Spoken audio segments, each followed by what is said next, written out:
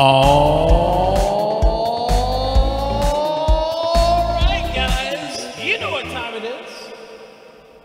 I think it's time for the SpaceBro Show.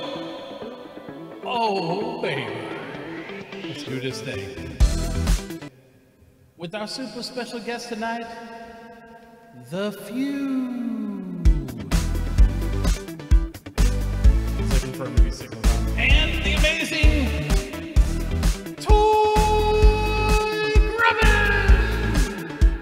And you know him, you love him, and this time with far less alcohol or vomit, Gio, get money.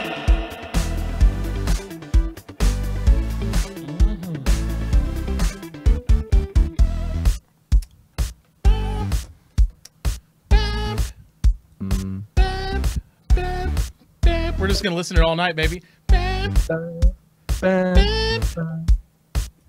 just kidding. No, we're not. There we go. Man, I was gonna be a hype stream, dude. It's like super hype. What's up, guys? How's everybody doing? Oh man, awesome. Well, we're always tactfully late, and we were definitely late today. Partially because I was working on stuff. Partially because we were down a man. But Gio stepped up and said, "Hey, I'm here, man. I can carry it. I can carry the stream." So since I missed last week to a flat tire. Man, it's just like one thing after another, right? But I'll tell you what, this is the first time I'm doing the stream for the standing desk. So we're on the bottom row here, me and Toy at the standing seats. So I feel good about it. See, there you go. Yeah, look at all that weight that the Few has to lose before he goes anywhere. It's like, yeah, I'm getting a little pudgy. So I can. No, I gotta tell the stream this. Me and Gio are talking about doing a fitness challenge before the thing, and the Few's like, yeah, I could lose a little weight too, and I'm like, Jesus, let me use my little weight. It's like I've eaten things bigger than the Few for like for meals. I'm like, what? It's crazy, man. Crazy. We'll have a friendly SpaceBro weight loss competition. There you go. We'll do it. So we can pick out and be fat piggies. So I know when I go to Austin, all I hear about is Texas food. So I'm going all out. We're gonna eat. Oh, I just lost We're gonna eat 21 pounds in the past 3 months. Well, I'm sure you can find it back in Austin between beer and ribs. I'm sure that'll be.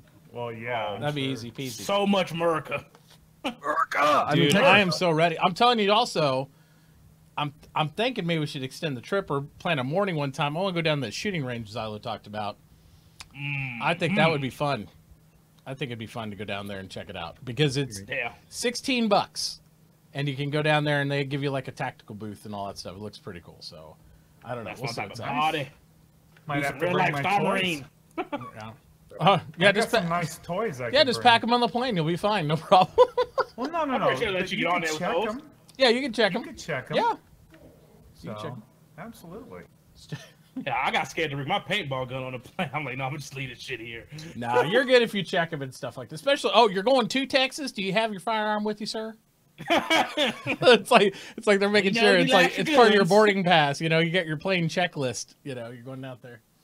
So if you don't have one, exactly. Well, shit. No, and my main thing is the reason I want to do is like I haven't got to shoot any weapons in quite a while, and looks like a nice range to go do that, especially since my wife's like, don't want any guns in the house over here. But you know, I understand with the kids, I'm fine with that. But the minute they're out of here, man, this thing's gonna look like a damn fortress. It's safe to have guns. Yeah. Oh, child safety. Get your guns. Oh, I can see all the negative tweets right now. It's happening right now, and I'm not gonna look at them. Anyway, so we're here to talk about not only what everybody did this week, but all the announcements, all the awesomeness that's happened this week with Star Citizen. There's been a lot of cool stuff, a lot of controversial stuff, all sorts of things to talk about tonight. And I'm pretty excited. But let's find out first. Gio, how's your week been? We know you missed the last SpaceBro show because you had a flat tire, dude. Like 10 minutes before there. Gio's like, you know, it was about 20 minutes for a show, and Gio's like, you know what? I'm going to go drive around a while. So he just drives around and then gets flat tire to kick up. I was actually on my way back to get my son, but, you know, that's what happened. Oh, I see how it is around here. No, how's the rest of your week been, though, besides the tire issue? It has been pretty good. Got to see Avengers. I had a ball watching that. Yep. Epic movie if you haven't seen it yet. Yep, pretty and been doing some gaming, and I've been learning how to play. I know randomly a ukulele. Oh, there you go. Yep, I got a ukulele I caught for like $90. So I don't know. I just want to randomly learn how to do something other than play games. I've been feeling like let's start. I don't think I'm good at this game. I just want to learn. It's part of SpaceBro brand. He's expanding it into the string section. Actual. You know, I can't just be the drunk that throws up on all his stuff all the time. That can't be my only talent. Can't be. Hey, he also plays the ukulele. Drunk ukulele stream coming. There you go. But no, it's like I can't wait to see him on the creative or music channel here shortly. It's like doing song requests and all that. So that'd be good. Yeah, we'll do that for like sub rewards. I'm just happy you got your ticket, man, because this will be the first time me and you can actually kick it. Oh, it's going to be up harder. It's going to be good. And then I got like almost half my org going. They just surprised me and suddenly said they're all going. I said, yes! Yep. What's your org? Praxis. Okay. Yep, absolutely. So it's going to be good. It's going to be fun. All right. And the Fuse had his special weather channel stream he's been doing tonight. So it's been rather warm, as you can tell today. This is the hottest fucking man. I feel like he's got a James Brown theme going on tonight. It's like, hottest fucking man in showbiz. I'm working so hard. So hot. So how's your week been, man? What have you been up to? How was Brit? I mean, you're coming back from BritizenCon and everything else going on. I mean, you've been busy, man, over the last week or two. It's been busy. Yep. It's been fun. I've gotten back in the swing of streaming again. Every time I go away, no matter if it's for like a week or 2 weeks, you come back and you're just like, wait, how do I stream again? Like, what do I do? I have to turn this on. You think you're forgetting something every time. You're like, what? Wait a minute. I know. Yep. So, but I'm back in the swing of things. Been streaming. Shows have been great.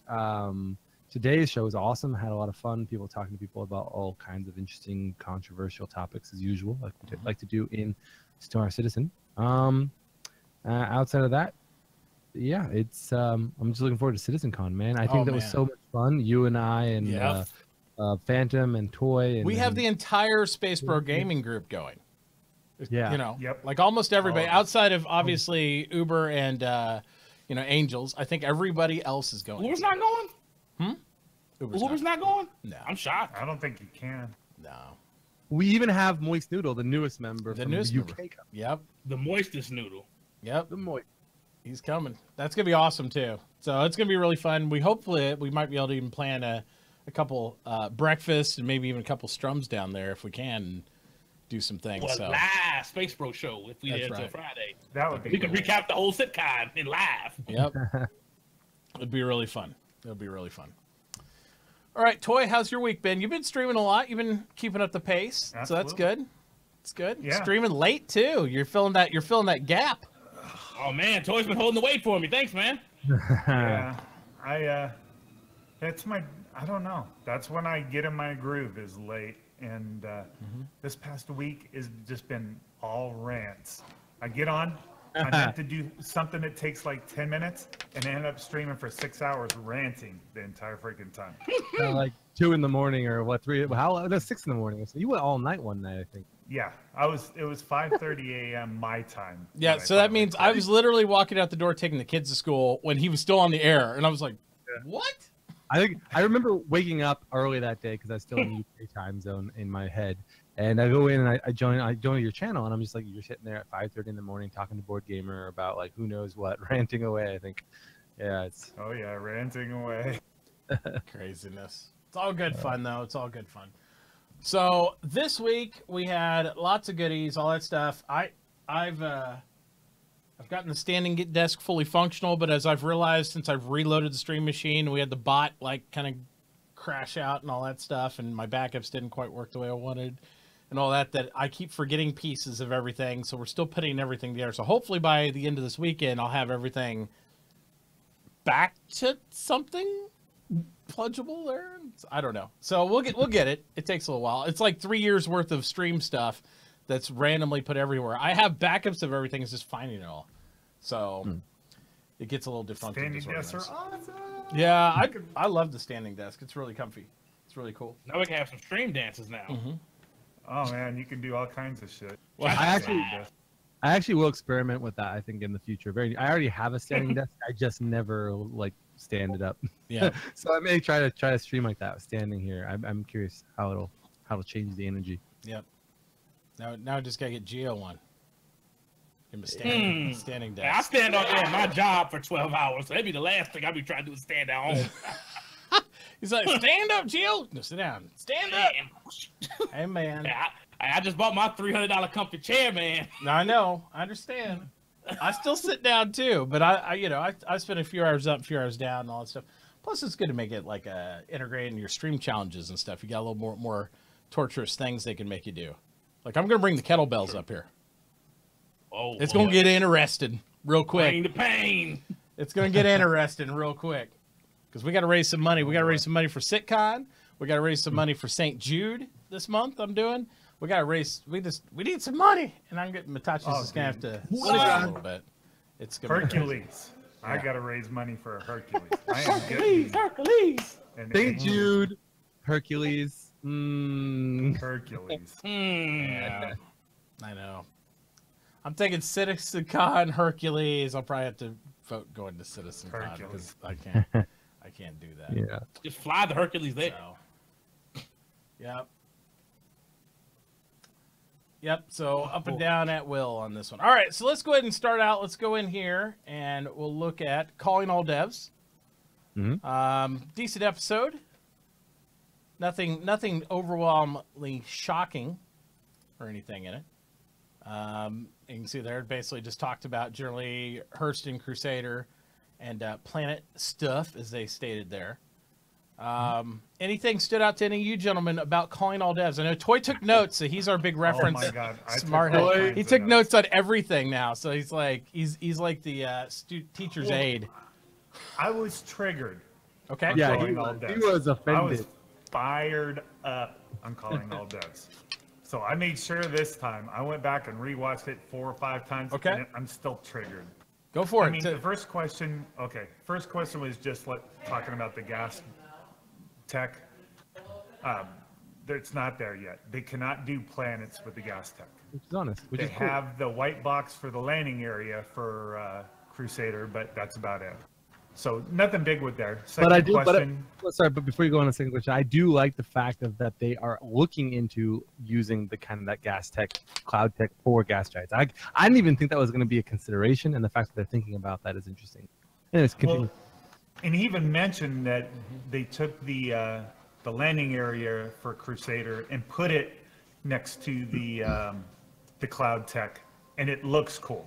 Yeah. So once they get the tech to do the planets, it'll be awesome. It's ready to go. Yeah. So, and the guy that's working on the cloud tech is the same guy they have doing the performance pass for each of the different quarters this year. You know how they improve in performance.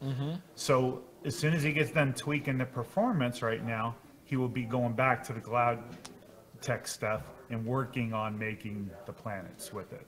So that was cool to me. I like. You can blame all of our hot patches for the lack of cool new features in Planet Tech.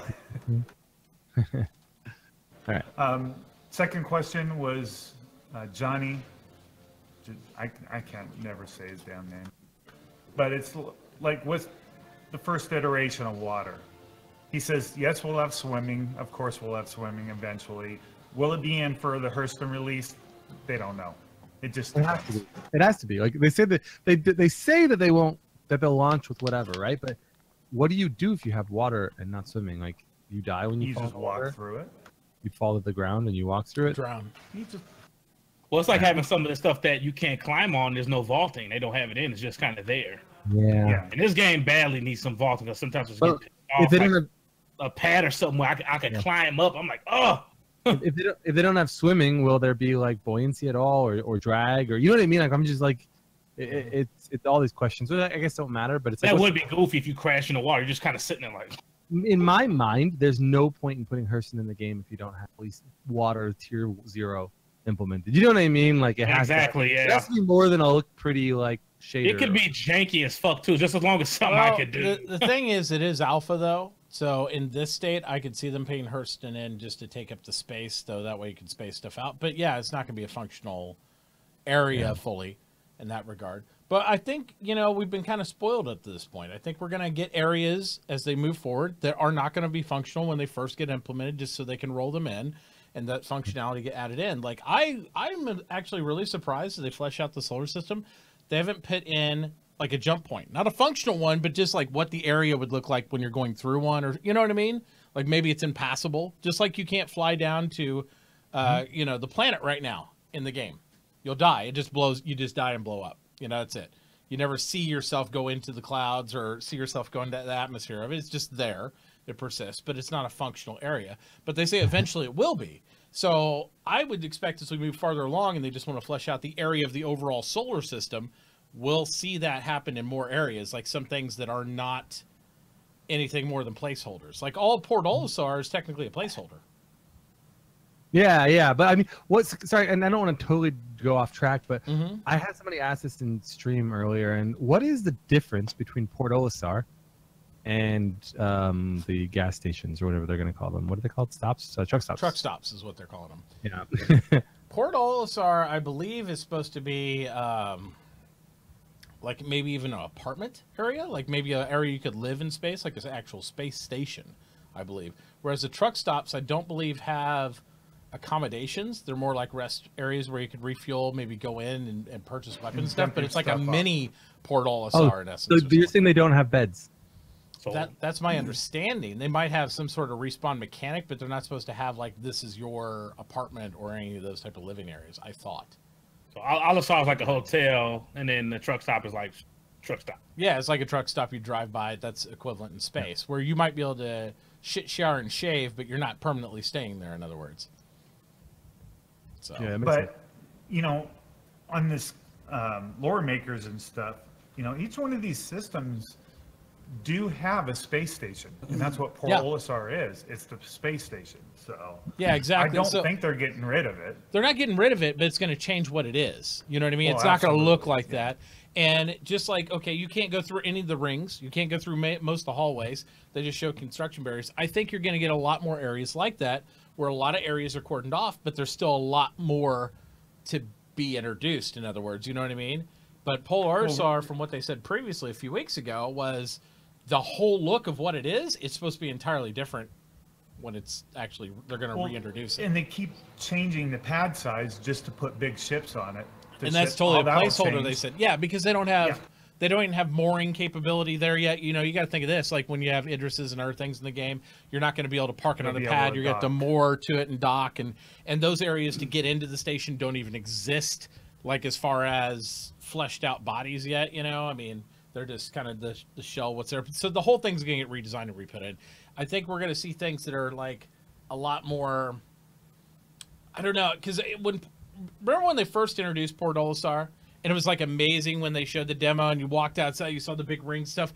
The rings now seem so small, right? By comparison, they don't seem blurry, Matt. I know, I don't care. They know who I am still. They can identify me. Censor. It'll come back anyway. See, now I'm orange, so it's just you know take your orange flavor. It's like, hey man, orange sickle, baby. It's all good. What'd they call that? Wasn't it like orange dreamsicle or something like that? It was always get out of the ice cream truck. Now I'm fading back to white. I've become uninterested. I'm freckled again. You were mid-Trump. Spray tanned instantly. No, but you're going to have a lot of areas that come into the game that aren't functional areas, in other words. And I think that it's important to just illustrate the vastness of everything and show how it's grown and changed, because Port Olisar is essentially, from what they've explained, a tack on. Like they tacked on the bigger landing pad for the reclaimers. They've added on these things, but this is not what it's going to look like in the end at all. But because we've gone from when they first introduced Port Olisar during Gamescom, where they walked out and it looked amazing, these big rings, they now seem so small, because as we get bigger and bigger spaceships in and other things, it's like, oh yeah, it's not that big that I thought it was. But they're not going to get rid of Port Olisar. I mean, no, it will be a place. It won't look like it is now, though. Yeah, exactly. Because I mean, they're coming out with a Port Olisar collection for like clothing. Like you're not going to come out with clothing. No, it's still going to exist. I mean, I don't think there's any place they've created in the game where it's not going to exist. It just may look entirely different, or it won't exist in the same location where it does right now. Like I don't even think Grimhex is supposed to be in proximity to Port Olisar like it is now in the end. Maybe it is. I don't remember. There's certain things that because I remember originally All Crusader was just going to be a test bed system, and then as they build other systems, they'll start moving some of the assets around and introducing other ones in each system. Yeah. So you're going to have a lot of that. All right. So third question by this guy. Oh my God. This is what has triggered me all week, is this guy's answer and demeanor, I guess. I will be nice and keep this nice short. But basically the question was, when will you be able to log out at other places other than Port Olisar? Somebody's sick of respawning at Olisar. And, you know, basically like, because you're supposed to be able to log out in your ship and log back in your ship. And this guy's answer was, oh, you can log out at Grim Hex if you request landing through air traffic control and land correctly. And the whole time he's answering this, he's got this smirk on his face. Instead of just saying, look, we're not fixing this anytime soon. You know, you won't be able to log out in your ship and log back in. He sits there and just gives this bullshit fucking answer for like 20 minutes. So you with you a smirk on his face. so you were pissed, Toy, because you didn't like the way he looked at you. Like that's literally your Oh story. my God. To be fair, he said he doesn't like coming on the shows as much. He wasn't- might won't be on again in a while. To be fair, But it wasn't specifically the content of what he said. It was just Oh, it was definitely the content Oh, of what okay. he said. How Because you, he didn't how you answer like the this look, question. Toy? How you like this look from Kirk? Kirk, tell. What is, what I is love that? Kirk. I know, but Looks look like at look at he's the giving look you I the frozen on. It's disappointed perfect. dad He's look. looking at you. He's like disappointed dad face at you right now. Look at him. Oh, very yeah. disappointed in you. Side eye, like toy grubbing, talking shit giving about my game. The sly eye. Yeah. All right. But well, somebody brought that up because Kirk Tomei didn't answer the question exactly with the exact answer either. But and I'll get to that here in a second. Was it the next one? It was. Okay, so his next question was Kirk Tomei, and it was about internal scanning. Well, Yep. Kirk Tomei answered talking about how scanning is working right now in the game. And Yep. that's fine because he's like, it's not done. This is what they're working on right now as far as scanning is. And he sat there and gave an entire breakdown of how it's working right now. And he went in Radar detail. scanning, but pinging. but he did. I think if my memory serves me correctly, he did mention intentions for internal scanning. Like, we don't know how to Absolutely. work, Yeah. but we have intentions, etc. Absolutely. Yeah. That's But why I also believe Kirk's question doesn't trigger me, but I think the way Rob's did. I think also the difference you get with Kurt is the fact that he also is very in tune and very aware that Chris can change shit on a moment's notice. So he doesn't want to they don't want to give all the hypotheticals of what they're talking about. Some devs do. Like we've seen other devs like, well, right now this is what we're kind of working on. This is it. Other ones are very reserved about that. They'll tell you what's in the current dev build, but they're not going to talk about their meeting stuff, like what they're kind of hypothesizing about doing. Because when they do that, they get burned. Yeah. And then some people show emails that they like got 5 minutes Oh. ago that talk about. Bloom. Wait a minute. Was that like 5 minutes ago? That's fresh off the presses. I know. I remember. But these are like pre-recorded and reviewed by like all the way up before They they do. get sent out. Yeah, and so I was actually surprised that like CIG was like, yeah, sure, let that go out. You know what I mean? Like that was Oh, pretty dude. early like thinking on. I spent an hour and a half reading every line of that, stopping the video and reading it on my Yeah, stream. man. You know, 1 minute LTI is not a big deal. Now, then all of a sudden they sell it with ships as incentive to get new cash. Now Yep. it means something all of a sudden. So, Well, the question is, CIG changes their mind a lot. here's the question though: has it really changed? And we'll get into this. We'll dive into it deeper. The This is LTI something- conversation Th- again. What it's gonna we'll happen? get into it. As long as they leverage LTI as like a viable thing and a reason to buy a ship, it's always going to come up. I know, But I but want I don't everybody just to think about this. And guys in the audience, if you have questions, you can do exclamation mark. Oh, you can't do that anymore, can you? Damn it! They can't do exclamation mark happened? questions. It broke. You changed the bot? Well, the bot went away. It broke. But I'll get I you a didn't link know. it anyway. But if you have any questions, you'll have a link here in a second. But I want you to be thinking about this with the LTI conversation. Has it really changed, or do you feel like CIG is just leveraging the perception that LTI is important in order to use as a marketing deal? Because they haven't changed their rhetoric. They haven't changed the fact that LTI is still not important. It's really cheap. Every insurance doesn't, blah, blah, blah. But yet when you go to the product page to buy something now on these new concepts, it's like, oh, you don't get it with this, but with the higher priced item, you sure do. So it gives you that inference that it means something more because it costs more money. Yeah. But yet they say it has no real value. It's not even the sole thing they're using to like create the difference anymore. It's not the sole thing, but the problem I have with it is the fact that they're like, no, that doesn't matter. And everybody's like, well, why does it cost $60 more? They're like, well, just because. No, the truth is, I don't think CIG has ever said it doesn't matter. This is like the 500,000th time I've had this conversation, but yeah, we'll go down this road. It always happens. I know. They've never said it doesn't matter. They just said that it'll be negligible for most people. I don't know if that's exactly what they said, but it's in my mind close to what they said, right? It's close to doesn't matter to me, right? No, negligible to most people.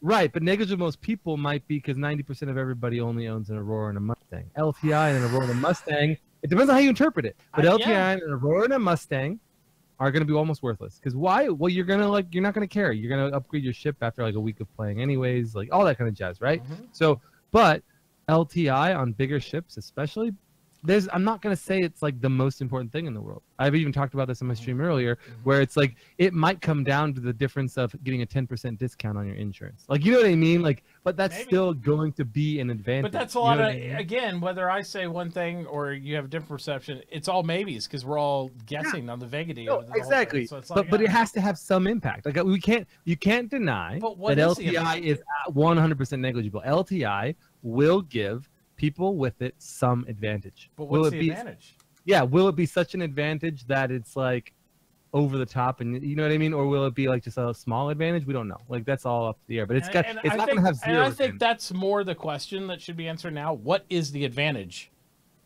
of LTI right now? If it's monetary, right? If you have to spend slightly less, you might not. We don't know the size of the cost savings you're getting by using LTI versus non, right? But there will be some percentage of cost savings having LTI. That's an advantage. We don't know how big or great that is, though. Yeah, but see, they're triggering people. Yeah, they're triggering people with these subtle changes, like this on this sale that's going on right now. If you do not buy War Bond, you do not get LTI. I don't know if you guys noticed that. Yeah, they're not even bothering with the skins anymore. Or like they'll do skins. Well, I think no, they did for the past two sales. They said, "Fuck it, it's all on LTI now in the War Bond." No. The newest one they've deviated quite heavily, and I don't disagree with where they're going with it. Although the LTI thing still is up in the air, but the newest War Bond, the difference between the two War Bond and non is quite significant. Like for example, what is it called? The military bomber one. Oh, the A2 Hercules. A2. Yeah. It not only is it like LTI for the War Bond, but you also get $100 off, and you also get a Nova Tonk, which you don't get in the non-War Bond version. So you're talking about equal to, I don't know if you can price out what LTI is worth, but just in the $100 savings plus the Tonk is basically $200. I'm not that salty about that. No, I know, but I'm just saying they're.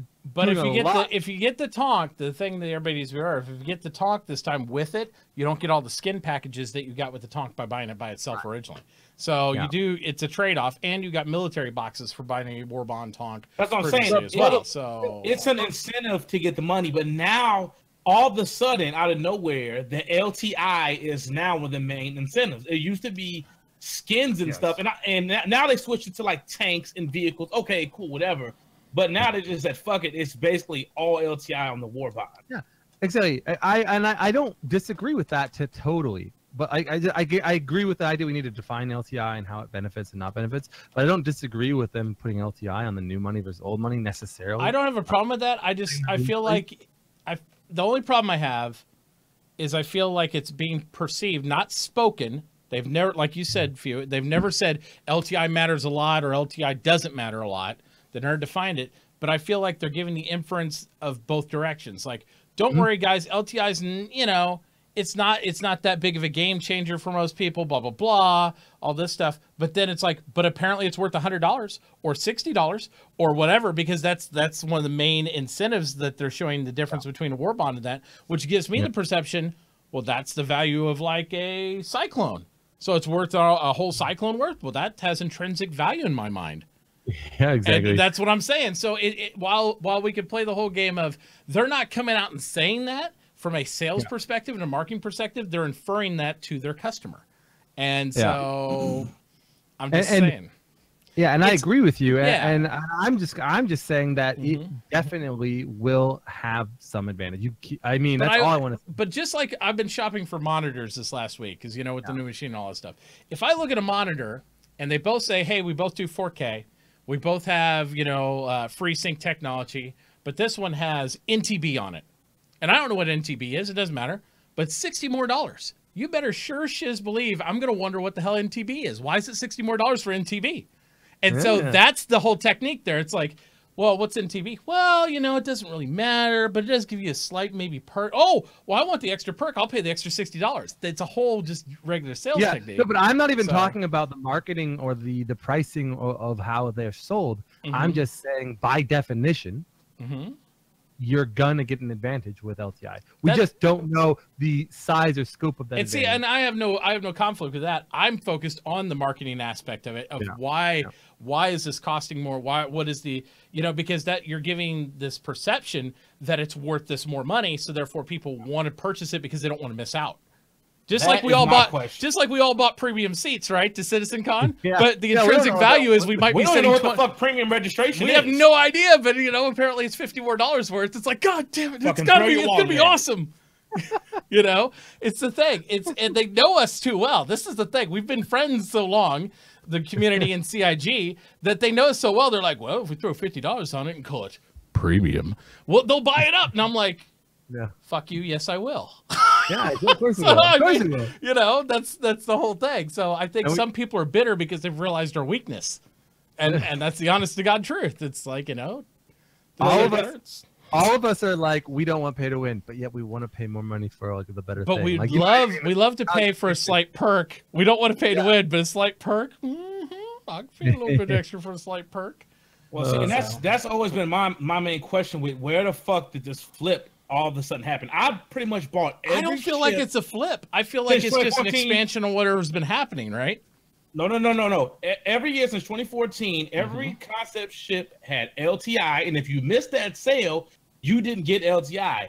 Now, Warbond came around, a year ago? It started happening, and now all of a sudden, it just, here's a concept sale, but you're going to pay the same price if you missed the concept sale or not, with no fucking... It comes with saturation. It comes with saturation of the market. So I'm thinking that the growth, I'm not saying the group and the company and the community isn't growing. Still it is. You can look at the numbers. But I don't know if it's growing as fast as it was, right? And so when you have to continue to make certain numbers from sales per year to support the development of the game, and if most of your existing customers continually recycle money they've already thrown into the game on the newest ships, you're losing out on the potential for new revenue. And they know that they have to continue to get revenue from existing backers in order to support the development of the game. And they're trying to create because you'll chase them off doing that. Because now I'm at the point, if this keeps, because the only reason why I got this pack is because anything over $1,000 they have to give you LTI on. I don't know if you got that's true. Well, for now this pack had LTI, so I'm like, okay, cause I really like this shit. Like, this is a must have for me. Yeah. So cause I seen that shit, I was like, oh motherfucker. So the next ship sale that happens, and if it doesn't have a bundle, doesn't come with $1,000, and it's 6 months, and I don't have the cash, I will not buy another fucking ship, because that's some bullshit. That is EA type shit for them. I wouldn't go that far, but I'm saying for them to come out of nowhere and do that. First of all, we're gonna take away from the people who've been buying ships. I don't think they're taking away a couple of grand. It is, because you want me to put new cash in. But sometimes, what if I got a gift card? If my family bought me a $500 gift card, and I want to buy this ship, well, fuck you, you're not getting LTI because you got a gift card. That's a whole different subject, but I do agree that if it is a gift card, they should treat it like cash in the game. Because if I give somebody, yes, they should be. That's the way everybody treats them. You don't get change back from it. It is dedicated to the game, but you should be able to get LTI with gift cards. I 100% agree with that, because if I gift my buddy something, I want him to have the same opportunity that I did for cash into the game. And that thing. They just don't want people trading in their ships all the time. Yeah, they don't want to. What they need to do, and I hate to tell the community this, is somebody needs to nut up and say, okay, you have till September, and we ain't fucking melting shit no more. And and people would lose their minds. But that's the thing. We should have just left it the way it was. Because if you want to get an LTI ship, well, here's the problem.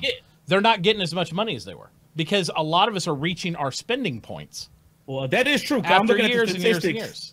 But they aren't so they aren't getting new people that are dropping thousands of dollars. They're getting new people that are dropping just hundreds of dollars. And while they're still getting revenue, they aren't getting as much revenue as quickly as they were. So they're trying to come up with more concepts and things that are going to continue their path of revenue to be able to complete the game.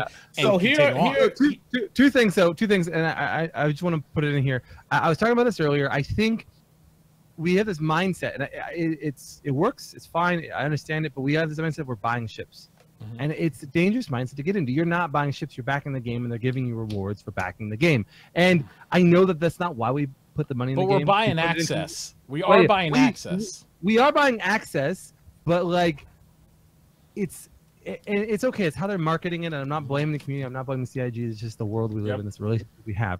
But like, you get this idea of like, oh, I'm buying that ship, and I should have the right to buy the next ship, or I should have a right to upgrade my ship to this next ship. No, it's kind of like, look, you saw the game, there was a ship you really liked, you put money in the game at a certain time to back the game's development because you loved it. They gave you a reward in return that was pre-agreed to, and you took it. Now, later on, another cool thing comes out, and you're like, I kind of want that as well. I want to back the game. I really like the direction they're going. So you give more money. But the idea that you can take, and I know this exists now and people will hate me for saying it, but the idea that you can take something that you've backed or a reward you got from a previous donation and upgrade that to a newer one. That was the dumbest thing they ever did.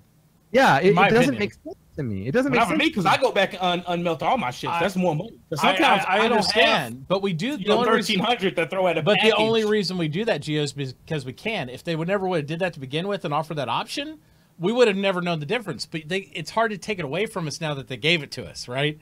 Like, once they give you that option, we're intrinsically think that's our shit now. We can do what we want with it. Those last couple months until launch, you guys are going to see a surge of money fly up. I guarantee you this. Remember this day. It's going to fly up those last couple of months because people are going to be buying their shit back all the time. See, I buy back all my ships when I can. We're nowhere near that last couple months, and they still have to bridge the gap between now and then. Well, I understand that, and I'm looking at the stats now. The first ship sale we had of the year was in February, right? That was the Vulcan. That lasted for about a month. So in February they had $1,745,360. Then that went out to March? Yeah. It's a little over that. It doesn't say. So really let's just look at this. Where are they at total right now by the stats? Like, where are they at total right now for the year so far? Where's the total for the year? It doesn't show. Well, let's just throw a guess. I've run general calculations, by the way. I don't know if they're true, but if you look at the revenue they do per day or whatever, they get around on when they do no ship sales and there's no you know what I mean, general like new ship sales going on. It plateaus around 25, 30K per day or something like that, which is quite a lot of money. But that's on average based off on like last year, right? Or is that this year? No, that's this year. I've seen it. It's like I don't know. I haven't looked this month, so I don't know. But I looked recently, and it still plateaus around there. And I'm sure most of that isn't new people coming on board and buying starter packs. That's subs, right? And I know people say the subs go to video stuff, but I'm pretty sure that the money is from subs is quite a bit more than what is needed. Well, I don't think we ever see what the sub money is, but we don't. But I buy mine yearly too, annually. That base revenue per day, pretty close to probably what subs pay for. Maybe like 80% of like, you know what I mean? Because it's like in my guess, right? Because that's the thing that happened. That's the. But I also believe subs spike up and down because I know a lot of people buy a sub for a month for certain things. They don't do the same thing that we do and buy it monthly or by the year or all those things. A lot of people buy. They do, especially when something drops, right? Oh, it's a new build. Let's sub so we get in right now. Yeah. But subs are like one of the only like stable revenue models they have right now. I know, and they hate to. I bet they hate to admit that, and I still am very much pleading with CIG to offer an optional sub. They'll never be able to make it mandatory because they promised people they wouldn't. Right, but they should offer. Exactly. But I think if and I'm just these numbers are completely unbased in anything. But if you assume $20,000 a day or so is sub revenue, right? That's like I'm not. The exact number, but that's like $8 million a year at least. Like, you know what I mean? So well, all I'm saying is I don't feel like they have a predictable $8 million. I don't feel like they're on point for what they push out annually at this point of the year. Yeah, I don't feel like they are because on average, and I just toss the numbers out here, it's usually about 30 to 37 million per year, depending on the year. Up or down of that is what they produce the whole year. And if they're only into it for maybe 8 to 10 right now, and we're on the 5th month, I'm just saying. But Mitt, also remember that last year they had more than 12 concept sales. This is the 2nd ship this year? No, well, this is third. And we're in Vulcan and that's if you don't count the multitude of variants they're offering in all these ship sales too. Oh, I forgot.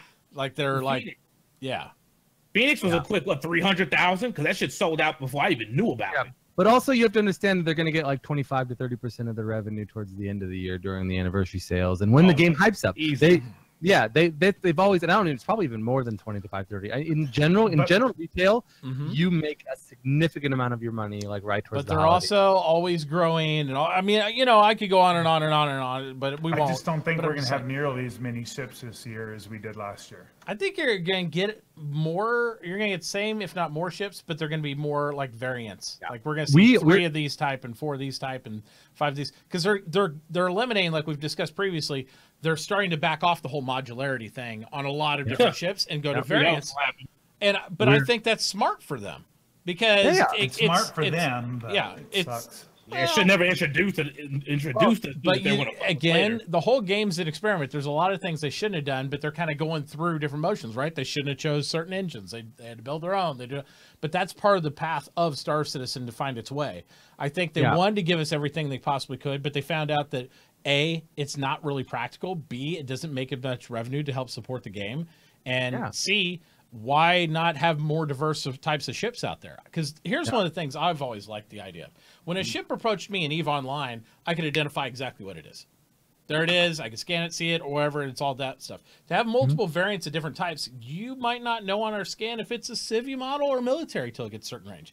I like the idea of different types of things, and you kind of get the idea of the airframe. It's like this, but it could be this or that. I like that type of mix-up on it. Then you go into the fittings and variants and stuff like that. I like those type of profiles. Yeah. So, and I think they're going to go for more of that kind of gameplay and stuff, and that's kind of a sidetrack point. But it's like, I mean, maybe the military variant of something has a bit higher heat signature because of something. You know what I mean? Like, I don't know. Something you'll have to identify and look for, though. You know what I mean? Exactly. So it's not going to just be like, here's the label of the ship. Like, you know what I mean? Yeah, and I don't. That's what I don't want. I don't want the ship to jump and it's like bloop bloop. Oh, look, it is a Cutlass red. I'm like, But to wrap up like the conversation on ships and sales and revenue a little bit, I think I think this year you're going to see just as many concept sales, maybe if not more, than what we had last year. But I do think that there is ship fatigue. Like last year it wasn't quite there. This year you're starting to see the ship fatigue, I think, come through in the sales a little bit and just the general community's like opinions. And that's going to hurt them a little bit. But what saves that is content, right? Like if they like every time towards the end of the year when they release, if for example, and I don't think it's going to happen, but if towards the end of this year they like showed off a jungle planet or a forest planet and there was some cool like new vehicle that took advantage of that or a speeder bike, all of a sudden the sales would be back up to the roof because people would be like, they would see how they could interact with their ships in the game. But if all you have is ships, people are going to be like, I just feel like internally they're getting nervous and they probably shouldn't because I think they're misdirecting some of the flow of what they're doing. And I think you're 100% correct. I think we have a lot of big backers. They're kind of reaching the point of like, this is all I really want to spend. It's not that they can't spend more. They don't really want to spend, a couple $1,000 extra on 1 or 2 big ships. They don't want to do that. Some people will, but I think you're starting to see some people back off of that. And even other people, they've only started to see probably through the end of last year and beginning of this, especially with the Pioneer drop, more people probably melted shit to get the Pioneer than spent money on it. And so now they're like, that's why you're seeing things like what Gio's complaining about with the war bonds and the other things that are targeted on these large ships. It's like you're only going to get certain aspects if you war bond because they're not seeing the same amount of new money come to the game. They're just not seeing it. Well, that's what I was saying earlier with these stats from February to March. So that was the longest a ship sale that I remember went on for that long. They only made, let's say, 1.8 million off that sale. Not that many people were interested in the Vulcan. I bought a war bond myself on that ship. I loved it, but I could tell a lot of the community wasn't interested. We fast forward to April 4th, where they introduced the LTI only on the war bond bullshit.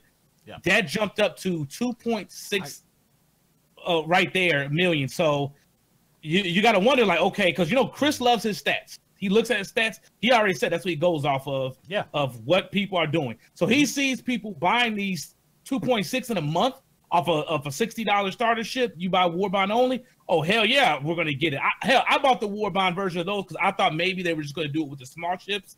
I'm like, okay, maybe they want to because it's a small package. But now they're doing it with the big ships. I'm like, oh, okay, so this may be a permanent thing because they're seeing success with that, already surpassing the Vulcan that was on sale. I think you're seeing more number crunchers in the marketing department helping influence those decisions. I don't think it's so much the people in administration.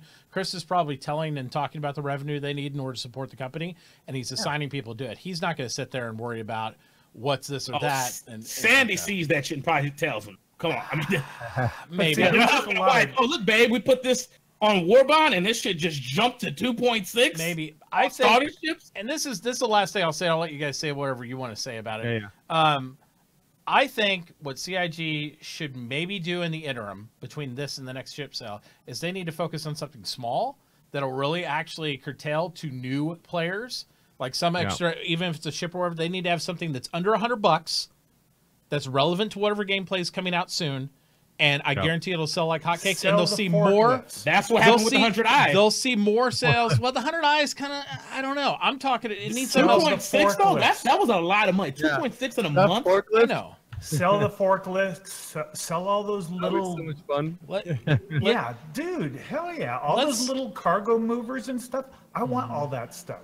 Oh yeah, I always get excited when I see that shit in the picture. I'm thinking like a small transport ship for mining or something like that that like helps out the prospector, works in unity with that. Something like that. You comes in there that a new guy's like, he's not coming in like, well, I spent my $45 or I bought my starter pack for $35 and I came in here. It's like, oh, I don't really feel relevant. Let me see what I can do. Maybe I could buy a actual kit where I have a hand miner or something like that, and it's like a $50 little bundle thing. Something small that will help out the little guy to come in there and do that. And not only will the big backer support that, I think the little guy will. And then you have something that unifies everybody instead of like all the little guys going, well, my God, this is insanely expensive. And all the big guys going, I ain't giving no more money. I know they've already done that. I didn't realize it until today. Somebody in chat was telling me. But if you're a new backer or you haven't spent very much money in the game, they hide the bigger packages like now. So like if you don't have, if you haven't spent that much, because I think they did that because people were like, come in the game, they see they're intimidated. People go, OMG, like I have to spend 10,000 in this game. Well, like, and I think more people are realistic now. In the beginning, that was what they were. I think now people realize they don't have to spend that, but I think it's intimidating to go through the thing. You scroll down just like 3 ships, and you're in the hundreds and hundreds of dollars. Like you're not even commander package. Yeah, it's like it scares people away. Yeah, I'll meet them halfway with the small ships. If they want to do the LTI only warbond on the small ship that's under $100, fine. That's cool. Motherfuckers don't have 700 sometimes out of the blue to do warbond only LTI. I mean, that's just a big fuck you. Like me, I always melt stuff, go back, buy my stuff all the time. So you're getting money throughout me all throughout the year. You know, I just didn't throw 10,000 at once. It just happened over time. You guys getting money from me a lot. They pissed off a lot of people last year. They came out with the Pioneer. Pioneer is amazing.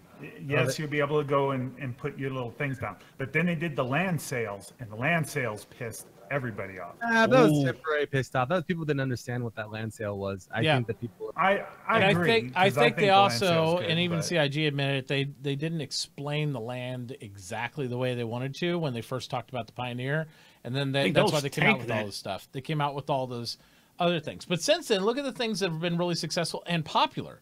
It's mostly items that are under $100. You've seen the Cyclone come out, the Tonks came out. That was hot. Everybody's supporting that.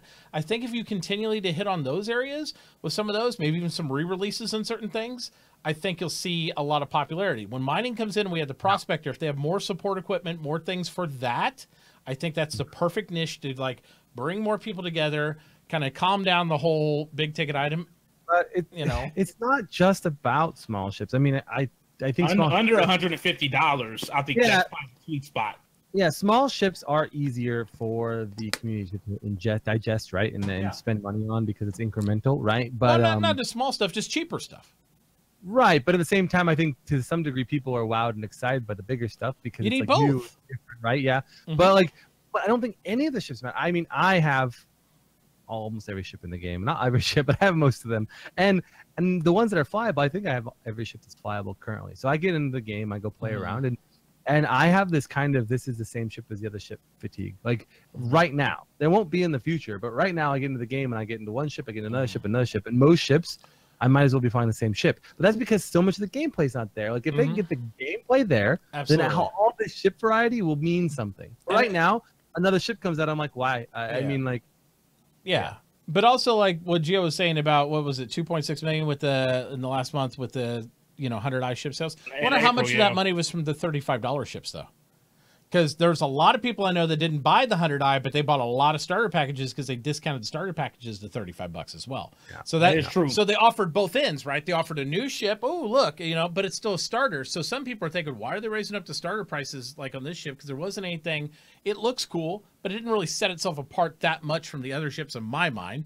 A little bit here and there, but it's a starter ship, something that they still say that you'll be out of in just a day or two of the game after launch. And but yet at the same time they offered something cheaper too. So it's a 1-2 punch. If they would have rolled out, the Hercules, which I think absolutely is necessary. I'm fine with it being in the game. I think it's a good time to roll it out with all these land vehicles. Shit. Hell yeah. Maybe you should have released something else at the same time, smaller. Yeah. I also something just kind of maybe one like a what's the helicopter, the crane where you have the wires and it lifts stuff up. A small variant, maybe it could hold one vehicle, maybe for like $90 or something. Who knows? I don't know. Yeah. Something. It's just real thin out. It didn't have to be related to that. Weapons. It could have been anything. Could have been like, hey, we're going to release skins for the Cyclone. Yeah. Well, see, they did that with the Vulcan, and people didn't really buy those skins though. And I thought that was going to be popular. The Vulcan was my favorite sale they did so far. It was a month sale. The skins were cool. I didn't get the purpose of the skins, though. Whereas when they sell skins on, like, other things, like military vehicles, we get hyped about it because it's like, oh, look, it's a camouflage. Or, oh, look, it's tagged up, like, to be pirate or something. The Vulcan's like a repair ship, and I'm just like, I don't feel like I want a yellow and blue I thought it was awesome because... Yes, go for it. Sorry. I was just saying, it was the first time with the war bond sale where you didn't get left out, or even if you didn't have money for the ship, you were able to go back, buy that, and if you could earn in the game, you could put that skin on there. I thought people were going to nibble on it. Maybe CIG did, and we're looking at those numbers, and it really did. Yeah, but I think you Mitauchi get like I don't know. You have this mindset. You love the combat side of the game. You love the like piracy, and that's just your thing. And so you tend to sometimes, I think, feel that your like what you like is what everybody else likes. And then the thing is, a lot of people are into skins on these like. Well, apparently they weren't. I'm a sucker for them.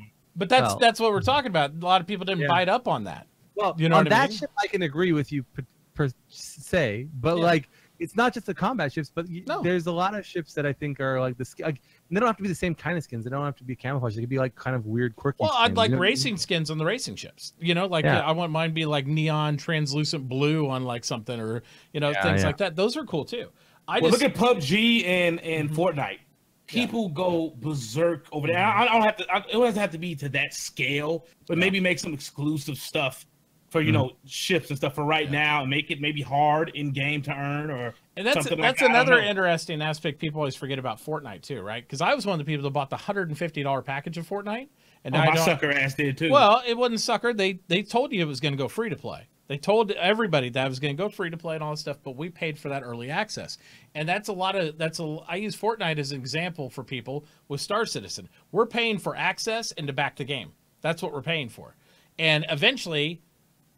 It's not going to cost all that for people to get into the game. And I feel like you're going to have the same thing. Like there's certain people in Fortnite that I talked to from the beginning. They're pretty bitter about the fact that they paid all this money, even though they were told in the beginning, and now the game's free to play. They're like, whatever. I feel like we're going to have a whole wing of the community when the game comes out, and they're going to be like, well, I paid all this money. And everybody else is going to be like, well, I don't care. I earned it in game. So a year goes by, and it's like, the thing that you thought was valued at like 25,000 may not have the same intrinsic value in the game at that point with new ships coming out and everything else. No, exactly. And I agree with that. Things will diminish over time, but at the same time, depends on what your goal is with the ships. For me, I'm gonna get my money's worth out of LTI, and the reason is because I'm just gonna goof off and crash my ships into things and then watch them explode. Like that's what I do. I feel like I've already got my money out of the ships and money I've put in the game because I just part of this community, and I can say I helped make the game happen.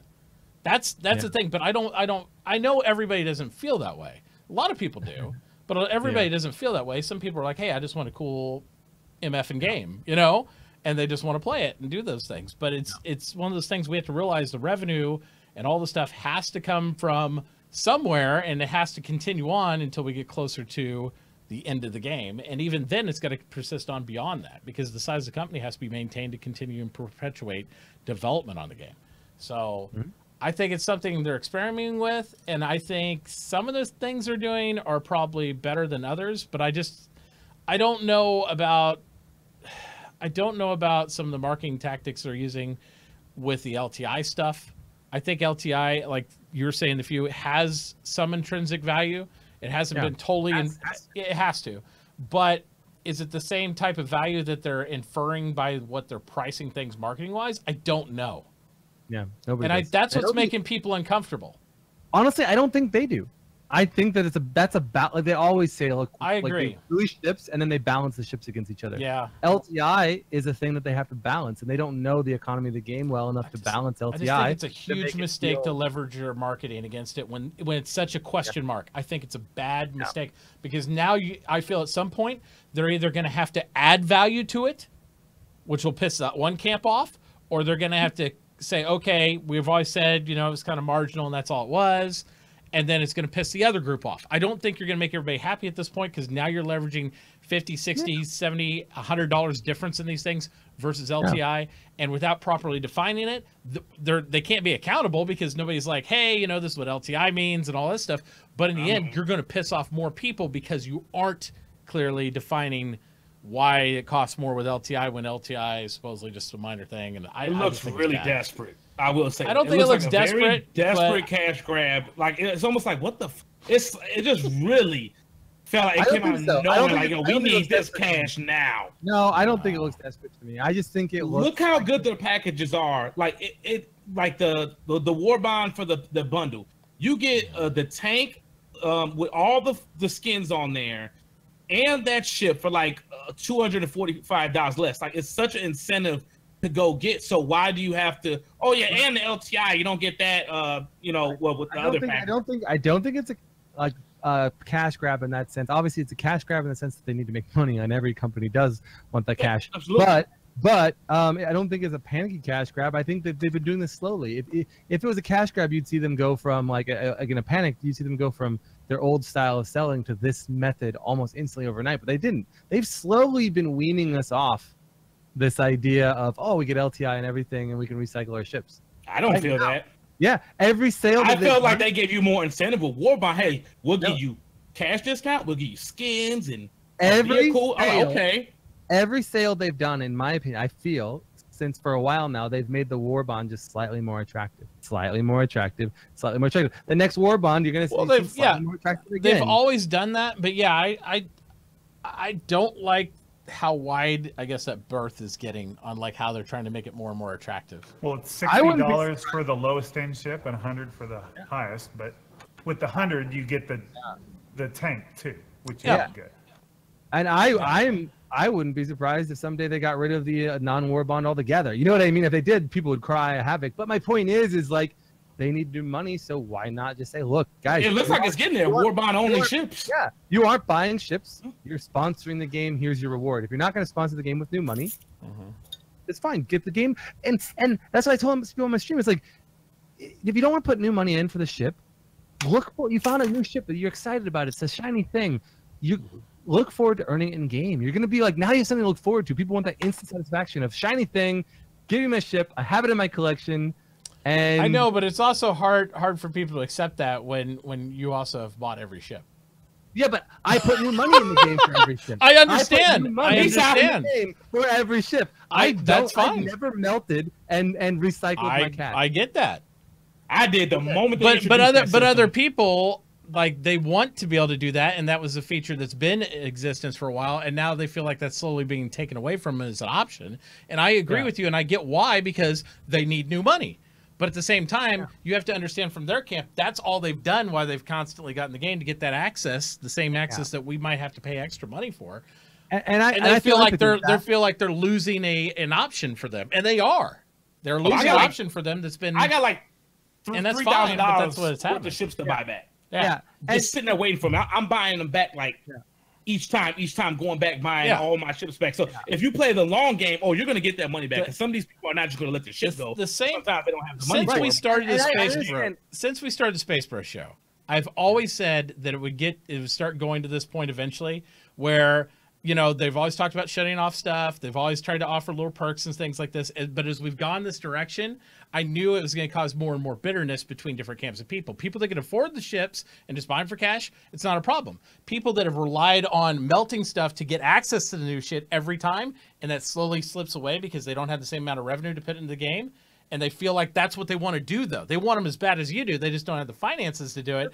And you know, so I understand how they feel. I'm not saying to remove access to the ships necessarily. They just need to create a different way for people to have access to play around with the ships in alpha. Doesn't necessarily mean that you just get the ship as LTI. You know what I mean? Like I've talked to people who buy a ship in its concept, and then before it even goes to gray box, they melt it and they buy a different concept ship. And before that even goes to gray box, they melt it, buy a different concept ship. But they can buy it back. But meanwhile, those ships that they originally backed is flyable in game, and they're not. I don't know. I get you, but at the same time, it's like some people want that access when it comes around. It's like I've bought ships and melted them immediately because I know I can't afford to buy them back when they hike the price up next year. And so when the ship actually comes out, I'll buy it back for the cheaper price that I bought it last year. That way I can have access to fly it in the alpha and show everybody. Play the long game. Right? Or otherwise, you know, and it's, to me, I feel like that's isolated to a certain degree because I'm a content creator. And so that way I want to be able to show my community, hey, this is what's going on. Yeah. But there's other players out there. There's just players that just want to be able to fly the ship, and they've done the same thing, and they don't have that type of revenue to do that all the time. So they feel like they're missing out on something now that they didn't miss out on a year ago. That's true. And I empathize with all that. Yeah. At the end of the day, like I just want to do what's best for the game and the community, and I understand that like some of this is why I'm so torn. I agree with both camps. I want new revenue in the game. It needs to happen to build the game, but I sympathize with everybody, including myself. I want to be able to have access to these ships when they come out. I want to play them just like everybody else does, but at some point we're going to have to make a sacrifice and say we might not be able to get that ship.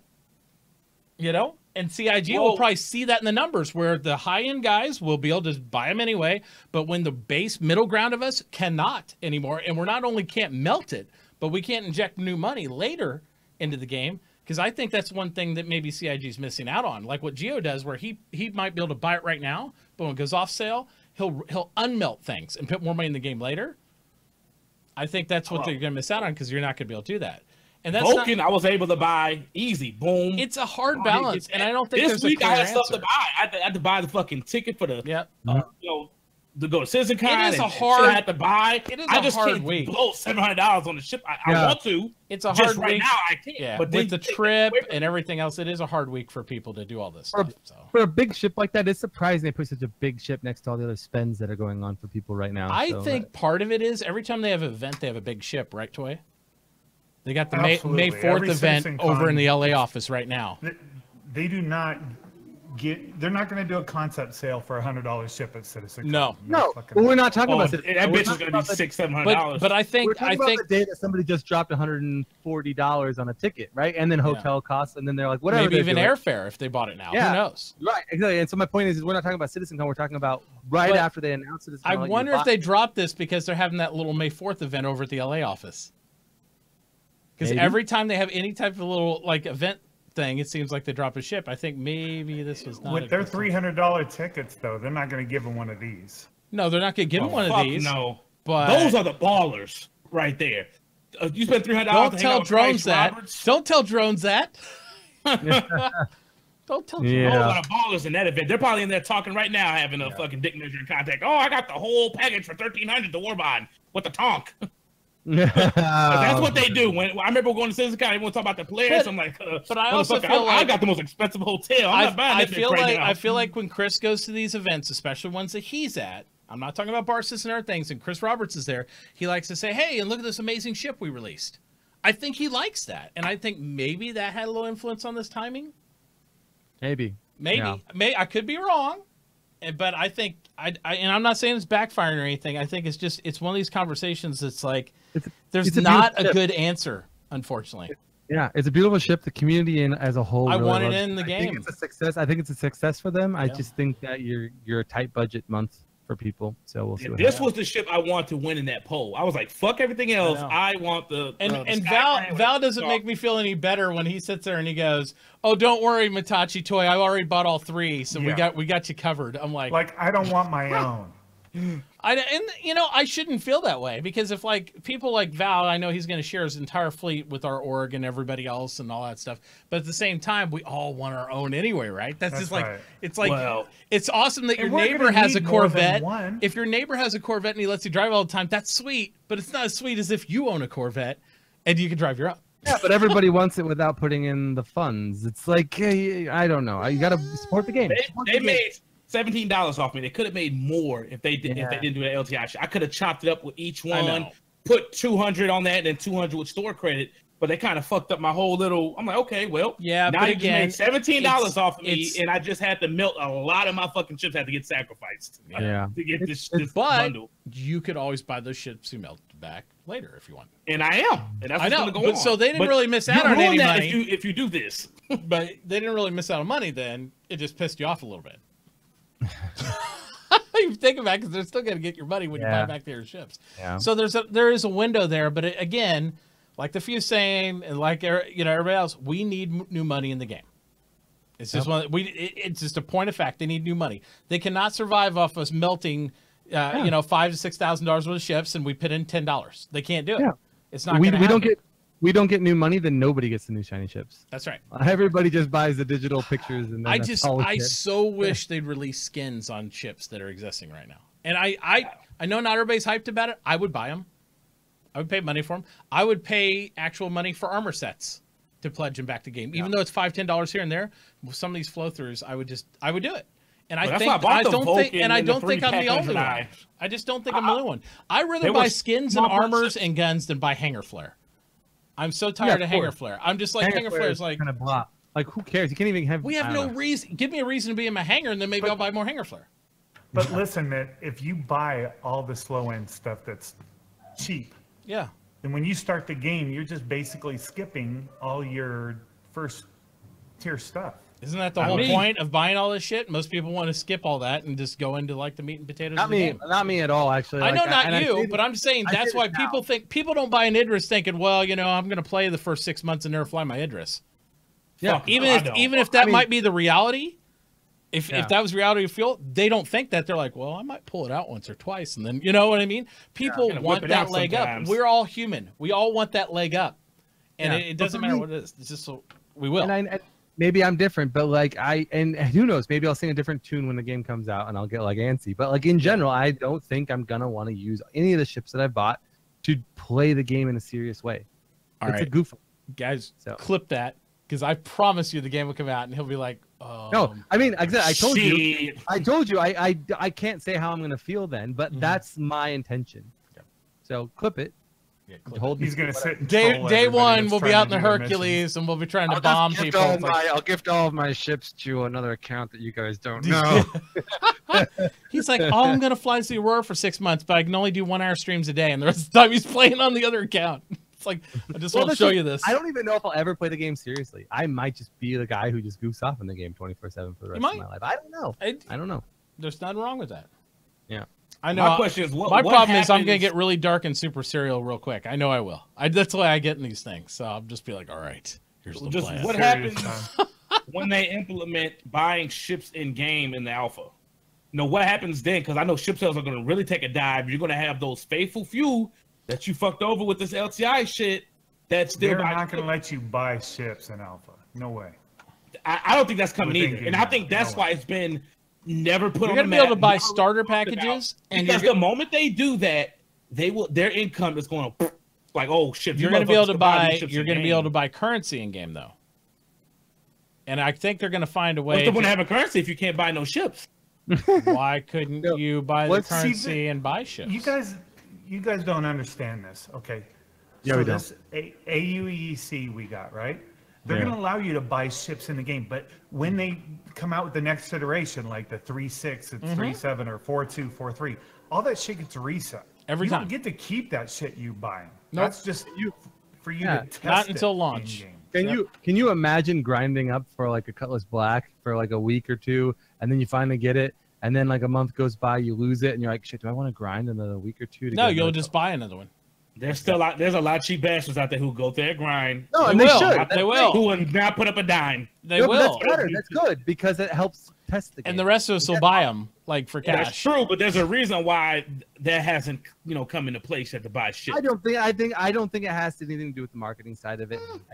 I mean, maybe not anything, but I don't think it has much to do with the marketing side of it. That would be last on my list if I was them. I'm not even gonna lie. This is the moneymaker. This is where the meat potatoes are. Until I got all the tech done, everything really wiped out, and just had a little extra funds coming out. Well, I know we have enough money to get you done. Yeah. I know Chris said before, "Oh, we have enough funds to do everything we need." I think that was complete bullshit, to be honest, for what they need to do. Especially looking at this tech now, that was no way in the fuck. When he said that 2 years ago, that was not enough money to what they're doing. Well, the now, scope so. keeps changing, right? They keep expanding the scope. Yeah, scope creep. Well, this stuff always was going to be there. The procedural stuff. The problem is the scope, city scope tech. creep. It's just they planned it for a different time. Scope creep is always looked at as a negative. The problem is we embrace scope creep because like they show us something shiny and we're like, oh yeah, we want Yes, that. I love it. And the difference is, as every project manager knows, the difference between scope creep is when you're expanding the project, but you're not getting any extra money. If you expand the project and slow it down, but you're giving the client exactly what they want, then all it is an add-on or an extra build cost. That's what it is. Because project management, whenever I sit there and sold a client extra stuff that they wanted, and we found a good solution, and we're like, all right, that'll be another $250,000, and they're like, hell yeah, I'll do that all day because I want that. It's not scope creep. But at this point, what else can you add? I mean, they don't. You can. Oh my God! I mean, they can add should. anything we want if they. If I they don't keep know. They accepting done pretty it. much got a lot of the big ass tech in it. You want Fishing. fishing? It's like, yeah. See, But there's I always thought something. that was already going to be there, though. It will. Oh, but I- baby, somebody they'll has- give you the other lures. You'll have your special rod. You get your own special boat that drops off like your 890. See, I mean, I kind of automatically assumed that shit was going to come in. you probably will. assume, but That I'm takes- telling you you, know. that's Yeah. that's. the I thing. would go higher. If they show that at sitcon, I'm doing a backflip off my. But see, that's what I'm talking about. People get so salty about something, then when it hits on the one item they're interested in, they're like, Yeah. "Oh, Like- well, no, everything's great, guys. Let's do Yeah. this thing. Like, oh, All I right, can't- yeah." Like, You know, so But I that's can't not as believe that- big as procedural cities and No, I know, procedural but- planets, though. That's where the scope creep gets big at. But they kind of knock No, not all necessarily. those big features Those out. big procedural cities and procedural planets mean nothing without weird gameplay. Like, what's the point of having all that land if you can't farm it? yeah. Like, if you can't mine it. Well, that's Or- true, but And those if are you- if you easier don't to have put any- in game. The tech is the hard part. If you to put can't in. do rock climbing, if you can't fish it, if you can't hunt for wild animals, if you can't, I mean, there's all these things that you need in order to make a procedural moon or planet interesting. What's interesting though, it's almost like if you took the analogy like Far Cry 5. Say you run around, it's like, okay, now you can hunt, now you can fish in there. And then if you played Far Cry 5, let's say for years, people would be going around there and be like, you know, we got all these trees here. We should be able to come down and build a cabin or something. And that's what happens there. And then they come out. expansions. But the problem is they come out with us though, and they're like, hey, you know, maybe someday we'll build cabin and stuff. They're like, oh my God, give me a wall. Let's do that. Let's build some shit. Yeah. And then we're like, okay. And then Outpost, Pioneer. And then the project goes a little longer, and everybody's like, well, it's taking so long. I'm like, well, you guys wanted fucking cabins, and you gave us money, and just cabins, and, you know, and it's like, you know, so that's the whole thing. So, I mean, I don't look at it as like scope creep because it's always in a negative connotation. It is increasing the length and the size and how long the project takes, but we are asking for it. We are, but my only problem with it is that's dangerous. It is dangerous. They use future features to fund present development. Yes. Which any company will do that to a degree, right? Tesla does it when they were promising future cars to help fund current development of whatever the tech is. The problem is when you continue to like fall behind on current development and you have to promise even more and more features to pay for current development, it's like borrowing from the future. It's debt, and that debt can grow to an unsustainable amount, and that could be harmful. And that's why I call this the Hunt's year. It's the year of catch-up. It's a year of catch-up. They got to get some gameplay. The gameplay that they have talked about in the very beginning of the Kickstarter and all this stuff is now part of the stuff they have to start delivering, because otherwise they're getting that void too far apart. And they can continue development for 20 years. I don't care, but people have to see the fruition of some of the stuff that they backed for 5-6 years ago. And that's what they're doing. Yeah, the gap between future promises can't get too far away from current development before people lose faith in the ability to deliver on future promises. So. And let's be honest, there's some fair weather fans that have already like quit like 1 year. It's like, oh my god, it took too long. I'm out of here. And it's like, oh, whatever. When Lando said the character was sold in 2014, I'm like, holy shit, it doesn't even feel like that shit was sold in 2014. I'm like, we still don't have that shit. I mean, I don't really trip. I'm not one of those guys. Where's my camp? Where's my merchant? See, I'm different than people on that. The thing I'm like, I'm sitting there whenever I get through those moments and think of stuff. I'm like, people are so worried about the fucking spaceship. I'm like, we don't have mining yet. Exactly. You know what I mean? It's like I don't give a fuck about the ship. I'm like, we don't have jump portals yet. We don't have the shit to go use the shit in yet. Because I feel like most people, because they're so enamored with the ships, they'd all be a fucking parking lot out here. It looked like the lake does it, like, you know, in the party coves where everybody's just tied up together in these ships that can't do shit. And they're like, hey, I got my Idris. Oh, that's awesome. I'm in my looks cool. What's over there? New ships are so boring. I get in them and I'm like, okay, like for example, the Reclaimer came out. Fucking awesome looking ship. And what I say. Yeah, it's fun to run around. It's fun to run around. It's fun to do stuff. What I say, everybody be bored with it in fucking like a week. The new shiny. And, yeah, everybody's bored with it in a week because there's nothing. I will say, if the back elevator actually freaking worked, it would be way more fun than it is. But it's so fucking, it's so broken. It's so broken. Like half of the reason the Reclaimer would be fun isn't there right now, which is fine. Whatever. But yeah, it's gameplay. It might the Reclaimer might as well be another Starfare or like, you know what I mean? It's just what's the difference? Well, we need tractor beams. We need the claw to work. I mean, and like they're saying in chat, object container stream, all those things need to come in as well. But all I'm saying is, I think we focus too much on when the ships come in, and they're cool, but they're a 1 week stopgap. 1 week, and then people are like, oh, that was neat. And it's not. I feel like the effort to build up to get the ship in the game is so much build up to get there, and everybody's hyped about it, and all this stuff they complain about. We talk about balancing them and everything else. I'm like, none of that matters because we're not even playing in the environment that we will be there. We don't know if we'll be fighting around truck stops at all. We don't know if we're going to be fighting around jump points. And the tech will change so much and the tactics will change so much. It might not make sense right now. It's like, oh, we got to balance this Super Hornet versus this Buccaneer or versus this thing. Well, people might use it in a whole different way you don't even perceive. I think weapon balancing is a complete waste of fucking time until you have a solar system done with at least the base gameplay elements in it. Our turrets are not even right now. The turrets are ass right now to even do any balancing to But is there an advantage to using turrets right now? Because there's no place to defend or attack. Is my whole point. It's like, if I retaliate, that's my only defense. For what? What are you going to do? You just fly away. But Mitt's point is true. It's like you have to have reasons to fight before fighting becomes valuable, right? And before you know the kind of combat you're going to get into, right? We have no idea. Like, yeah, exactly. Like right now, the incentive for combat is not there, and so the types of realistic fights that you're going to get into, like a lot of times you might be in a fight where you don't leave because of a strategic reason, but right now there is none of that. So I don't know. That's why the focus is so heavily on dogfighting, and I think that'll go away when we have tactically relevant objects to defend and attack and do stuff. Because everybody's like so worried about their fighters. I'm like, your fighters are totally fucking irrelevant in this game. Yeah. Whenever there's actually you're going to defend a space station with your fighter, why don't I drop an Idris on it? Oh well, that's a whole different thing, you know. And in truth, like most like tactical gameplay, warfare gameplay, I feel like will be detect and run. Like. Detect and run, absolutely. If you're strategic, you're not going to be running for fights. You're not going to sit there in a ball and do the spinny dog fight in a fishbowl and arena commander for half an hour. You're going to come in with your fighters. You're going to hit a target hard, disable it, get the hell out, or you're going to hit something and get out again. Caps might stay on the field, but fighters will be there for support against other fighter ships and torpedo bombers. And we're not even close to that yet. I mean, that's not even. And if you're Hammerhead is getting close, and if you're, they're going to want something to do on that ship. And those turrets are still fucked. I'm gonna do the same thing I do in the Hammerhead, that I do in the Starfare, that I do everything. I'm gonna come make pretty explosions, and everybody's gonna be bored with it in 2 to 3 weeks. Because that's what I do. But it'd be a little more fun if we could have some Hammerhead fights with working turrets. But the Hammerhead, I think, will be fun in Pirate Swarm. I think it'll be the first ship. Not if the turrets are shit. I don't think they can bring it in with shitty turrets because I just don't know how they're gonna do it. The whole ship is turrets. That's all I'm saying. That's what the Item 2.0 system was supposed to fix was the turrets, and here we are. Item System 2.0 still not in, right? It's never going to be fully in because it's an iterative process. It's in with some stuff, just not the turrets. That's the main thing I was looking for. Yeah.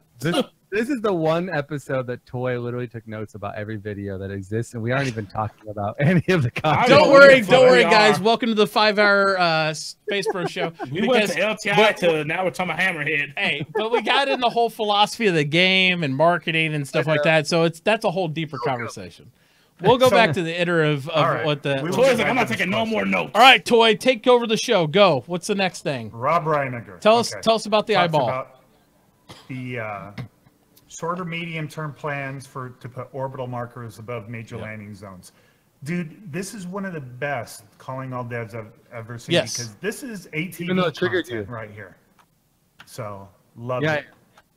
And so this isn't approved yet. This is just a concept they're pitching to Chris right now. I fucking love it because so you pull up your Mobi glass, you want to go to a planet. Boom, you go to the planet. When you land at that planet, there's 6 big orbiting satellites around it to get you around the other side, right? Moon. So what they're planning on doing is making it is down towards the edge of the atmosphere. They're planning on putting like mini satellites for you to jump to, you know, mini. It's almost like the airspace above a major marker, right? No. They had 2 different solutions, and they said they don't know where they're going. They could go one or the other or both. So like, we don't really know. But yeah. But what's cool about this though, and what it allow you to do that you can't do now is say the point you want to jump to is around the back side of the planet. It will allow you to select it and then just kind of quantum your way around the planet to it. Around the planet. Quantum in a curve. Oh god, I can't wait for that. Yeah. Curve quantuming. I don't know. I'm mixed on that. Near it. I'm mixed on that. I think it's I'm happy with the idea of it because it's the least amount of clicks from point A to point B. So from a gameplay perspective, I don't have to sit there and like jump 20 times. Well, and it's not just jump because when you jump to a planet and then try and go down to the surface, don't know where the fuck you're at, dude. You're freaking 15-20 minutes trying to get down to the surface. Well, no, so there's 2 things. Like, yeah, for like points of interest, the curve idea, it makes sense, but I don't know how that's going to work out. But there's a lot of things you want to go do that aren't points of interest that you're going to still want to fly to. I think that they talked about the idea of a procedurally, or I don't want to say procedural, but dynamically generated mesh around any particular sphere that like basically keeps what are OM points a maximum of so many like kilometers from each other. So if the planet or the sphere, but in this case probably a planet, grows to beyond a certain size, like if you only had 6 OM points, right now the moons are relatively small, so it's doable. We don't care. Yeah. But if you only had 6 but did you see the way those orbs, depending on the size, change? Yeah, well, they're basically like hedrons, right? Like in some form or fashion, but they increase in polygonal count, just like you would with any like computer game, whatever. But my point is like, I'm worried about like how easy it'll be to use them to navigate, but it makes sense because like if you only have, let's say you have like 10 times the radius of a moon that we have right now, and you only still had 6 OM points, you'd warp to one of them, and you could be like, I don't know, 3,000 kilometers away from your targeted goal, and it would take you a long, like 30 minutes. Well, but that's what they're talking about is what they're trying to mitigate now, right? Because on the OM ports, we go all the way above the atmosphere to the OM, and then you have to burn all the way down where it's 300, 400K out. But with this, one of the proposals, if they have this like invisible airspace right above the atmosphere that you can actually quantum to the edge of, like similar to the Levski here, you know, it's generated around either major points or maybe even points that you mark and discover. You still have to burn through all the atmosphere to get there. They said specifically they're never going to let you just jump in and out of the atmosphere. That will always be an area you have to transverse. That's true, but I don't think this is primarily trying to solve the current wait time to get down to the surface of the planet. The current wait time is not necessarily unacceptable for them. I know they said that they're looking at ways to make them more efficient. I think the problem is when you extrapolate the current system to large planets. Moons right now are relatively small, and if you only have 6 OM points for a planet that's much, much larger than a moon, you're not talking about the 300 or 400 kilometers we have to burn now, because those 6 OM points will be thousands or tens of thousands of kilometers. You won't have those because you'll be burning down the object you'll be jumping to the object on the planet here. Oh, there'll be randomly spawned missions far away from like major sections, or there might be ones that aren't even like on the map. So you might want to be able to go randomly, and you might still need some sort of grid pattern. And they advertised 2 different solutions. One was this solution, but they didn't say they're going that direction. They said they're deciding between that. Yeah. Or I like this mesh direction. idea. Okay. This is the one I like. I love this one. This is the one I like because it puts you close to the object, but you still have to burn through atmosphere, so people can't insta go down or insta go up. But it kills the traversal of, like, and it would mitigate the situation you talk about with planets, because if you go down to a major outpost or city or somewhere you have marked on a regular planet that you've already previously visited or something, so you know where these things are, right? Maybe the first time you go there, you have to travel there the hard way, so that way you know where it is. But once you have those nav points and stuff, you can burn right to the edge of atmosphere above the object that you're trying to go to just by jumping there.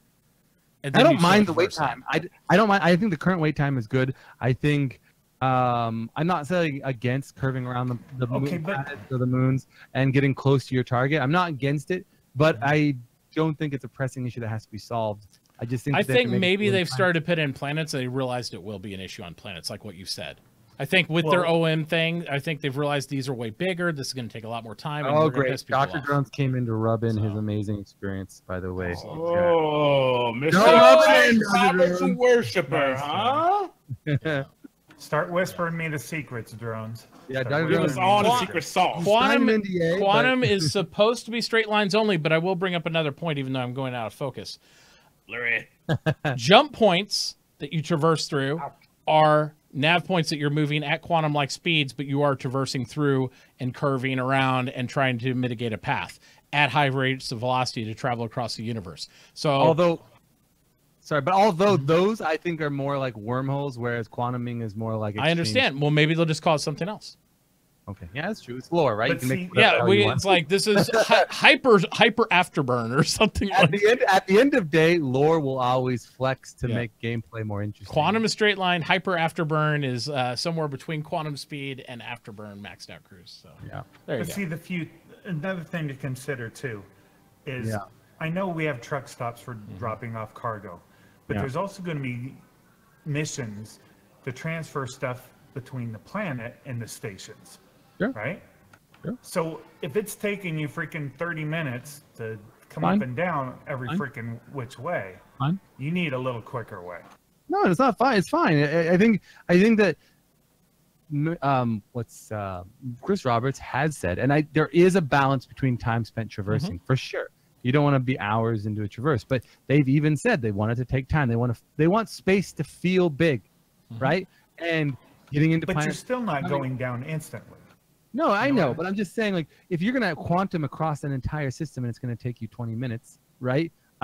Taking like 3 minutes to enter atmosphere and go down to a surface of the planet isn't that into the world right now. It doesn't take 3 minutes. It takes right now. It does. When I quantum to an OM point, as long as I'm like 300. But I think within 300 kilometers of where you're going on most of the moons right now, and that 300 kilometers you burn at like 1,000 to like 1,400 kilometers or meters. Which ship are you flying? Fly the big ass reclaimer and try that. Well, but even the big ships can usually max out close to 1,000 meters per second. 800, 900, yeah. Yeah, but pretty fast. And it takes forever. And so you bring that bitch in, it's gonna be a brick. I think the difference is the few is like talking to his chat and he thinks it's 3 minutes, and Toy's by himself and it's like taking hours in his mind. So. But no, I think realistically you're both kind of right, but I think it's about 5 minutes. But I really believe there's no issue with what we're doing right now. I think they've looked at planets like what you were saying, Few, and I think they've found out, well, these have actual bigger atmosphere, it's a bigger area, and some of the areas on the OMs they're traversing are maybe, instead of putting 20 OMs around them to mitigate that, because they'd have to, instead of 6 OMs like on a moon, they probably have to put 20 around there, or they have to do something like this, because I guarantee some of the locations we're down to are probably 700, 800 kilometers from the OM, and maybe then it's taking you 10 minutes just to burn down atmosphere, which would be excessive. And I think it's a balancing thing. Just like everything else, it's a balancing thing. I think that there is a sense where they want things to take time. Yes, they do, absolutely. Obviously, if your friends go, hey, you fly your ship over and hang out with us, it shouldn't take you like 3 days to get to them. Exactly. Like, you know what I mean? Like, 100%. But I do believe there should be a definite wait time and a definite amount of time, because it's one of the few things that's a mitigating factor in the game. That way you have to plan with your friends. You have to have people close, because they're going to take time to come rescue you or time to support you. And you need that. it's one of the main things that create strategy in combat and war and fleet movements and stuff like that, and resource movements. So I think that having time to move things around like tungsten ship, whatever, is going to create really cool gameplay. But I think I still am going to pit my. It'd be awesome if there was a dev that would let us hint in and know that I know they can't. But in this conversation, which we know is not even set in stone or anything, this is just the email. This is the email that they had 5 minutes before, right? They showed it and all that stuff.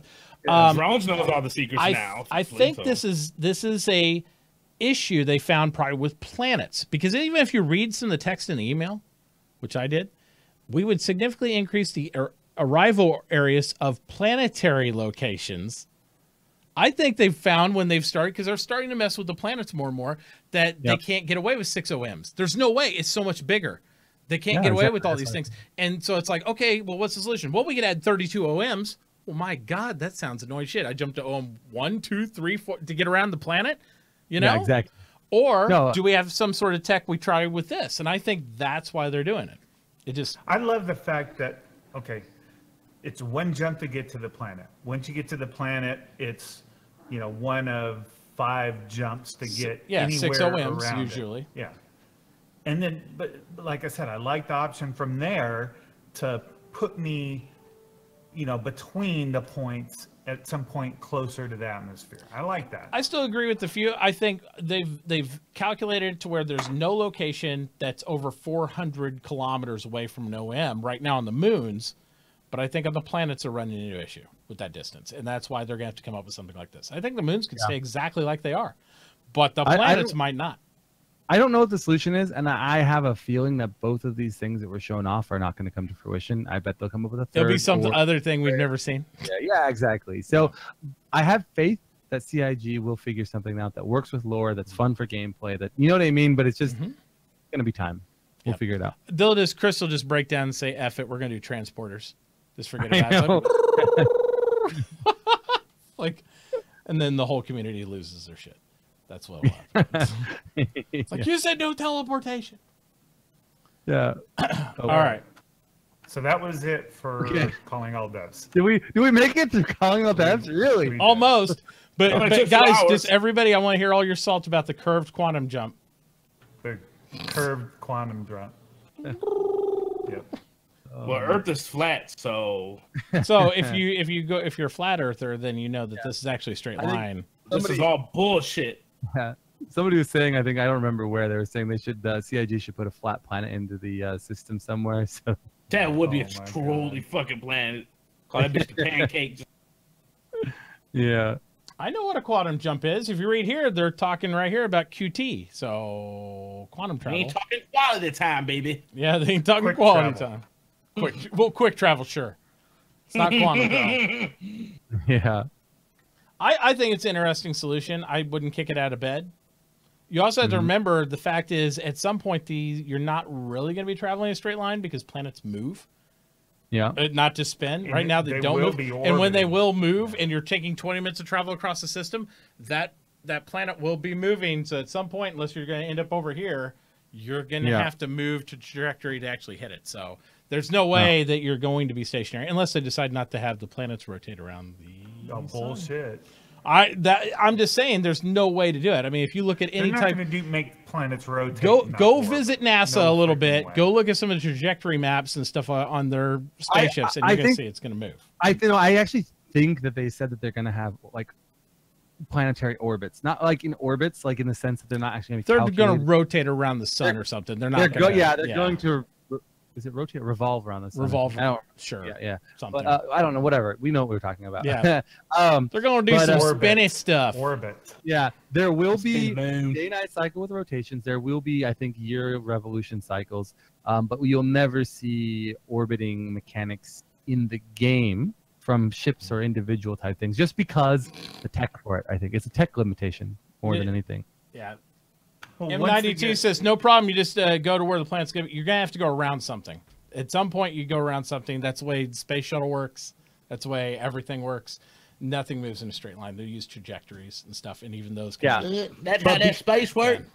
Yeah, but the thing is, like, that's the point of realism versus fun in this game. If we actually if we created realism, The way you would do it in real life, you'd orbit the planet. That's how you get to the other side. But guess what? It takes 45 minutes to orbit around the Earth once at low. But orbit. if you do it the straight line method, you're going to be like jump here, jump here, jump here, No. jump here, Yeah. jump here, No. jump here, and burn down to get around the planet. I think for me, it's more or less the quantuming of it. But there might be, I don't know, whatever. They'll figure it out. But I'm okay with it. To some degree, but I just think that you can't do it in a realistic fashion because it would. You're not going to be able to. And God, I don't want to. I don't want to play. No. Sorry, drones. I don't want to play Helion. I just don't. I don't want to figure out. It's Helion. Helion's just too much for me to like even that. I just don't want to do it. Yeah. It's not. It's not fun. Star Wars. We all want Star Wars, and guess what? In Star Wars, you can drop bombs in space and they fall. So hey, absolutely. There you go. Those are special grav magnet bombs. Oh right. Oh yeah, right. I don't know. They were over their landing pad, so they had their own gravity fields. They just pulled them in. We ready for lore makers now? Because this week, out of a lot of weeks, there was some good. I thought we were just going to take a 20-minute break between episodes and come back.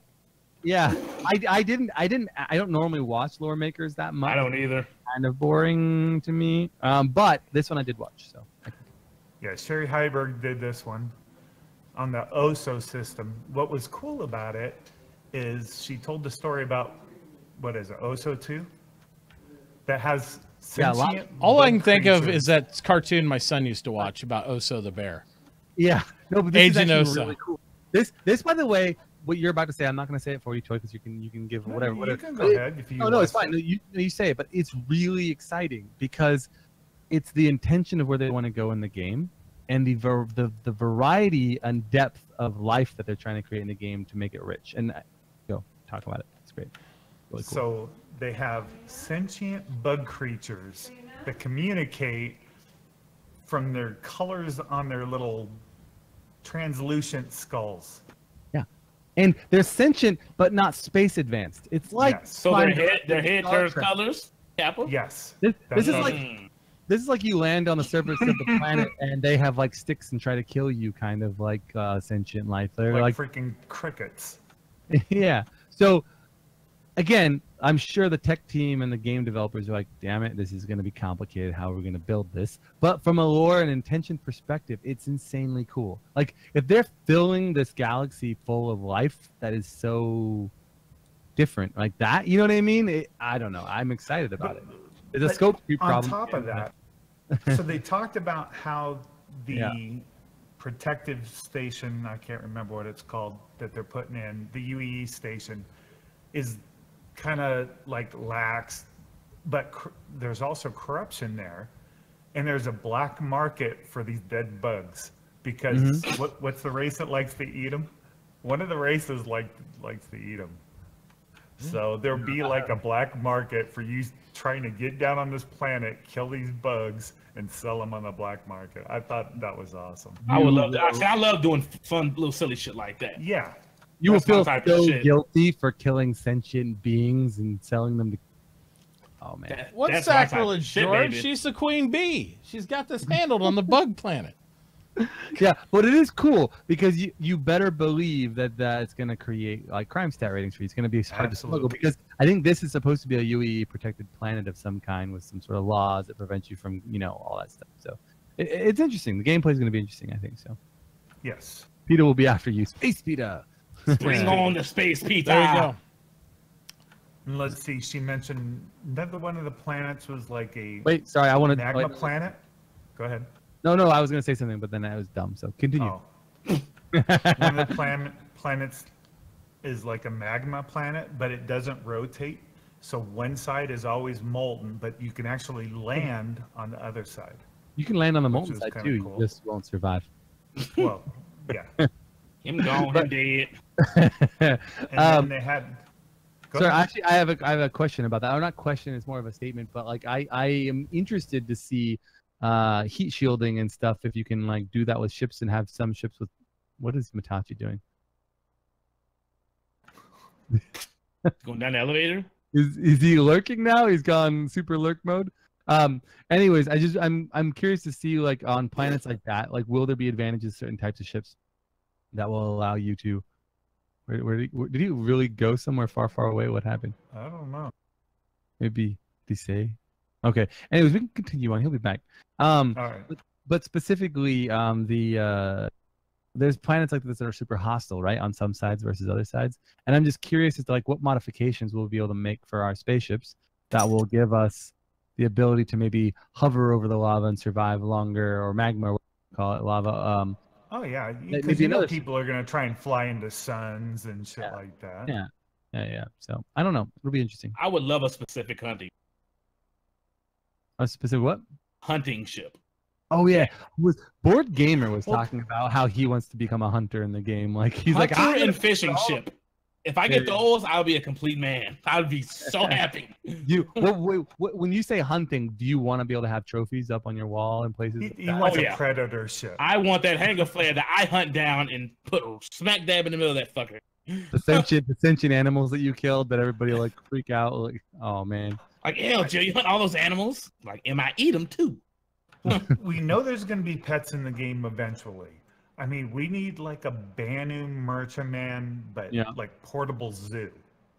So because we have an Endeavor, which is a portable science station, why not a portable zoo science station? That's that variant right there, the Banu Merchantman, the variant, call that bitch the zoo. Fill it up with animals. Be like Noah's Ark, baby. Ark. Yeah, there you go. Ark. The Ark. The Merchantman Ark. Yeah. Oh, that variant was like hotcakes, baby.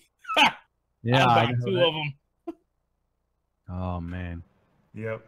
For the animals.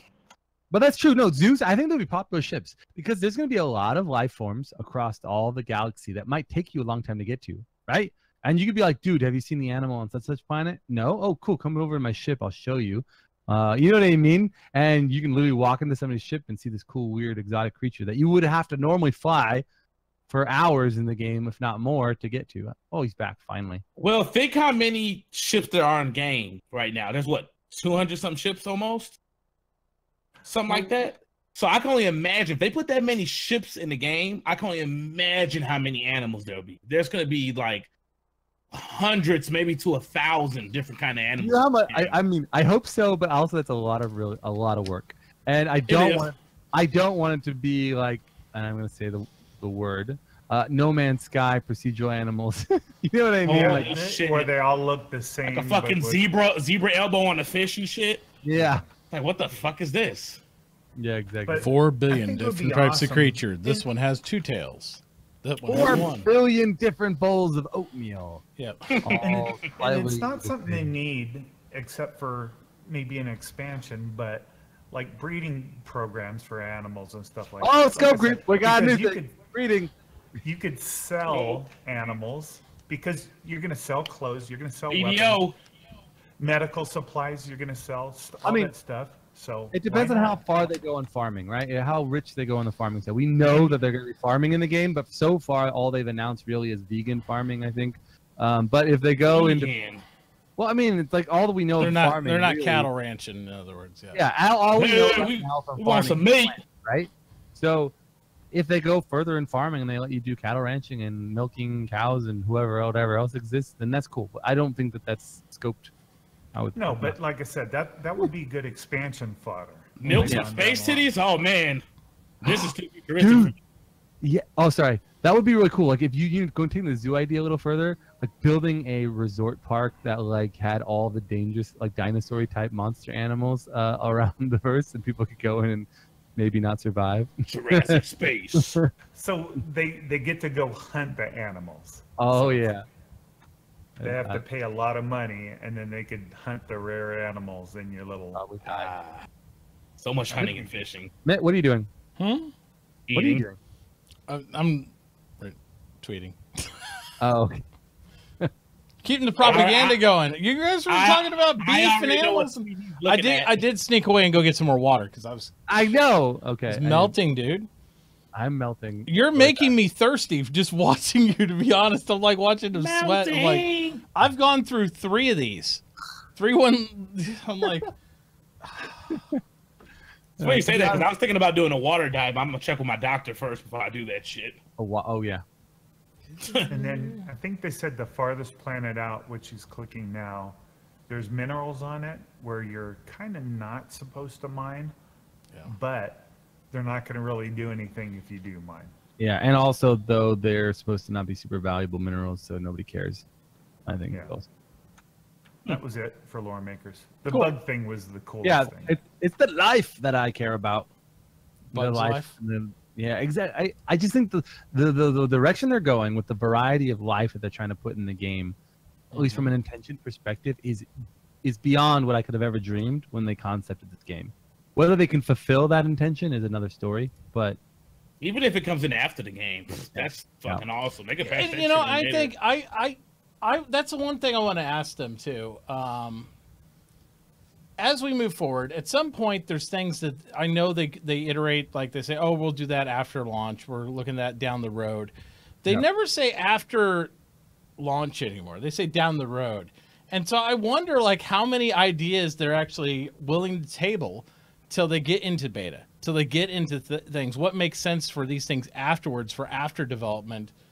Because I feel like when they say down the road, I'd rather them start using the rhetoric of, yeah, that's a post-launch feature, or that's a post-release feature, or that's, something like that, saying those things are going to come afterwards. So we still know there's going to be growth in expectations after we get to a certain point, but it helps us feel like within the next few years, they're thinking this is their timeline of where they kind of want to be at. It doesn't mean they will. I think we're so early still in game development that they don't really know the total sum of features that are required to make the game. I know, fun. but it makes me nervous though when they talk about gameplay features that seem like outliers for the main gameplay. They're like, you know what I mean? Yeah, definitely. And it's like, oh yeah, down the road, like fishing. Like I'm sorry, fishing could be a post-release. Like that. No. See, I knew Gio would freak out, but I'm serious here. Like fishing, you need the basics of like mining, certain types of territorial mechanics and stuff. Sure, all that stuff. But it's like the whole land claims and all this stuff kind of popped on us. That's such a huge feature add-on. That's great, and we're all excited about it. But how many more huge feature add-ons are we going to have before we get to like, hey, in the next couple of years we're going to do it? Yeah, I guess. Yeah. But at some point, if you promise features, you're going to have to continue to deliver these features before you can even think about a beta. Well, Chris had ended up saying that procedural stuff wasn't going to come until after launch, but it was up to someone who took their time after work or when they had free time to prove to Chris, like, look, I can do this shit right the fuck now. And then he showed Chris that he was like, holy shit, so we can do that. But is that a dangerous precedent to set? And and they have set it, they've established it. I don't know. I think they're going the right direction. I think that like in the next year or so, as we add these gameplay mechanics and we start getting a richer economy, and we see where players focus their energy when it comes to making money and dominating and doing their org warfare, then we're going to understand. I think, and CIG is going to understand what additional gameplay mechanics will be core and which ones are fringe. But right now, I think it's hard to determine what is a core gameplay mechanic and what's fringe because we don't really know what we need to put in the game to make it and fun. They also said it just recently too that there's still mostly R&D on everything. So there's still most of the programmers are doing R&D. But people can want to expand the community, right? People want to keep expanding the base of how many citizens there are, all these other things.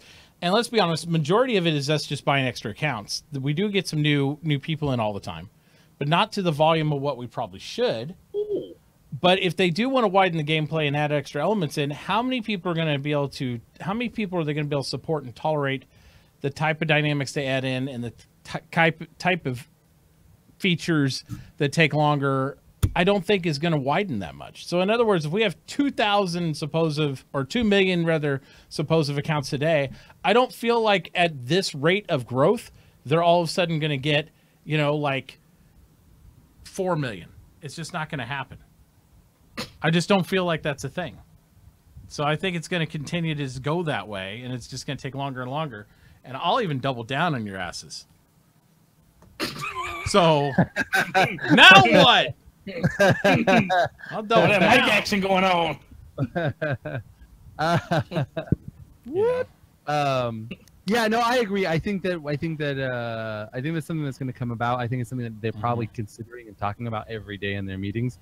I don't think it's something they make public as far as conversation goes. Yeah. And I expect that scope for beta to slowly solidify over the next year and a half to 2 years. Well, beta, you got to think about the definition of beta. Beta is usually stuff that that's what's going to be in the game, and at that point, we're just kind of testing. Beta is feature testing complete. it out and make sure everything works right before comes to launch. But that's what Mitauchi talking about this whole time is what do you consider beta for the release and what's considered phase 2? Like you know what I mean? And I think that's just hasn't been thrown in yet. So. Yeah, so really you got this year with alpha, and 2019 is looking real alpha-ish. So we'll know by 2020 if that's the beta. I'm hoping the beta comes then, around 2020. So, but beta is whatever we decide beta to be. But whatever beta is, it has to be fun. And they just don't know what's required to be fun yet. And I think that's like we're figuring that out. What are we doing? This show and tell? Doing the SpaceBro show live, baby. Live, baby. Oh, I see. Somebody said something in chat about Toy not eating. Yeah, I haven't seen Toy put anything in his mouth. He did just now. Oh. Gio just opens up the whole show to... I ate before the stream. He is... You remember his name is Toy Grubbin. Toy be grubbin. He grubbin. All right, next video. What are we on to now? We're actually ATV right now. So ATV, let's move this lots of good information. Yeah. Awesome. Sandy with the double zipper. Two quick things. Yeah. At the very beginning, but are we going to talk about the necklace and the double zipper? I just, me and the few talked about this. We're going to do a fashion show thing on CIG, right? Are we supposed to do a fashion thing? Let's not talk about. I mean, let's not talk about like fashion attire. Like on, I mean, just like I mean, come on, like enough people like talk about this stuff. I mean, we can talk about it, I guess. No, it's cool. I just like the interesting placement of zippers. It's not sexual. It's not anything weird. It's just, I just never thought anything like game. Zippers. But I mean, it's like and I'm not saying this in like a way or anything. I think it's whatever, but it's just like I don't know. It's weird that like we always talk about like women's fashion. What else are we gonna focus on? Well, I haven't even got over to the white shirt guy. Yeah. Yeah. Where it's like it's a little Far Cry shirt, but at the same time it's not right. It's almost got that Texas feel to it with the button down, and then it's like it's got like the weird arm patch thing. It's cool. Yeah, no, it's cool. I think the heat's just getting in my head. That's okay. We'll continue. Okay, play the game. All right, Moby Glass improvements was the very, very first thing. After roadmap. And then at the 2-minute mark, they showed some concept of scanning, which was awesome. Yeah, so we'll get there. There's Moby Glass improvements. Right at 2-minute mark for scanning. Yeah, we're Moby Glass that scanning is pretty cool. And the Moby Glass improvements are great. I mean, but they're just kind of, the Moby Glass thing, they said, look, we made some Moby Glass improvements, but we actually broke it all as well. So they're fixing the things that we broke in Moby Glass because of our fixes. Absolutely. So, yeah, that was very honest. So what was the statement before the Moby Glass? There was like one thing they talked about before the Moby Glass. They were talking something about the roadmap. Okay, never mind then. Yeah, it was like. Thank you, Phantom. I will. I'm out though. I gotta go get more. Yeah, you gotta drink water. If you're out of water, go get water real quick. The fuse starting to look like Kool-Aid. Oh, red. Send him some LTI water. I know. I just need to freaking get my air conditioner installed. One second, I'll be right back. Okay. Here we go. Toy scanning. Yeah. So they show some stuff off in the distance, how it's all like faded and stuff. I just like the way it's looking so far. Yeah, you can see those elements that he's talking about right here and here, and then centralized back down the background where it's kind of like it looks like interference or static or something of that nature. Yeah. The quadrants, it's kind of interesting because it's giving it a 3D volume to space where it's got all the little coordinates and stuff. I don't mind it. I'm just like I'm trying to get my head around how far it reaches, you know what I mean? It's like, and I know it's just early iterations, those type of things and all that, but it's just one of those things where I'm still trying to get my head around exactly what we're looking at there all the way. You know what I mean? Well, yeah, and when you start getting deep space scanners, how is that going to I just never thought that they'd put it up into your canopy HUD, I guess. You know, I always thought it'd be something down into a system, like into a MFD, into something like that the scanning would be. I like the canopy HUD as long as it's built into the game in the sense that it literally is part of the canopy display system or whatever they have. Yeah. depending on the It ship. won't look good in the freelancer. But also remember, this is probably just, well, I mean, basic scan. Tier 0. So, yeah. Tier 0, first iteration of basic scanning, I would say, for sure. Yeah, exactly. I do like the direction in the sense of the idea of scrambling it, like you mentioned, Toy, and then how it's kind of like a nebulous thing. You know, something's there, you're not sure what. I hope that they don't go. I hope it's not just like a tweak some buttons and it goes from nebulous thing to an identified ship. I hope it's more like, look, there's something at a distance and it's got these kind of signatures. We're not sure what they are, and you can kind of try to deduce just by looking at the power signatures or something else what ship it may or may not be, right? And then maybe once you're in a certain range, of course, then maybe it'll auto show what the ship is. But I don't know. We'll see what happens with that. Yep. Great. So then they move on to the Hercules after this. And another one of my long rants. They showed the With, other object of scanning there real quick, but yeah, we'll get over to the... Yeah, I love that. But this is the Oh, VFX. this. You can't forget about the VFX because this looks amazing. Aurora Borealis right there. Yeah. Oh yeah, yeah. More This is- R&D on that. It looks pretty good, but it also looks like it needs a little bit of work. I wonder, I wonder why they... I was just going to say, going back to that real quick, I wonder why we didn't see that from the visor perspective. We saw it third person. Are they trying to show him moving through it, I guess? Yeah, I think they're trying to give scale, right? 'Cause you Yeah, just need to- something to that. Yeah, because I thought that was an interesting choice. I mean, it's cool looking. I just like you didn't get to see it from your visor, and I was just curious why they made that choice of showing it. The thing is, I thought it was weird to show that off because I've seen things that are almost identical in the game already. Like, you know what I mean? Yeah, we I was know like, they have those kind of effects. I was like, cool. yeah, That's great. I like the intention of anomalies in space that you run into that are visual and that you can interact with. That makes space more rich, right? Yeah, absolutely. So, I yeah. like that too. Spaceship. Whoosh. Yeah. Hammerhead. It looks so good. That's an awesome shot again of that glass floor, of how it works and stuff like that. I think that's gonna be so cool. I don't like that white. I want it all black with that red. So what ship is this again? The Hammerhead. Hammerhead. Oh, right. Okay. So this is the actual bridge for you and the co-pilot to start with. I was thinking about this today, especially with them talking about the Hercules and all that sort of thing. If you have size 5 guns to interface with the ground, right, to afford support fire, and you have 360-degree turrets on the other ship here, the Hammerhead, which are size 4 guns, I feel like you might even be more effective, except in the A variant of the Hercules, you might be more effective at suppressing ground targets with the Hammerhead. But remember, they said that the Hercules is going to fly better in atmosphere than any of these. Well, yes, ships. it is supposed to be an atmospheric ship.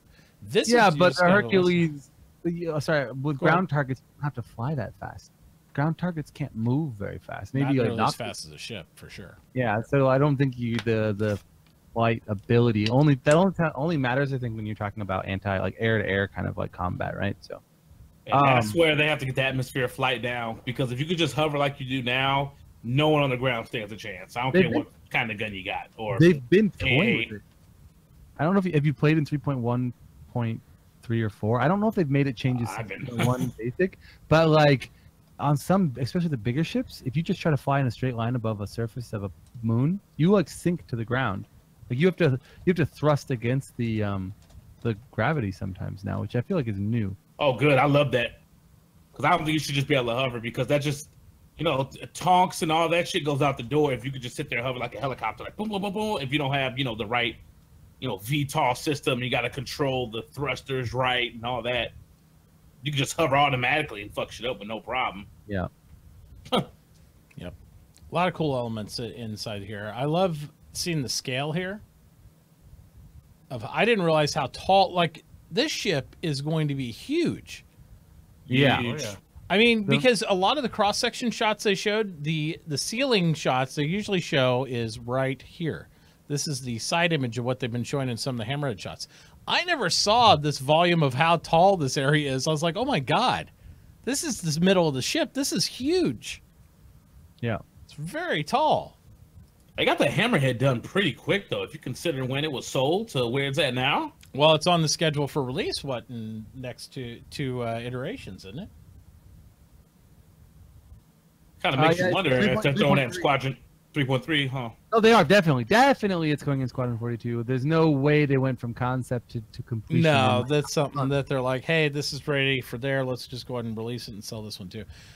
What do you guys think about the Mustang? It was rushed. It was rushed for Squad. Like, it has to be in Squadron 42, is what I'm saying. There's Yeah. they threw a lot of ships out of the way to get this one. I think they're in the moment though where they have to have all their ships done for Squadron 42, and like in the next few months, I would think. You know what I mean? That way they can do final polish for the gameplay, all that stuff. They have to have like these are all the ships.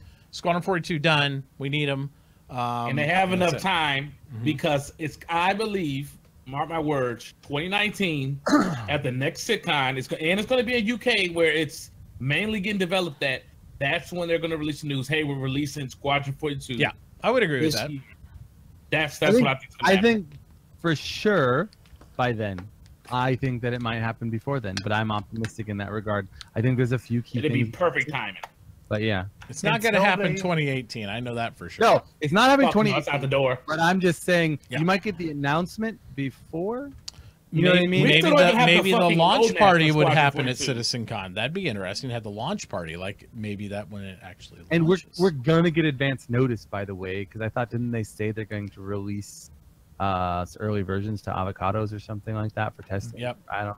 But yeah. So Those are some brave souls. I wouldn't touch that shit with a 10-foot pole. yeah, I know exactly, and I understand. Like, and maybe some of them will stay away from it because they don't want to spoil gameplay. But my point is you'll still get advance notice. Like when it goes to avocado, you're gonna know. Okay, well now it's like within 2 or 3 months of release. I mean, you know what I mean? Because it's like they don't put things into avocado until it's avocado. That's taking a big risk to letting your backers play that game. And you know how many spoilers came out? They already know. Like most people already know the story, or the gist of it. So it's kind of. This is the problem with Squadron 42 right now. They got the ship's just about done. They got all the gameplay, the story, everything. Their major holdup on Squadron 42 right now is subsumption. It's not there yet. They don't have it ready. Yeah. Oh yeah, when I don't see the AI right now, and that's from what we can't get AI to even walk up and down stairs. Right. We don't know if there's other issues, but at least that's definitely one of them. That is the hugest issue they got right now is subsumption. What do you guys think? Off topic. Once it's done, it'll be awesome. I just want to know what you guys think of the rework so far that we've seen on the Mustang. I love it. It's my favorite starter ship. I don't. Starter ship now. I don't like the Mustang in general. I think it's okay, but I don't like it, so I'm not that I'm not that focused on the rework. I think the rework's probably a little bit better direction than what it was, but still not. I know it looks. It's perked up my interest in like maybe getting back my Delta again. I mean, I switched my Avenger for a Delta because it's such a fun ship to fly. I know it's a glass cannon, but it had one of the most beautiful views. It looks like they made it even better with rounding the cockpit off, and looks a little better to get in. And it actually looks like it could be an actual. There's choice forklifts. Dude, they need to sell that shit. Oh shit! I didn't even peep that the first time. The thing is, if they could make it to where when we get closer to beta or whatever, that these tools are actually useful in our hangars. Like you could storm the hangars, maybe it'd let you move stuff more. I could see that. But right now, there's absolutely no purpose in selling these things. But our hangars serve no purpose for us overall. They're not social gathering places that they intended to be. They're not really relevant to any type of the gameplay that's planned for at least the immediate future. They're not relevant to even anything they've talked about in the distant future right now, other than to look at your ships and maybe be a storage area in the future. But, if they make it to load your ship, it'd be useful. Yeah, but I don't know how far down the road that is, but if you can actually load your ship up right now, because we see the cargo go in there, but it's going to be a different thing. But do you load your ship in your hangar? Yeah. What do you mean your hangar? Your hangar. Now what the hangar's useless. I'm talking about when we go to like Levski and say they put the boxes right next to your ship, but you actually have to fucking load it with these. You wouldn't bring your own forklift unless I guess you could. If they had like a kiosk or something there for a quick fix. What if you go to a planet? And maybe you can rent them. Maybe they're like rentals, right? It's a money sink. You can unplug your most forklift. Loading and unloading is probably going to be done in some other mechanic. Even though I like the idea of forklifts, they're not practical for most environments. I don't like the idea of forklifts. I think they're. I mean, I like the idea from a game, like immersiveness. Yeah, from perspective. immersiveness to You're see like, that if you have to activity. load that shit by hand.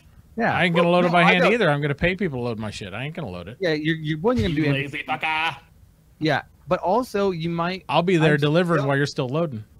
I'm still thinking that they might be trying to use mechs for loading and unloading. Like not like you know what I mean. The arm Titan powered type armor, suit whatever, the stuff, Titan yeah, armor. Yeah, like that's like I half of me feels like they're inventing Titan armor less. You to do just with want that combat. aliens thing in this thing, don't you? Well, Like, with I know, right? But no, but I seriously, I think half the reason they're inventing Titan armor is less to do with combat scenarios and more to do with this kind of a problem, which is how do you move big items around in ships?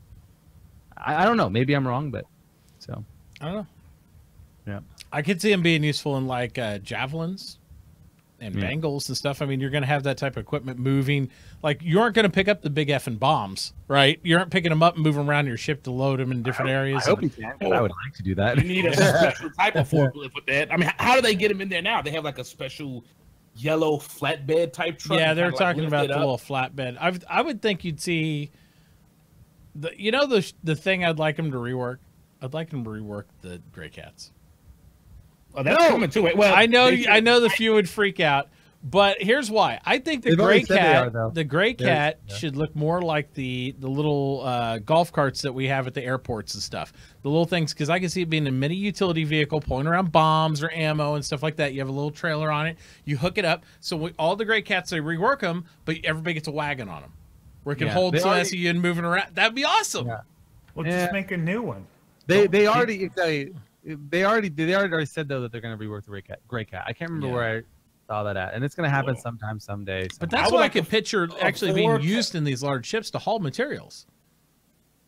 Well, you got the 2-seat, and then I would like a little back bed or something in the back, like a little pickup truck type looking thing. Well, going on. I think that'd be cool. I would say you'd have a wagon add-on, something you could actually hitch. Yeah, And that too. hitch would be kind of cool, you know. if I can get a Gray make like Cat, 8 of them. if I can get a train. Gray Cat and I can put a wagon on it, and I Yeah. can put a New York Sirens if you hear it, but and if I can Oh, put they're coming to get the few. The party's happening, baby. if I can get a what is it, size 8 bomb Moab from the ship and put it in that wagon and then drive into a place, that's good. Oh my god, that'd be so good. funny. Yeah. All right, Okay, continue. I don't remember what we're looking at there. I don't know. Oh, it was like, anymore. oh, it was, what do we that's do? right. The It's a forklift? procedurally generated like food. Like some boxes have chopsticks, some won't. You know, and This bothers me Thank you, Melchior. that bothers you. because, yeah, because they show the truck stop and they talk about, adding stuff in to change it around. Now, posters and everything is awesome, but on my ship, I don't want a box of freaking noodles just stuck on the table forever.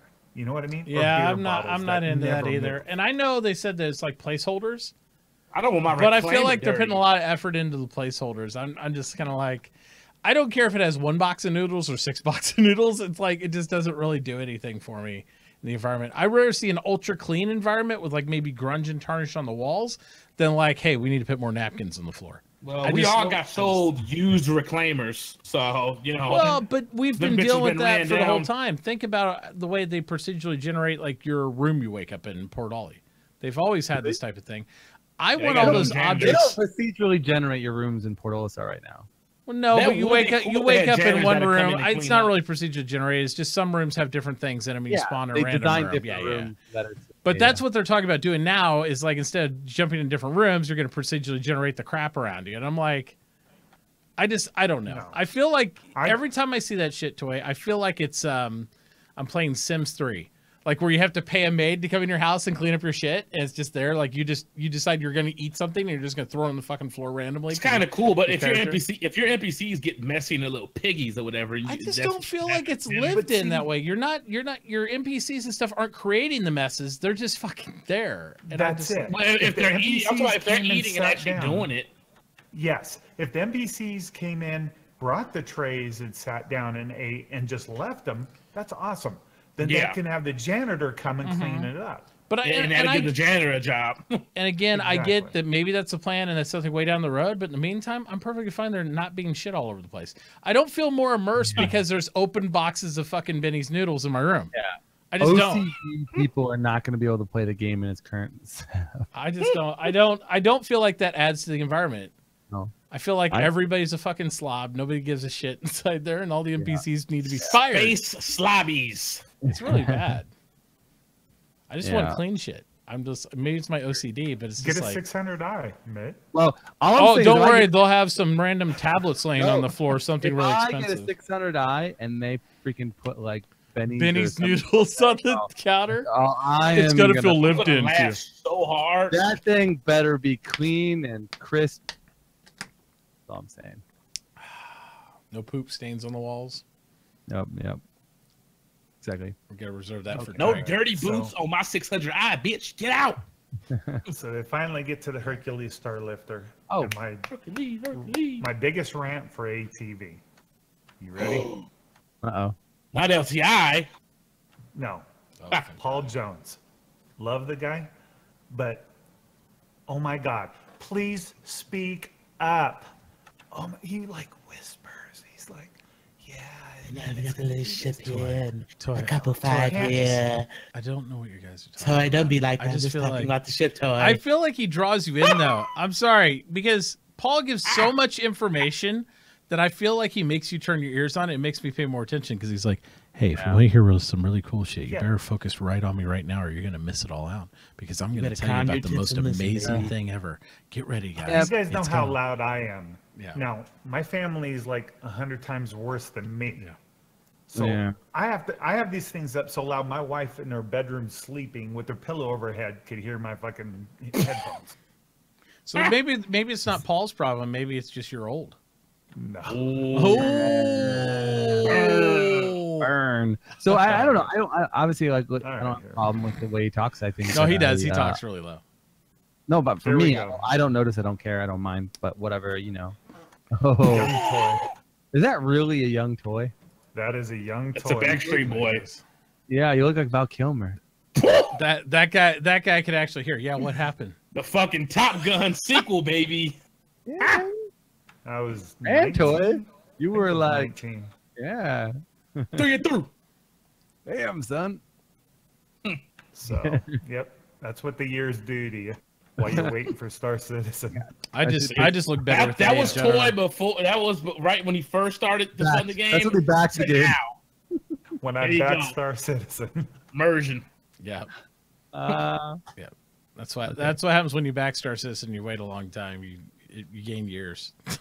There you go. It's crazy sauce. okay, so Talking about here it is. Skater Industries. Here it is. Yep. Smexy time. Oh, I love this shit. During this whole ship conversation, we're not going to talk about LTI. Nope. We're We're not going to gonna talk talk about how about- we're going to focus on the ship as if it didn't cost any money. It's $0. You That's only right. get it in game. Let's talk about the functionality of the ship, and let's talk about how the smexiness of the ship is, and let's talk about two tonks. Yeah. It's a two-tonk ship. Okay, let's talk about that actually for a 2nd. Mhm. I always thought the Starlifter would carry at like 4 tonks.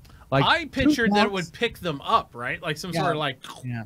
That's why I But pictured. my point is, do you think 2 tonks is worth a ship like that? Like, you know what I mean? Like, I'm just like, you're talking about are tonks gonna be that valuable that it's worth sending a ship of that caliber into a war zone that's capable of getting shot down? Just drop 2 tonks on the ground? Like, I think so. How else are you going to get the Well, you tonks? could drop them from the sky as But well. here's 'cause the the other Tonks could thing. take the beating. Here's the thing, though. The tonks are very large, right? So Yeah. think. Here's what I'm thinking. How many cyclones can I fit in there? Shit, probably like 4 or 5. 6. I bet you can Oh, easily please. fit 6 in there. Well, No they had a problem at picture. They had a Okay. picture of a cyclone in the sneak we peek. fit 9 cyclones on. in a Starfare. Yeah, but not with fit not 9 deployable that easy. You know, we got 2 But drop with all of doors. them, I'm just saying, if you can Yeah. fit 9 in the Starfare, you can fit. You guys still Stuff think it. of everything like shoved in stuff like you can fit it No, in. no, no. Like I can fit 16 shove it in, stuff. baby. I can fit 16 stuffed animals in my daughter's backpack, but she ain't gonna get one out for at least 20 minutes because it's like, you know, it's in there, baby. It's in there. So I'm just So- saying, deployable, ready to the deal rock. with this is this holds 2 tanks depending on the variant and some cargo because Yeah. they talked about that in RTV. I know, That's and I'm, not just 2 tanks stuffed in there. There's 2 tanks in some room. Well, if you get the MLG 3-pack, Yeah. you're good. And it sounds like it's more of a deploy tanks and other ground-based resources needed to support something or other. And I understand that. I think they're just In saying my use the mind, tonks because how big it is. Yeah. In my mind, I always felt the tonks would be not so valuable that you be like, oh, 2 tonks. Like that's, I guess 2 tonks is going to be a big deal. Is what I'm saying. Like maybe I've underestimated the. I took power 2 tonks in the morning. Yeah. Took 2 tonks at night. Like I said, my biggest thing is there is no other ship that can get tanks anywhere right now. Oh, Idris probably, but still. But this is meant to go in atmosphere a lot easier than an Idris, right? This is an atmospheric ship by the most part. What they've talked about, it's going to fly in atmosphere a lot better than other ships. Well, yeah, but we all know the Idris will fly in atmosphere. Maybe not as well though, but yeah. Yeah, but I'm thinking here's the other thing I'm thinking about the good old Idris. What happens with the Idris whenever you actually go to the aspect of, okay, you see how they showed in games like hovering and all that stuff. If I have a whole lot of ground turrets and fire and stuff, everything's going to shoot at the big effing ship in the sky that's going like this. Fire everything. You know what I mean? Of course. You're not in real life. The main value of this drop ship or whatever you want to call it is because it's more expendable than an Idris. You're not going to find Idris down partly because it's an Idris and you don't want to lose it just to draw it. I just think this is going to fly a lot faster and smoother and get down. I'd love to see it if it could do like touch and goes, like where you could deploy a ramp and you could drop tanks like at 20 feet while it like slowly still moves. That would be awesome. I want to see a vehicle does that. That's why you would send the gunships in front, and then you would bring the cargo afterwards. Let the gunships rain hell, and then you drop these in. It's just drop bombs as you're coming in. Yeah, and the fucking B-52 variant, shit, that's over. Yeah, but it just I wonder because the gameplay there's got to be a reason to dominate the ground with ground vehicles, which we don't even know what that's going to be yet. Like from my perspective, it's like already like okay, spaceships are going to be the end all be all, but maybe somehow they'll create a weird balance that people will be motivated to deploy tanks. But I don't know. There's a lot of like gameplay that they're predicting that we're not even sure is going to be fun or balanced well. Like I'm I don't excited about. I've always been excited about the tanks. I'm super excited about them. I struggle still with the aspect of I want to know, and I don't need to see the shiny. I want to know what their ground gameplay is going to look like. Because as of this moment, land claims in most areas, since they're occupied UEE space, what we have right now, are not capturable. You can't steal them from somebody else. If they buy them, they're like, you'll have your land claim, it'll be protected, that's the way it is, blah, blah, blah. I'm like, and so the relevancy of what I do with the tank makes very little sense in the current terms of what the game is. In UEE space. Yes. But which is like what percentage of total space? I kind of want to see what their plan is for this whole ground combat and the purpose behind it. Are you gonna have capturable points at some point? Can you blow up the land claims? Does it matter out in other areas? Is that even a thing? I don't know. I really don't. Are they going to create? Are they going to create like top super shields that make it really hard to take out bases? Well, remember they said before they were going to have cloaks, not things that visually obscured it, but radar obscured areas. So you could still fly over and see it, but you'd literally have to like patrol and kind of scan out the planet. That still doesn't change the fact of like once you find it, are you going to go, oh wow, we found it, let's go deploy tanks? No, you'd shoot it with your spaceship. Like, if you even need to shoot it, there's got to be a reason why you would.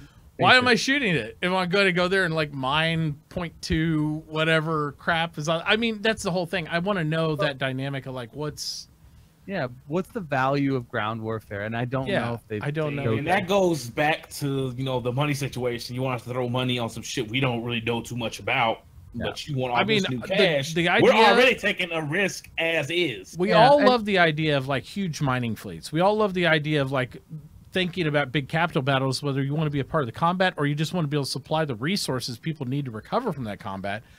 They're cool ideas and cool visually to think about, but you need something to fight over. And I just want to know, are they going to have us fight over different land claims? Are they going to have us fight over space stations? Because they've said before that they're not really focused on doing that anytime soon. You're not going to fight over land claims. You're never going to fight. The reason I say that, it's like, you think of you're in the United States of America. The United States is a big country that will protect its people who own things. And you're always it's going to be the big brother that does that. So if you try to fight over land claims, the UE is just going to come in and destroy you. No. But eventually, it's the whatever settled UE Unmonitored space. Unmonitored space. That's where almost all that gameplay is going to be, and you're not going to deploy tanks in UE that often to take out your friends you land. You're going to be in non-UE space with tanks, and you're going to be conquering and taking org-like territories that way.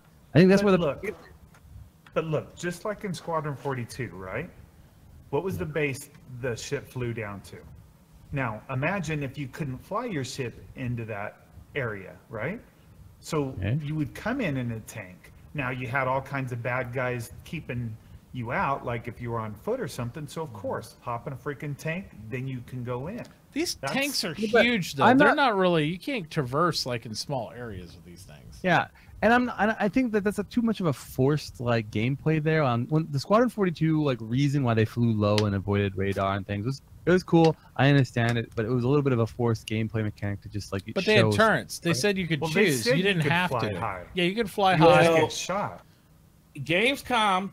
I mean, sorry, not Gamescom. CitizenCon 2016. What happened was the Aquila could not fly over a certain zone. I don't know what the fuck happened. He had to land, and he had to take out his rover to get further to because atmospheric conditions did not allow his Connie to fly over those Squadron areas. 42 wasn't like that. That a gun that was shooting objects. And you could choose to try to take on the gun, or you could choose to go a little more stealthy. That may happen in the PU. What they were illustrating with that was the fact that you have choice even in the single player game. You could approach the same scenario multiple different ways, whether you want to use a stealth or whether you want to try to just come in guns blazing. That's up to you. You're going to get different reactions and iterations based on what you do, but that's why he chose to fly low and go in there. Right, but at the same time, again, I don't understand like where a tank would provide value in this case where a ship couldn't. Like, you know what I mean? Is a tank more armored than a ship? Maybe. Is a tank like have more powerful guns than a spaceship? I don't really know, and I don't think they've explained that. But there's got to be a huge trade-off. I know there's certain areas you won't be able to fly. Yeah, but that's a. I don't think that's a primary motivation for ground warfare, right? It's like, yeah, okay, weather. Oh, it's a rainy day, or it's like a storm. They're gonna make it to like there's weird anomalies where you can't fly over or land in certain areas. So forced, like. Well, that's what they've had in there since 2016. I just feel if that's what they're doing to just force ground warfare, I think that's a little like lazy. Well, I think they can come up with something a little bit more involved that forces ground warfare to be valuable. Let's think about it in real life. Why we don't have all wars with jets instead of why do we have to bother using tanks and infantry when we energy costs and and possession, right? But there's real world reasons for that don't technically exist in the game yet. Maybe the game would get to that. Maybe they'll implement that. Maybe who knows? Yeah. And to be fair, even real world, we don't use tanks nearly as much as we used to. That's true. Tanks have almost gone the way of the dinosaur. And also in the real world, you can pay people to do boring things for long periods of time because you're paying them. A game has to be fun. So it's like ground warfare is a slower paced version of warfare. If you run out of fuel, it may not be fun. I don't know. I don't know. I want to drive my tank and blow stuff up. Yeah, I'm going to use my tank to deliver pizza. So I'm going to do all kinds of fun things with my tank, but I don't think any of them are going to be strategic in nature. Like, you know what I mean? I think I'm going to do some crazy one-shot ship kills with my tank. I'm going to get on a hill so I can get my turret up like that, and I'm just going to... Just AA is going to have to be at the back of the ship and use it as an extra gun. AA is going to have to be brutal as fuck to make this shit work. I mean, if it's an area that's heavily guarded with AA and you fly over there, I mean, maybe it's a trade-off when you go in atmosphere. Maybe your shields are weaker. And that's what I was going to say. Shields, you get fucked up. The only logical scenario they have is for atmospheric conditions, but more like man-made ones, like shields. Like the Star Wars scenario, right? Where you have to go drop the shields to bring in the air power because there's AA and shielding that doesn't allow the ships to even come over that area because they just get blasted by AA guns, like insane. Yeah, that kind of lore and that kind of like direction, I'm waiting for them to give us. That would give me faith, I think, in this kind of combat. So we'll see. Yeah, because that's the whole thing. If I implement those ground units like that, I want the ultimate combined arms. I need to use this tool to accommodate this tool to be able to come in and deploy my troops. So it's like I can put a small detach of guys and cyclones and tanks that can come in, hammer the ground targets, just get the shields down. Then we can bring in the air power, and now we have air superiority. Now we have the completion of the whole thing. That makes sense to me. Yeah, me too, as well. I just think that, we'll see what they do. Yep. It's got to be done right. If someone didn't set up shop, if I have a Pioneer up and I didn't put no AA, of course I'm not even gonna bring my tank out. You're getting fucking whipped up with this shit. Wouldn't it be interesting if tanks were immune to EMPs?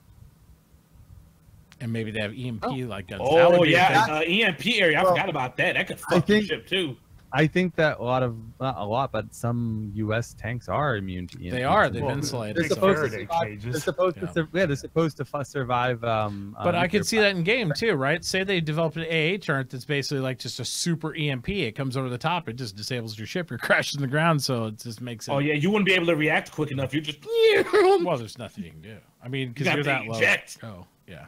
Yeah, I could see all these things are good ideas. I think that are starting to come out. So I have faith in CIG to hopefully figure it out as well. But I just don't want them to follow the lead. Tonk. Yeah, you just have a big tank with the EMP and it just knocks everything out of the sky and everything on the ground dies. The super OP. Yeah, exactly. All right, moving on. Beautiful ship. Hercules is beautiful. What is your guys' favorite variant? A. Oh, okay, A2. The one I can't afford, as always.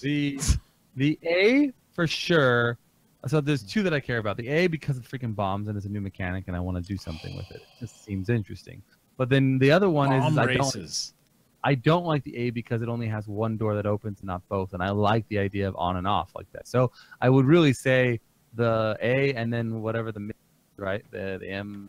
Yeah, the military variant. Yeah. What is it? M2. Those two are my favorites for sure. So.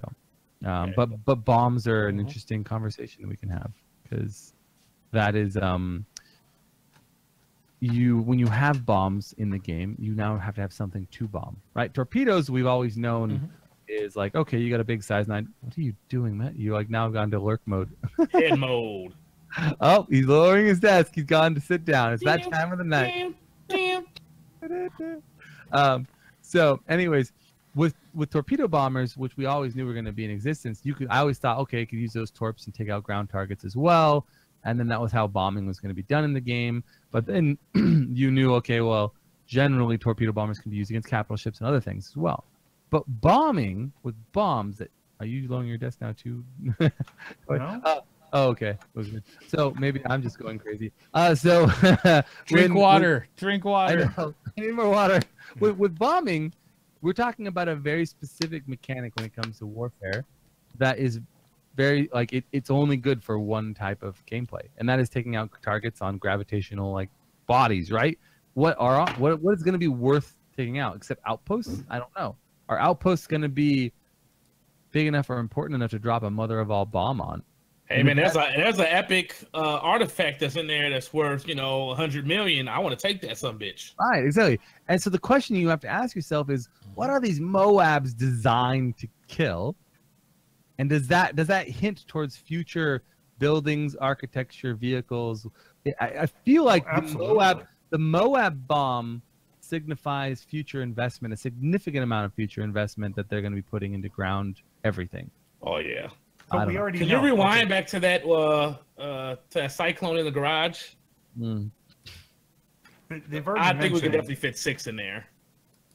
That the Pioneers building just. I'm looking at 9 to 12 with that angle. Holy We're still going to have villages and cities and stuff like that to bomb. So. Yeah. Yeah, but I don't think the Moabs invented to take out NPCs so much as org warfare. I don't know. Maybe not. Maybe I'm wrong.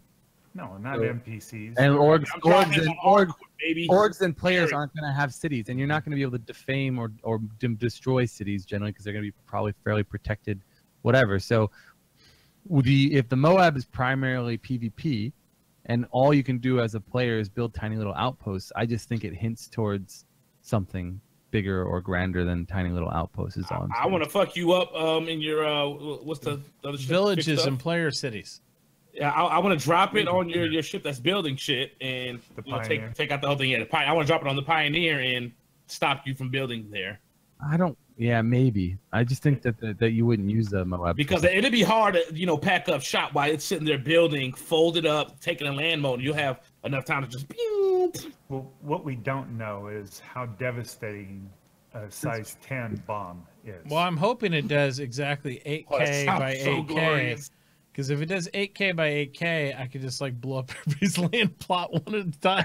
So that way it's like, man, Troll City, baby. No, it's not going to be a nuke. I don't think. Is it actually called a nuke? It's a Moab, which is like a mother of really, all bombs. Yeah, which is a really explosive thing, but it's not like nuke level explosive. wouldn't it be awesome if it was though? Like you, Yeah. like you do this Moab like, is boom, like- it it's builds up almost like a up- it's dust up there. wall, and it's like, oh, get out of there. I think Moabs. I mean, I think it will be relatively, maybe even that explosive, just not necessarily nuke level, but it probably will create a mushroom cloud type of a thing. I mean, Oh, I I know hope real so. Moabs do. Yeah, Real mushroom. Moabs do. I want a and- mushroom cloud you can see from off, like out of atmosphere. Like you see this like rolling, like it's like, oh, look at that. If you set that missile, that'd be so fucking cool. Because Just then 10 what we'll do is violence. we're gonna get 20 of these beautiful ships, and we'll start drawing mushroom cloud designs on the surface of the planets and moons. By okay, ready, 1, 2, 3, release. Boom, boom, boom, boom, boom, boom, boom, boom. Writing our name on the planet. It'd be awesome. Yeah. That'd be fucking But awesome. what's cool is this thing holds. You're either going to drop 4 size 10 bombs or 60 size 3 bombs. I like So size 3 bombs, of course, you know, is going to be your anti-personnel it.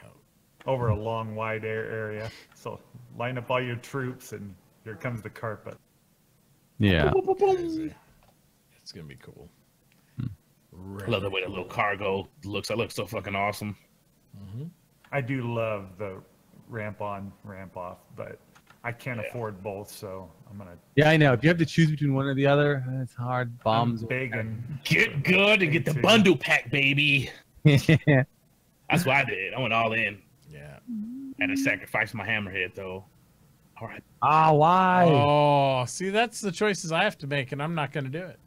Well, Yeah. I'm going back for it. It's just depending on when. But the time the next patch comes, see, that's where they'll get new money from me, CIG, and I will buy my shit back. Yep. Or even when I get it before that.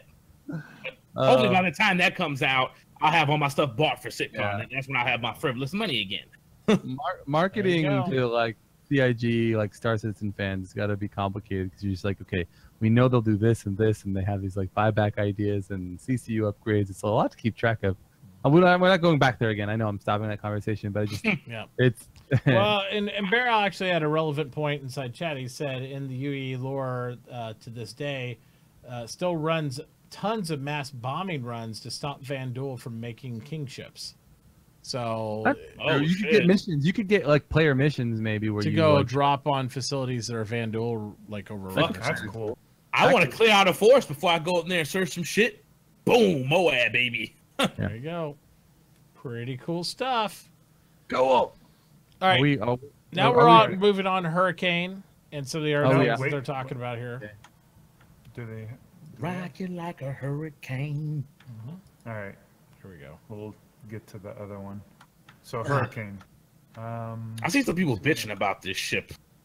I should say it's a misunderstood chip. We don't really know. Well, you know, and every time they talk about it, I'm gonna freeze there for a second. There's Every time- always something with this ship. there's always something new to me because it's a glass cannon with a lot of firepower. You don't want to get in front of it, but now they've said that it will basically be better against other larger ships than it is. You'll be able to Just make because strafe of the runs gun on it. sizes. Yeah, but That's all. this is one of those things where they design in their head and see how it plays out in a game. But it's like I don't know if strafe running big ships is going to be safe or effective. Like, how do they know that that's going to be a good tactic? No idea. Then But you'll if be a it's good not- distraction while the retaliator comes back around, or eclipse, whatever comes back around. And Well, get you a don't lock want to on. be a distraction. You want them to be distracted, then hit them with the ship. Is the way they're describing it. Well, but generally, you got to, or you're going to lose your retaliator squad fleet because they're focused all their guns on the retaliator. So you got to be like the annoying fucking mosquito to swat away. Well, this thing doesn't turn. This is straight line. yeah, I mean, it does Well, turn, but it's not designed to do It's not it. Yeah, designed to do that. It's a trench runner. It's like the one that goes straight line, you know, making small maneuvers to try to dodge a little bit of fire, but it's meant to like strafe or joust. If you want the ultimate joust fighter, this is supposed to be it. there you go. But it's not supposed to be good at dogfighting or going against other fighters type Nope. thing. It's not an air superiority fighter in that regard. But I still have huge doubts. It's a big risk. I have one of these ships. I'm gonna play around with it when it comes out and it's flyable. But I don't have it because I think it's strategically great. I'm curious about it. Like, there's a good chance that you'll get the ship, you'll play it, and you'll realize, look, it's not valuable. It might not. You sound like me. Like you just see a cool ass ship and just fucking buy it. Like it looks cool as shit. That's what me. If it looks cool, it's getting bought. I don't give a fuck about functionality. None of shit. Cool. Buccaneer looks cool too, but how useful is a Buccaneer compared to like a Hornet? I know Mitt does pretty well. The Buck is a lot more fun to fly than a Super Hornet. The Super Hornet is one of the most boring ships. Glass cannons have a value, and glass cannons are generally good offensive ships. It just really depends on how you fly them and how you apply them. It's highly agile, so if you can outfly your opponent, it's pretty fun. It's also, there are ships that are for offense. Like you use a glass cannon when you want to drop a lot of DPS that they don't know you're coming. They don't return fire, right? It's a good pirating ship or something like that. But it's not a good ship for doing like patrolling or doing some sort of escort mission, because you're the defensive person in that regard. If somebody attacks you, they usually get the first shot and you're screwed, right? So I think those are the decisions you make when it comes to the type of ships you want to run. But when it comes to going against big ships, like they say you have to have a fleet of these, like 5 of these, to even probably have any kind of impact against a bigger ship. And the question really is like, is it going to be worth having a niche ship for very specific tasks that it might not necessarily be good at? We'll see. I'm done. Well, my biggest issue with what they said, though, is a Hurricane is going to be in the Hornet/Saber range of ships. So it's not going to be deep space. It's not going to have big tanks. It might not even be able to refuel. So yeah. I will say this: the fucking concepts of this ship look way cooler than what we got. I love the it had the wing in the front and the small wings in the front, and then in the back. I think it looks cool. I just, and the gun play on this. If this turret works well, if this turret works as well as it looks from what they've shown in this, it's going to be amazing, because you have full vantage point, 4 very large guns firing at one centric point. It's going to be about that turret gameplay. Is it going to are you going to be fighting the pilot a lot, like him turning stuff? Or is it going to be more one-to-one synced up to where you can actually use this turret well, and then it's going to be a devastating ship? I mean, that's just how it's going to pan out. So we'll just have to see it and feel it. Yeah, this ship might give us a sense of what Hammerhead gameplay could feel like. To a certain degree, I would agree with you on that, because aren't they coming out at the same time? No, this is coming out 3. Wait, the Hurricane's 3.2, right? it's coming out the next wave. Yeah, 3.2. Whereas Hammerhead's 3.3. Oh, and okay. I'm way off. Hammerhead could get pushed out. You never know, but I think it'll be 3.2. We'll see. They'll just say it's next week. It's okay. Yeah. We'll reel that up. So let's see what's what they also have on here is to give an update on the Carrack. Look at that. That looks so fucking cool. The black one looks amazing.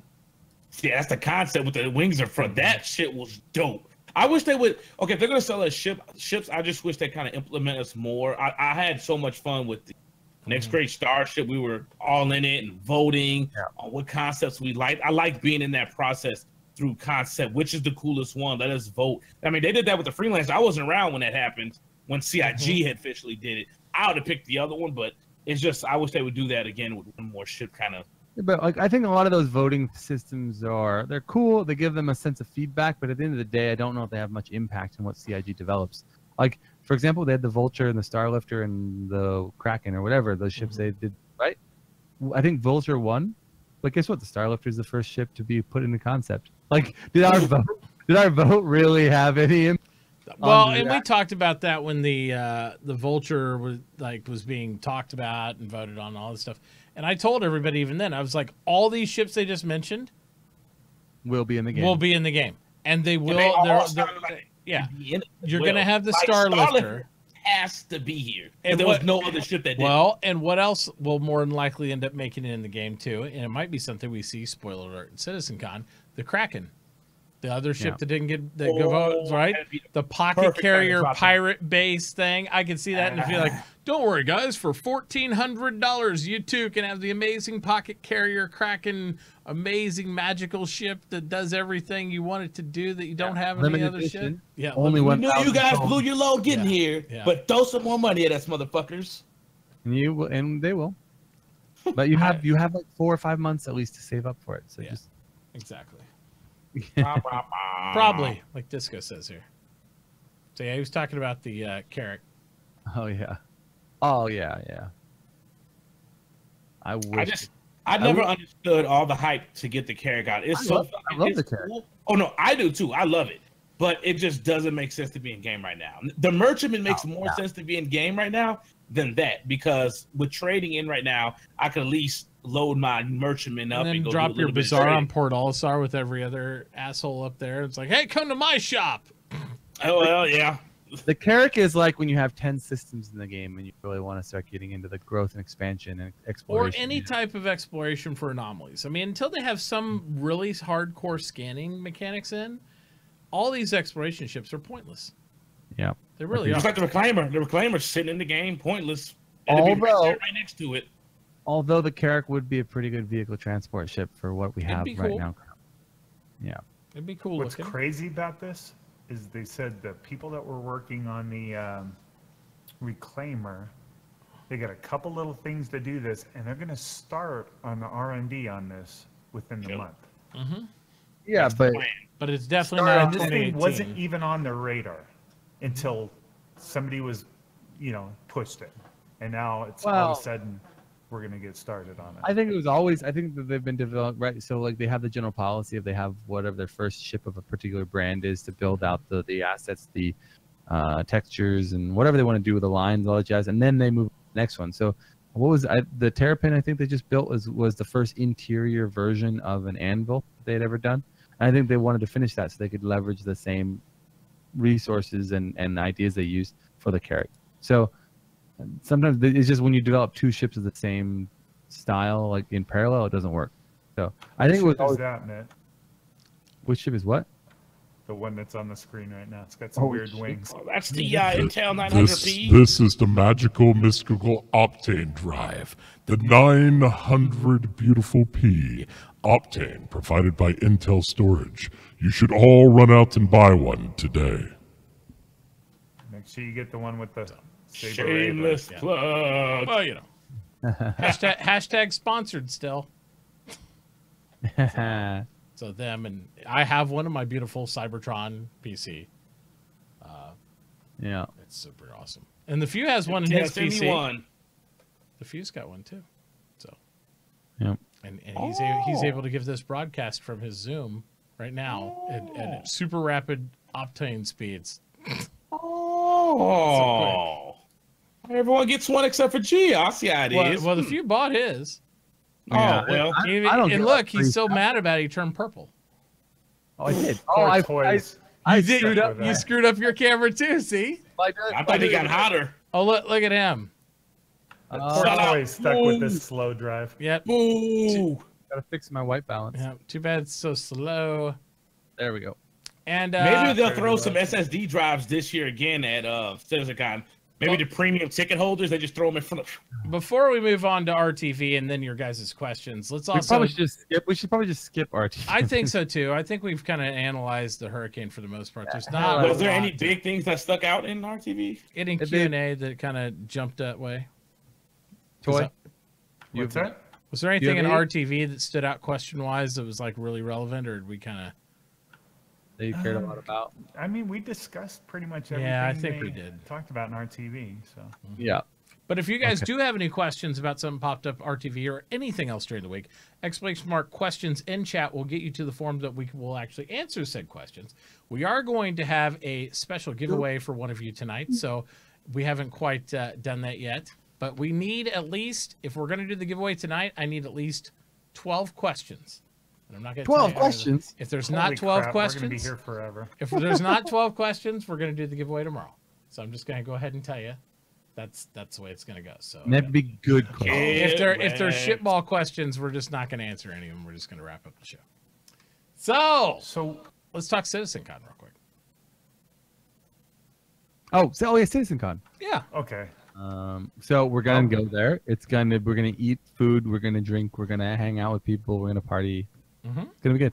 Done. how about all the drama that day of us trying to get that ticket? we all sat in That the was same funny room, as shit. like ready to click. But My same- hands are shaking. yeah. Dude, I literally 5 seconds in to when it turned 6 p.m. It literally was at 140 When I bought mine, I'm like, dude, Yeah. I can't believe how fucking fast it sold out. I have a clip that of me watching the second sale to see like how fast it would sell, and it sold almost as fast in the second sale as the first one. Obviously, later in the open sale, it started slowing down, so whatever. But let me see. Well, these two above me went and pre-ordered something so they can make sure they can get through the cart as quick as possible. They all set up Square as their Stripe payment method, or Stripe, so they didn't have to go through anything weird. Yep. So we're sitting here refreshing. Start the clock. Starting. 12 o'clock hits, and nothing comes up. So and everybody's refreshing. Do you see it yet? And then Standard came up, and so people started buying Standard. Peasant seating. And I was like, you know what? I'm not gonna do it. I'm not gonna do it. And then Toy's like, premium's up. And I was like, click. It's like 20 seconds later too. Yeah, I was like, I know. The official time I think was like 32 or 40 seconds or something. All the premium was sold out.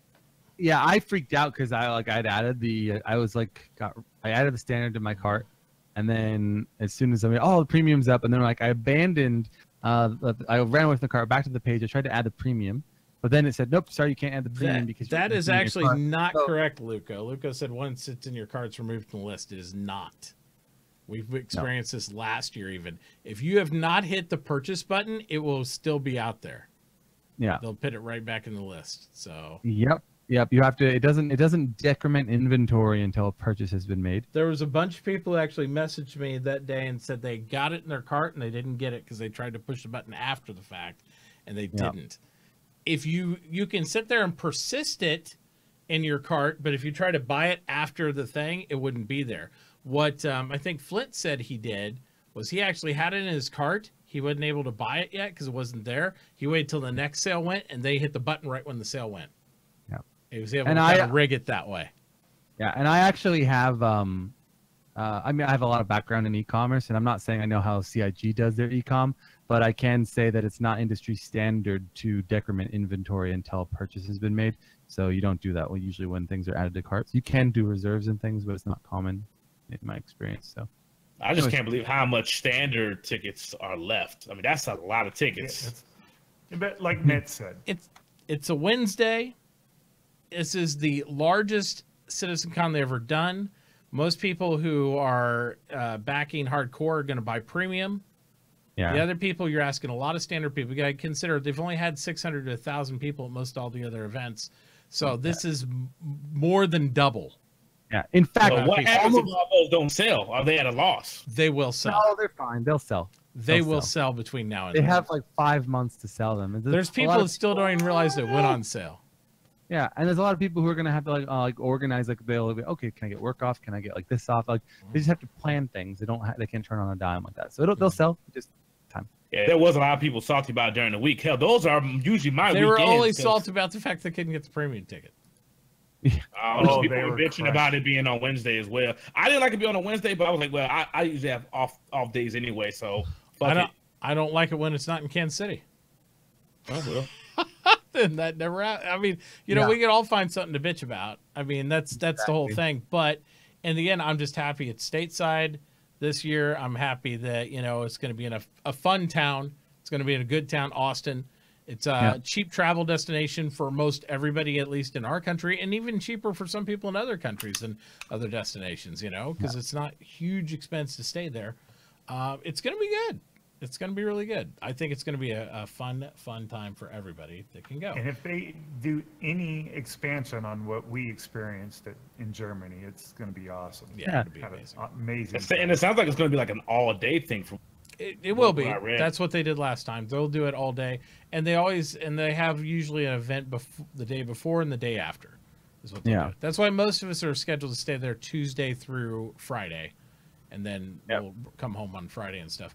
Again, if I raise all the funding for it, I might stay through the weekend too, if other people are going to be there and do things. Yeah, I mean, right now I'm scheduled for Tuesday through Friday, but I might extend depending on stuff. Yes, exactly. Me too, because I don't know. I may do the same thing I did in LA go on Monday and go do a studio tour. I know they're gonna do a studio tour. They're just waiting for everyone to leave, probably that big group, and then get people they can, and then do it the in. following Monday after the fact. Yeah, I do love tickets. maybe they never promise anything. I think they just see how many people are there. Like they told me in Toy, like, okay, we're flying out the next morning. They're like, yeah, if you're gonna hang around for 2 more days, there's gonna be a studio tour. I'm like, oh, you bastards. Right.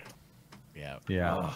So. Yeah. And you can't on the fly do that internally. The problem is over that weekend, it's super expensive because there's festivals going on down in Austin too. So the room rates went up from like $135 when I bought them. They've already gone up on some of the rooms.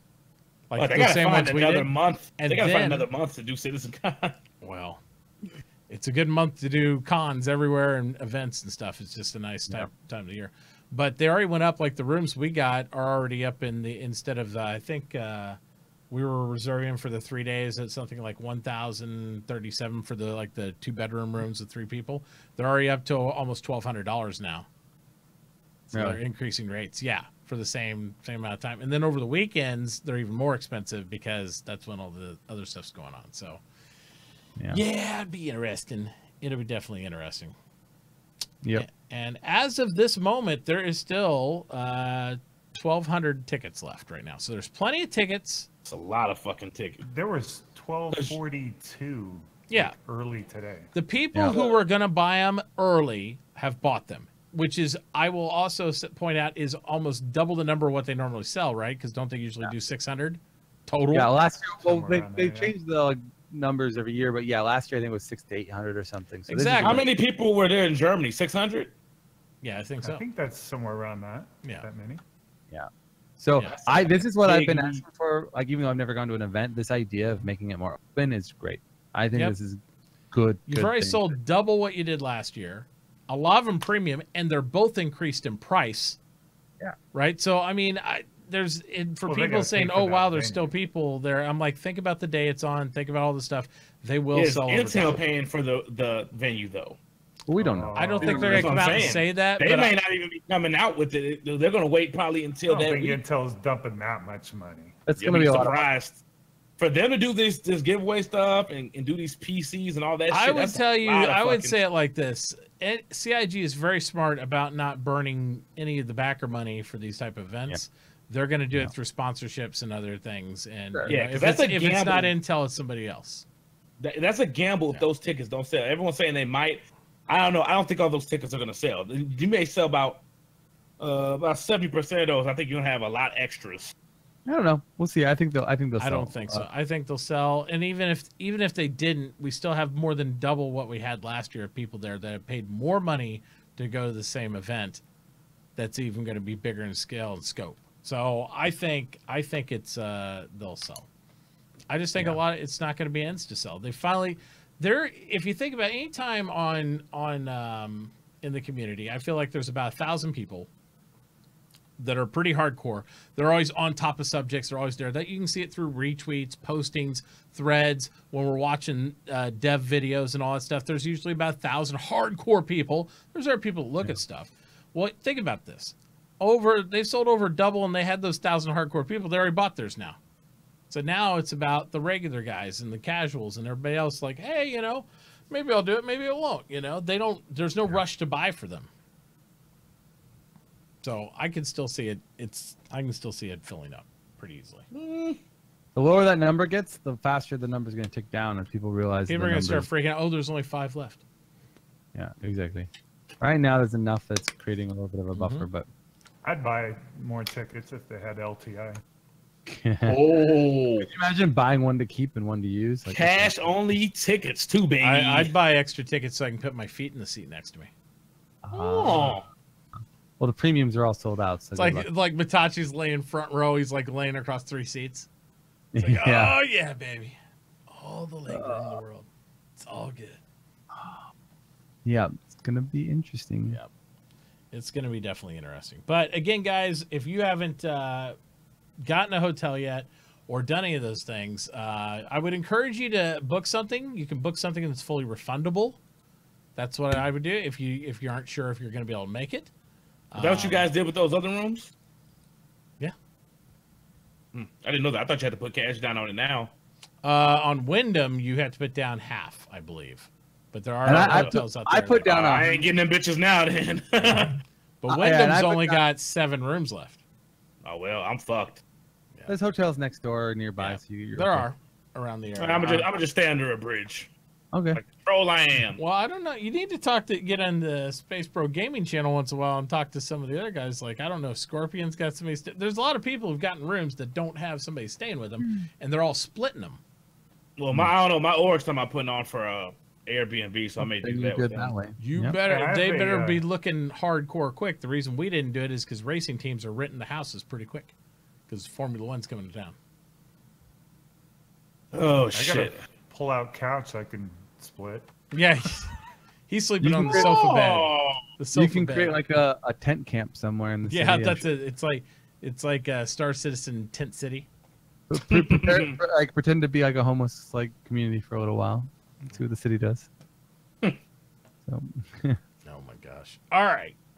all But right. yeah, so definitely, guys, make sure you're checking those things out, participating with that. If you haven't booked a room yet, use my beautifulbooking.com link, and it will not only hook me up with $25 if you get a hotel through there, it saves you 10% off your entire hotel stay.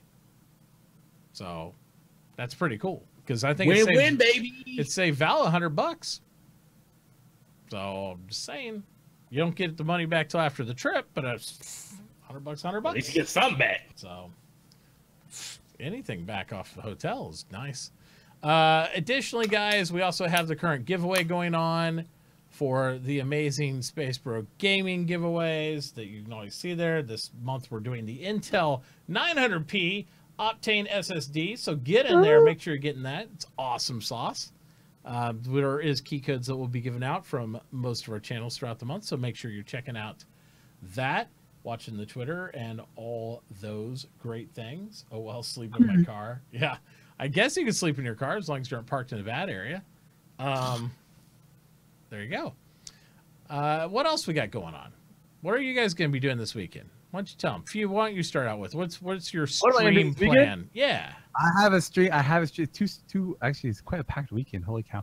So tomorrow I'm doing we're gonna bring back for the first time in a long time Great Cat Sumo. Woo! It's going to be awesome. Woohoo! If you don't know what it Yep. is, come by, check out the stream. Yep. I do giveaways on Saturdays, like every 2 hours or so, which is pretty insane. So if you don't have the game, starter pack, all that kind of jazz, come check it out. Also, I'm going to. I think I muted myself for a second. But I thought his mic went off. Yeah, Yeah, I was yeah, like, yeah. wait a minute. I muted myself, but I brought it back. I am. Oh, and we're gonna call the stream, I think, something. Not sure because it's Cinco de Mayo tomorrow, so we'll find out. And then Sunday I will probably be doing some, and I don't normally stream Sunday. We'll be doing Star Trek Bridge Crew, I believe, with Meyer, Noodle, and the Astro Pub potentially. So could be fun. So that's my plans. All right, Toy, how about you, buddy? I'm streaming Far Cry 5, so I'm playing through that finally. I bought Yeah. that, Yeah, pre-ordered that you game, bought it never back when played I it. got it, and it's like just Yeah. not getting to it. Yeah. So I'm finally starting to stream that. I did some last night, and then we're gonna try and do some multiplayer with probably Crazy's got the game, so probably crazy. Cool. Gio, how about you, man? You gonna be doing Yeah, any I'm fine. strumming? No, I'm probably gonna get hammered this weekend for Cinco de Mayo to recover on Sunday. I'm not even gonna lie to y'all. And then I gotta still set up all my NDI stuff and voice meter, and I'm gonna be too fucking hammered for that shit. So yeah, I will probably put up some videos on YouTube. We'll see you So. next week, then, Gio. There you go. Nice. I will be streaming later in the afternoon tomorrow. We'll probably actually be trying to do some. I haven't played any PUBG or anything on the new machine, so we'll probably be experimenting with some other games on the new machine, see what it can do, what can hold up. We're also getting the monitor tomorrow, the new 4K monitor, so we'll be hooking that up as well, and probably working on some creative work to try to patch the bot and stream machine back together all the way, so I'm not in full recovery mode every 5 minutes trying to get things glued together and all that. So we'll be doing some of that, as well as going and visiting the local Kansas City dump to dump off some furniture, which will probably not be live streamed at all. So Have you played the new PUBG update? No.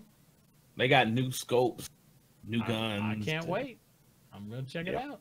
So I have a new computer build I got to do too that I promised I'd stream. there you go. Don't drop For it a on the client.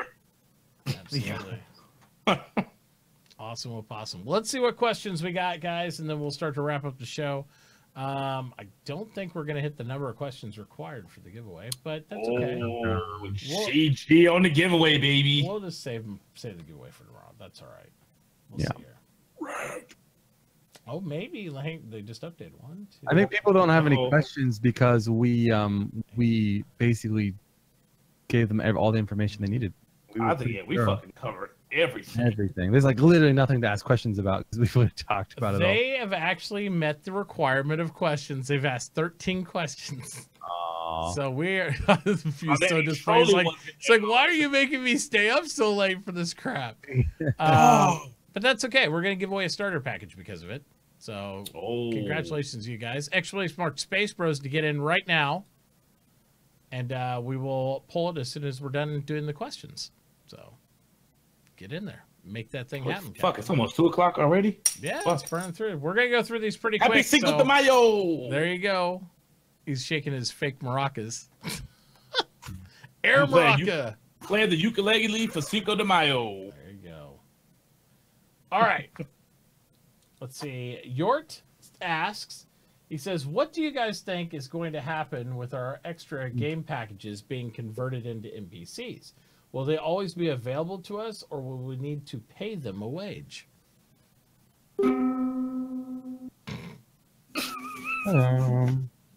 I picture that whole thing like a Mickey Mouse cartoon when the string breaks and it rolls off and stuff. Boing! What do you think? Do you think we'll have to pay them a wage, or what do you think it is? NPCs? Yeah, the ones from your yeah. account. Yeah. Oh wait. Oh, your account. Mhm. It's kind of a no comment for me because that's another area that CIG's put them between a rock and a hard place because they said, oh, you get NPCs for all of your accounts that you have, but then if you can buy NPCs that you don't have to pay wages for, then it's super pay to win. So I don't know what they're gonna do. They're gonna figure something out. I don't think it's gonna be free because it would just people would be like freak out that you can pay to get all the extra help and resources. So Unless they put a limit on it. yeah, but even then it's fishy. So Nope. Toy, what do you think? I think absolutely you're still going to have to pay. Yep, I agree. I think they've even mentioned it before.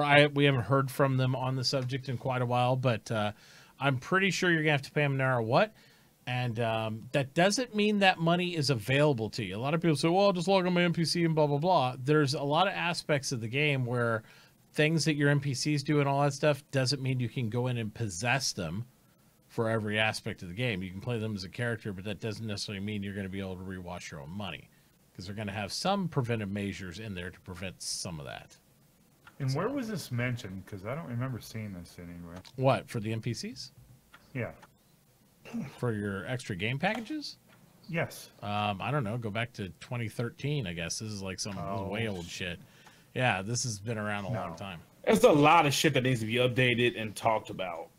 Well, Like, we need to know. Like, don't ask CR about it because when I asked him, he's like, it's exactly like the document and everything, like Death of the Spaceman.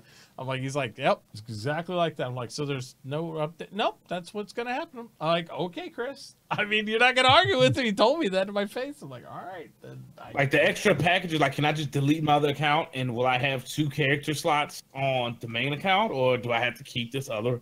I think it's how you unnecessary apply account? them. I think you're going to get character slots on an account anyway, but I think you can choose extra NPCs by morphing your character. And I think they're going to try to do something like what they did with Eve with the character bazaar type aspect, but it's not relevant because there's no skill points in there. So I don't know.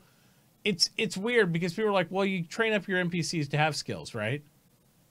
But if you possess them, they don't have the skills, because you get no bonuses for the skills there. So I don't see the relevancy of training your NPCs for skills if you want to operate them manually.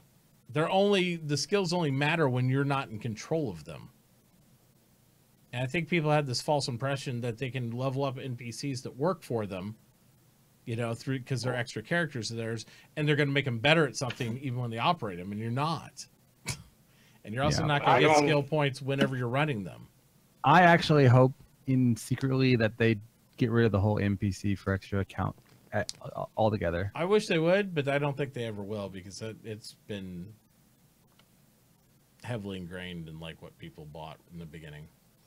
Like on Black Desert, Well, I what can do you make I do can make a then? pirate character, and on my main account, I could be a good guy. See, that's why I got like 6 different character slots on BDS. Yeah, but I'm fine without the extra character slots. I'm fine with you buying like 3 starter packs and having 3 different characters you develop. But while you're not playing those characters, they shouldn't exist in the universe as an NPC. You know what I mean? That's all I'm It saying. would seem kind of goofy. Like I play as that character and I see him. Yeah, Because that's I have why I a don't like character. that aspect either. But who knows? Yeah, it does seem kind of silly to me. Well, it's because what people want to do is they want to pay their own crew of people, then they want to control those characters and just get their own money back and use it as like I can kinda- lowball my NPC. That's what they think, but that's not true because you're supposed to be able to have to pay them a wage anyway, and I don't think you have access to their wallets to do that because you still have your money. I don't think you're going to control your NPC's money in that way. I think your money. Because if you pay him and you log into him, you get your money right back because you That's just what paid they the NPC. think, but I don't think so. I think that's NPC like cloud money, and you only have money on the NPC for what you've done. You can't make your NPC have money for you that's created when you're not playing that NPC. Does that make sense? Here you go, boss. I don't want my money no more. Take Yeah, it. that wouldn't work. That'd be I'll an be right back. exploit. That wouldn't work. It's like I'm gonna make sure I pay myself millions, and, like just wash it away, and just it doesn't make any sense. Yeah. All right, next question is bombs. Now we have the Herc. What are the options do you think bombs will give players, and how do you think bombs will work? What do you drop them define next to as a those-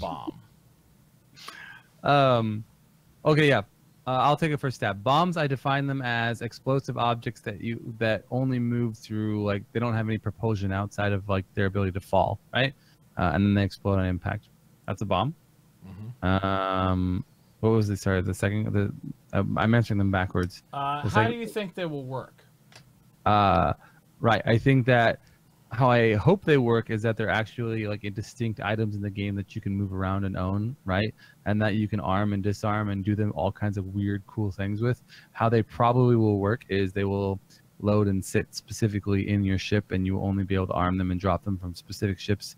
And you fly over targets, you drop them, gravity pulls them down, and when they hit their target, they blow up. I think they may be something where you can shoot them down though before they hit the ground as some sort of countermeasure. So if you're like a ground target, if you had can- like a flak cannon or something, yeah, blows or up there, something. yeah. I don't know. I'm assuming there'll be some sort of countermeasure. to And the them. final part of that was, what do you define as a bomb? Oh, no, I answered that one. I didn't answer the Okay. first. Okay, gotcha. What All right. was the first? Oh, okay, it doesn't matter. Yeah, we're good.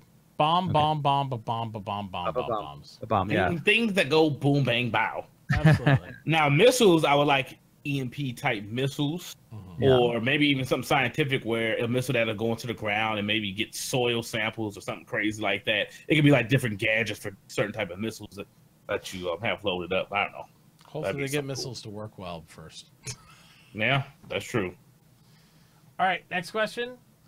What are your thoughts on the reason they pushed the Mustang rework off till 3.3?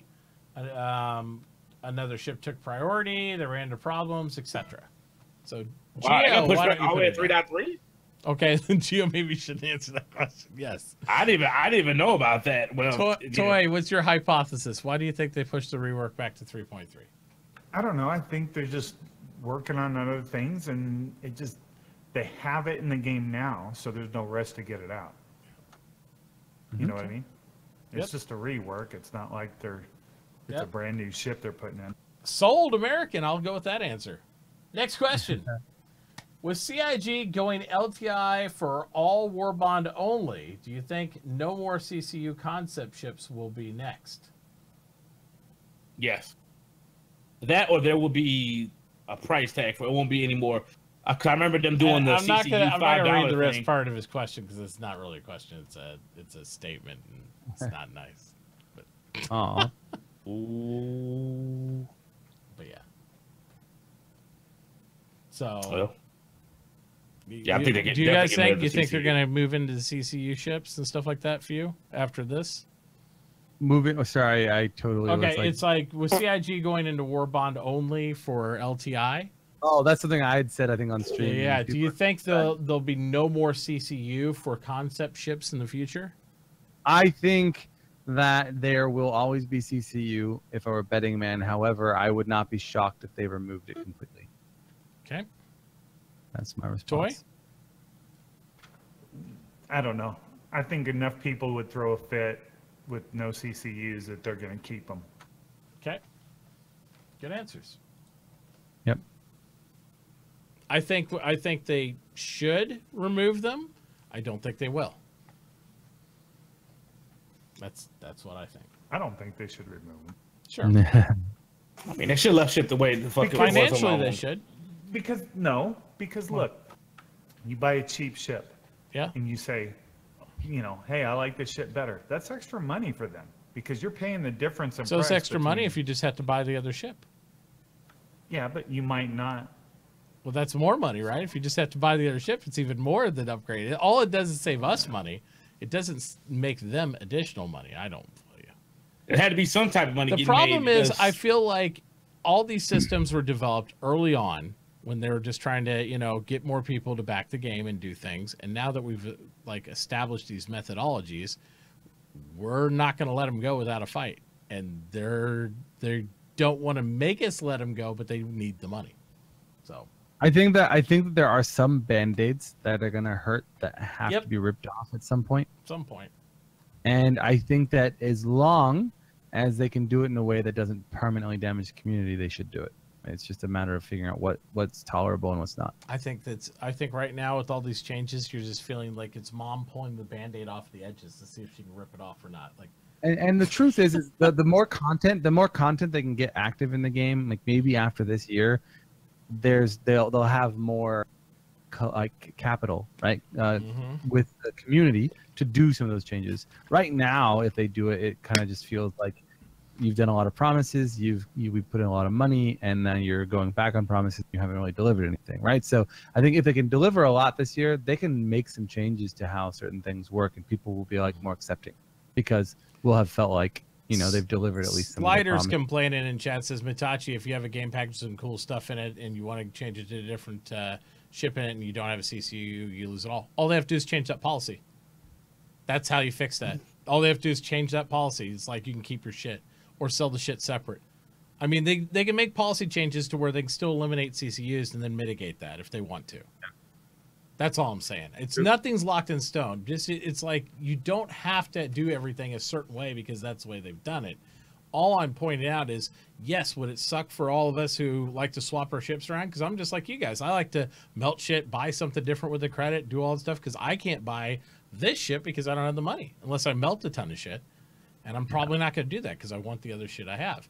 I think when you can earn chips in game very soon here, the need for CCUing is less important. That's not very soon. That's not coming. I think probably 2 years maybe. You might be right, but regardless, my statement stands. At some point, it's going to stop anyway, right? There's not going to be a CCU for cash or anything else at some point. So that finality is going to happen whether we want it to or not. It just might benefit them to end that earlier than later. Them fucking with it that just lets us know this shit's going to be around for some time. Because if this shit was going away anytime soon, they're just like, fuck it, leave it the way it is. We're not changing nothing because if it wasn't broke, don't fix it because they've been the most successful crowdfunding anything of all time. It was that for a reason, and doing all these little funky ass changes and pissing people off with war bond only LTI, that fucks with shit. Should just left it the way it was. People could move their money around. I know you want the quick cash right now, but just play the long game. There's a lot of games suffering right now, like what was that Profar, some game I fucking backed. They had to lay some people off because they're not getting enough crowdfunding money. So you guys are still fucking hiring. So obviously you're not that stretched for money. Well, they have people that need the roles. It's not necessarily about stretch for money. If you need a network engineer, or you need a guy who helps fill this role, you don't hire them at your detriment. You need it done. Yeah. So and I know there's changes I think that have to be made eventually here, and some people will walk away from the game because of those changes. Yeah. But at the same time, And I mean, I'm guessing a little bit, but if you don't make the changes, then everybody loses anyway. So sometimes it's like you have to piss some people off to save the community. Like, I don't know. And for everybody talking in chat about how many CCUs to have, I just want to point out I'm fine with them removing CCUs, and you can look right here. This is all nothing but CTUs. So I don't want to hear shit about let's have this. Look at all this. This is all CCUs. It's because he stockpiled when it was free. Yeah, that's the difference. Absolutely. They changed it, and so it's not free and anymore. it would be to my disadvantage as a player to lose these, because this gives me the ability to swap around chips and all that, and I am fine if it helps benefit the game, them taking the almost 215 CCUs I have. Jesus see, Christ. that's why they took it away. Exactly, because people like were doing what I did, playing mid. And except they were taking this and selling them on eBay. Yeah. And doing other shit. But see, the problem is, like I said, they charge people for that now. So Yeah. I don't think it's a problem anymore. I don't think it is either. But we're talking about the finality of them removing CCUs to make you eventually just buy the other ships and stuff. Yeah, it could be happening at some point in the future. But it's going to happen in the future whenever you go to moving away from selling ships. That's just, I mean, you're not going to have CCUs if you're not buying ships. Yeah. I mean, it's like, you know. I mean, I want to see the outcry from people whenever they stop selling ships. If they actually go to the point like, hey, we're not selling ships, it's almost beta time. Are people going to lose their fucking shit? I don't think people are going to be happy. I think people are very accustomed. You mean concepts, or you mean the stuff that's in your buyback? You're not going to be able to use your buyback whenever they go to you buy shit in game. This is not going to be, the game goes live. Anybody that thinks you're going to be able to go back and do your buyback shit, you're crazy. They're not going to do that. They've already said that in the very beginning. They said when you go, if they go away from buying ships, everything we saved in our hangar and buyback goes bloop, gone. Because it's live now. But they said they give us a big warning before they give us a big warning, but yes, it would be gone. So there is no going to be like this wallet that you'll be able to dip into 2 years into the game and be like, well, I'll just throw $200. Well, that's it. That's if they stick to the we're not selling ships once the game is long. We don't know if they're going to stick to even that. if they're supposed to, or a huge portion of the community will lose their shit over that too. Right. If they stick with selling games after Oh, I hear you. I just whole thing, my video froze, so I wasn't sure why. You guys all froze, but whatever. I'll just keep talking. If you can see me and you can hear me, life is good. Don't worry, the space behind you still moving. We know it's you froze. Oh, there you go. You're back. I can see you moving again. Yeah. Okay. So I think that if they continue to sell ships after the game's alive, it will literally be new concept-y ships to help fund the further advancement of the development of the game. If they do, like, it won't be, and those concept ships won't be delivered to the game right away. They'll be like, oh, we might think about adding these ships in the future to the game as it comes out a year from now, and you'd be like, okay, I'll sponsor that concept ship. But you're not going to be able to go to like existing ships in the game and spend cash and get like, you know what I mean, like that Idris, and then all of a sudden you have Idris in the game. You know what I mean? I don't think that's going to happen. The problem with that though is people are going to equate the cost of the ship to value. They've already do that. We're already there. Yeah, but right now they keep iterating that. You know, yeah, these ships are hundreds of dollars, but you're not paying hundreds of dollars for a ship. You're paying, you know, to fund the game. Right, but you don't think the game's going to need funding to stay alive and for further development? No, absolutely. But they can do that through other types of. Well, what they can't charge monthly costs of fees to play the game, because guess what? They already said they weren't going to do that. So I'm just saying, let's not rule it out. Like, I'm not saying they're going to sell concept ships after the game's live, but I am actually saying 50-50 that they probably will. Like, I don't know what the percentage is, but like, I would not lose my shit.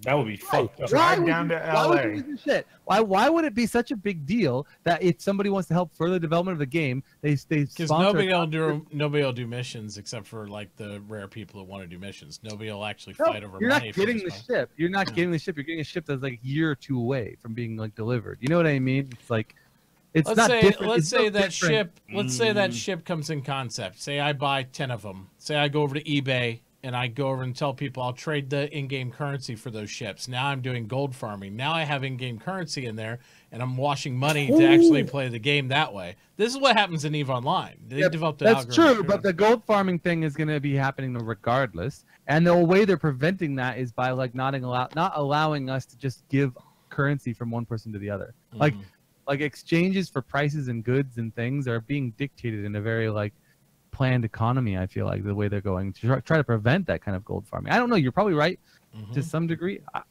but they're either going to have to go subscription model, or they're going to have to do shit. I still vote. Why can't they sell skins and shit though? They will. That's what they're going to They do. will, but that's not going to be enough. It's not going to be enough. Oh bullshit! Look at Path of Exile. You won't lose They've your been skin totally though. funded themselves for years now, just off of skins. Yeah, look at Path of Exile and then look at Star Citizen. Fucking Rocket League has And made you tell me so you're gonna, much money. You don't think? Okay, let's look at Rocket League themselves and let's look at Star after Citizen. They're going to have to get rid of more than half of the programmers, anyways, once the game's released. We still got to shoot I some don't more. think so. I don't think they're going we were to. just Absolutely. We were just talking earlier about phase 1, phase 2, phase 3. Like, there's going to be a cut of scope where they're going to release gold with something, and then they're going to do further development. Otherwise, we'll be in a constant state of development. And I still have a strong feeling that they're not going to slow down development once the game goes live. They're going to continue to push and maybe even grow the team after the game goes live. So I don't know where they're getting the funding, and if they're not doing concept ships, sure, but like they can't pull the funding from any of the ideas I've heard. Even so far. reducing the team by half, I just don't see them pulling the amount of money off skins and stuff in order to finance the game. Because after I buy all the skins, I'm done. Yeah. You underestimate skins. Like I said, No, look at I Path don't of underestimate skins, but this isn't mean, CS:GO. You know what I mean? This ain't CS:GO. So it's not like I'm just flipping rare skins and doing, because then you're talking about selling skins that are rare. That's why CS:GO and all these other things that people point to make tons of money, because it's like it's a limited edition skin. You can only get through this random loot boxes and all that Path stuff. of Exile doesn't do that. It's just Like I said, But if how the much- game of this scale to run in a cloud environment, just the hardware costs, just the AWS costs alone are going to be like $10 million a year in cost just to like support the infrastructure for an MMO. Like it's not cheap, and where I don't know where that's without the developers that you have to pay to support and maintain and increase and improve the game. Black Desert sells, $35, $50 outfits, and people eat that shit up. And Crazy's talking about Rocket League sold 10.5 million copies. That's great. They've already sold 2 million copies. That's 2 million people that aren't going to buy the game because they already have it. Yeah, But then they also made like 50 million the next year just off skins. But maybe there'll be a lot of money off of skins. I don't know. I don't know that market. You might be right, Gio. I'm not going to say no, but like it's just going to be expensive. Right now, server costs are relatively cheap for them because they only have like 500 active people playing. But imagine if you get a popular game that's an MMO, that's Star Citizen, where you literally do have 500,000 active players. Like it's expensive. Maybe they'll get that from skins. Well, we also don't know the contract or whatever they have, the plans with Amazon. We don't know with that lumberyard deal and sharing ideals. Hey, we'll give you guys access for servers for 5-6 years with this partnership. We don't know. Amazon could be hooking them up for all we know. well, Maybe, but Amazon does want to make money. I don't know. I've They been do, saying but this it's all got one along. of the best devs pushing out some of the best tech that we haven't seen in gaming for years. I mean, Amazon likes what Chris Roberts is doing. It's for a reason. That's exactly what I'm saying. They need to start licensing this tech to other companies. Render to texture tech, volumetric fog tech, all this stuff they're creating in this lumberyard engine, they could like sell to other game companies like Crytek did with their game engine. Absolutely. They're going to be their big money maker, in my opinion, with this tech that they're coming out with, the planet tech, the procedural cities tech.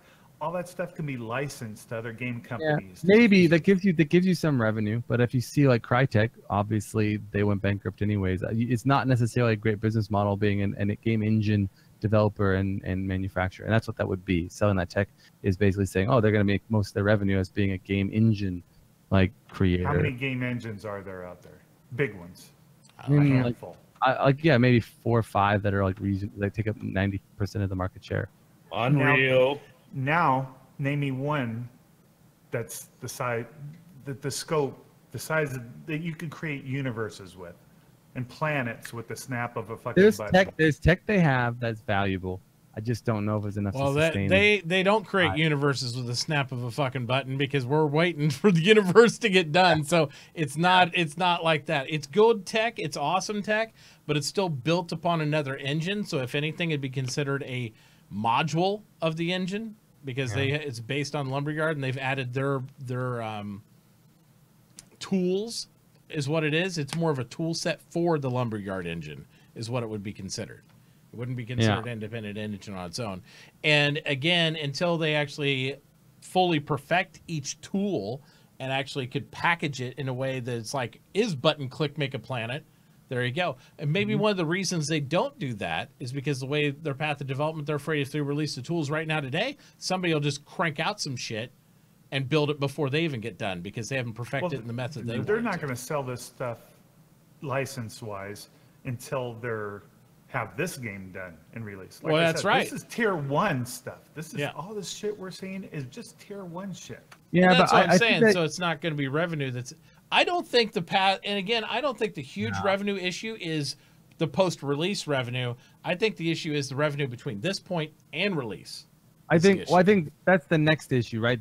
Between now and the release is a huge critical point. You're right, and I think that's a risk, and I think it's a bigger risk. But I think the idea of them not wanting to continue or even accelerate development after what is considered release is naive. I think that they're going to push for more content. They're going to grow as fast as they can. Well, they still have 2 more chapters of Squadron 42 to do. I mean, there's a lot of stuff planned. And I don't think they're going to license their tech very much. And the reason I say that is because the only people who would be interested are companies like Disney or somebody else who's wealthy enough to buy the tech because they're not going to sell it for cheap, right? And when they do buy that tech, guess what? They're going to create a game similar enough in scope and intention as Star Citizen that's going to poach their game play.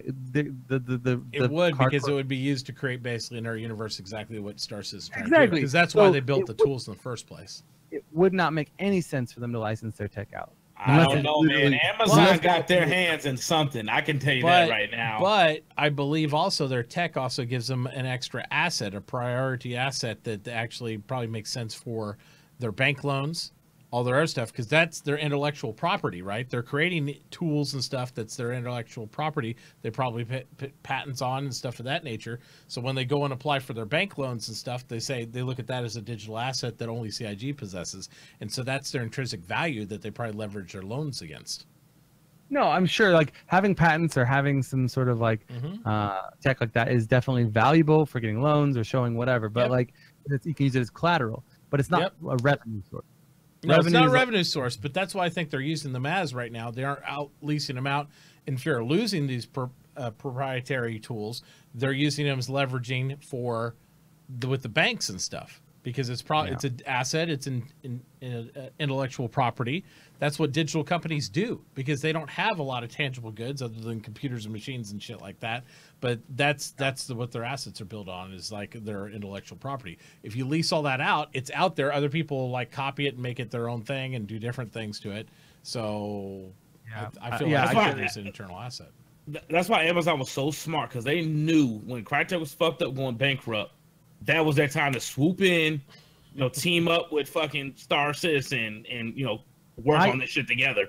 I think Star Citizen working with Amazon helps and boosts Amazon's like notoriety in the gaming community, but I don't think that necessarily means that Amazon has direct access to anything anything Star Citizen or CIG does, right? We don't know the contract or the relationship they have. We have no idea contract. Yeah, that's the curious part. I'm very curious about. Yeah, but I don't think we can just assume that like the benefits that they provide each other expand to A, discounts on AWS servers, or B, the sharing of tech that CIG develops. So we'll see. Yep. I think they're definitely getting hooked up with AWS servers. You would hope so. Those are like the best servers in the world. You would hope so. But again, we don't know for sure. Yeah, we don't know. A lot of guesswork. All right, next question.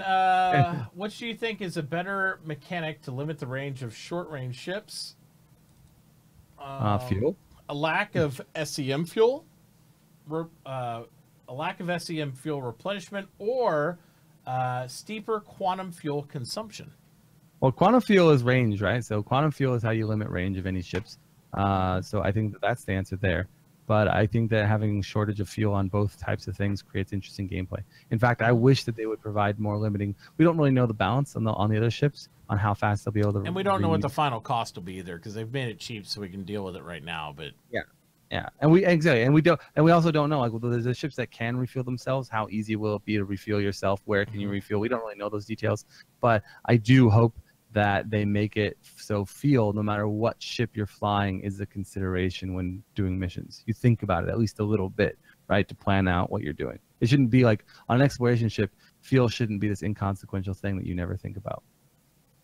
Maybe you can refine stuff, but you have to plot out things like, okay, go to that nebula, go to that atmospheric planet, create fuel to get whatever. But I want it so when I'm plotting it out, it tells me. You know what I mean? Not that I have to sit there with a stinking calculator and you aren't going to bring out your Accubus? Come on, man. Yeah. We can do this. Yeah, of course. And I agree with you. I don't really know how, and it's easy to say, right, Toy? But I do agree that this game needs to be fun. It's not like you said earlier, the Helion? game like Helion. It's not Helion. And they need to make sure that it's not. And so whatever that is. But I do hope that fuel is a factor in all ships, even the ones that can refuel themselves. Yep. So I agree. Benkai says ship cooling. Cooling a ship in space is hard due to limited methods of heat dispersal via radiation. Will ship cooling in atmosphere be improved due to the additional ways to remove heat? Yeah. On super hot magma planets having to deal with external temperatures outside of operational parameters. So sorry, I keep answering these like without anybody else. You guys go for it. I get like these ideas and I just start talking. So go. What was that air system? Planet to cool down your hot engines? Is that what he's? Well, just saying, cooling a at? ship's hard to do in space. Will it be easier to do, or is there improved? Will it be improved in atmosphere on planets because you don't have the radiation factors in space and yada yada yada? Will be easier to cool your stuff. So that air system didn't have anything to do with that on the 100i, did it? I didn't read through the whole... That was a refuel method. Okay. That's like its own scoop to perpetuate it can go farther and farther in space. Well, radiation doesn't cause the heat. It's just the lack of... There's nowhere for the heat to go in space. So that's... No. Yeah. I mean, heat does radiate, right? Like, I mean, for example, infrared or light or whatever. Like, But it's got nowhere to go because there's no oxygen. No, it does. It goes places. So like when you like have infrared like goggles and you look at targets that are walking through the forest and you see a glowy red light coming from that person because of the infrared goggles, you're actually seeing heat dissipate from that source through radiative heat loss. It's not as efficient or as fast as conductive heat loss that you get by touching another object and having the two heat sources kind of like slowly homogenize, right? But it still is heat loss. And in space, and I think this is what that person was talking about in chat who asked the question, is in space, one of the primary forms of heat loss is through radiation. Light actually leaves the source or whatever, and that actually like lowers the temperature of the item that you're in question. I don't know if there's other aspects as well, but that's from my studies of physics in college. That's like, at least science. I don't know. But remember, you're balancing fun gameplay with, No, and I agree. You have to have lore. But the thing is, I think it's good to base lore in some, like at least halfway into science, right? Science fiction. It's okay to bend the rules of that science. I do it all the time. Like, Star Citizen is so unrealistic in the way gravity works. In the way, at least currently, I don't know, maybe long term they'll fix a lot of things. In the way, and Mitauchi's either raising his desk or lowering his chair. I don't know which one. There's so many things that are unrealistic, Physics. but I'm okay to put up with it. Yeah, as long as some of it's based in kind of a half in. Otherwise, we are all intuitively like, I don't know, we intuitively expect certain things based on our understanding of what we know in our universe, and when the game doesn't behave that way, it just makes the game, I think, more complicated. I don't know. I'm rambling. I'm done. You're like the neighbor off of Home Improvement, Mitauchi. I just go to... He just talks over the gate. I just went into Kappa mode. Kappa mode. Wait, no, you lurk mode. You mean what? Kappa be Kappa. Kappa mode. My desk doesn't go that high when I'm standing. Kappa, Kappa, Kappa. Kappa song. All right. Veclor said, I asked this question 2 weeks ago, and you nailed it by saying gunship, air-to-ground transport, for predictions. So any predictions for the next concept sale? I see he's talking about on the next concept ride. What do you think's the next concept sale? We all know Vulture's coming sometime this year, probably. So, I mean, we don't know for sure, but I would assume that. Yes, for the next sale. Ooh, that'd be a good one. Because they shocked me with the. I didn't think it was going to come that soon. The thing is, carrier. I think Vulture is a likely candidate, and I say that because again, it's a gameplay mechanic that's coming in soon. Yeah. Well, it won't be an Aegis ship. We know that for a fact. Aegis is done this year. Could you imagine them putting? Like they have what 3.3 is reclamation targeted. Could you imagine having reclamation only having the big giant ship being the only thing that people could use for reclamation? It doesn't make sense. Yeah. I would say that small salvage ship. It's not on the roadmap. That would be my next. I don't think it could be one of those weird surprise stealthy like deliveries because it's a small vehicle. It's not a big complicated thing to build. I could imagine them announcing the concept ship and saying, "Hey, by the way, it's on the roadmap now, and it might be delivered in like 2 months or something." I don't know. We'll see. Salvage, the little salvage thing with the hand tool. I think my sound cut out. Sorry if I was talking over people. Discord borked. What will be the next one? I'm just glad they went with a different manufacturer. I'm glad they picked Crusader because they only had one ship. Even though we haven't heard shit about the Starline. I know that thing is going to get bigger. I guarantee it. Because that thing looks small in the concept for what it needs to do. Starliner's a piece of crap. I don't care about it. Piss off, Mitauchi. I like pleasing my customers, and I like sending them to space. Send them to space in your 747, whatever. It's like that's right. I'm gonna be a pilot. That's my dream job. I don't know. I think the next one should be maybe another anti-air vehicle. Because so far the only anti-air we have is the variant of the Cyclone. I want to see like something that's like ground to space, like blowing it up. But more than likely, it's probably going to be the salvage ship or something. It just depends on the timeline of when they're going to roll out the next concept. But if they're going to do a new vehicle, then I'd hope it's either anti-air or it's some sort of like ground transport vehicle, like a truck. So. Oh, what about that LTI parachute that came with the 100i? There you go. That's what I want. Sauce. All right, predictions on the next one. You know, I knew this one was coming. I've been calling for this one, the tank transporter, forever. Yep. I thought it was going to be the CitizenCon ship, but so I'm not sure what's coming up next. And I think you might be right for CitizenCon. It's probably that pocket carrier, but yeah, pocket carrier as for what's coming up before CitizenCon. Yeah, I don't know. Yeah, I'm still calling the pocket carrier the Kraken for CitizenCon. That's my prediction. Everyone's gonna lose their tits when that gets unveiled. Everyone's like, ah! They're gonna lose their shit, and then they're gonna go sell their cars so they can buy it. Yep. Sacrifice their firstborn child. And next question is from Motherfucker. With the suspected increase in the size of 300 rework, how do you think it will affect the 350R and racing? Because there's a racing variant. It doesn't make sense to make a big racing ship, in other words. So those ships weren't going to get much bigger. Yeah. The 300 series. I think the 350R will stay the same size. I think maybe some of the other variants will get a little bigger. Just because they're variants doesn't mean they all have to be the same size, in my opinion. You know? I'm thinking a size like the how they did the Avenger. Yeah, Avenger but got a nice little boost.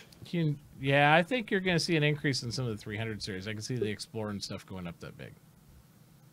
Yeah, I got a 350R. That's the main one I bought. And I may buy an Explorer one, depending how it looks. I want a little small Explorer ship.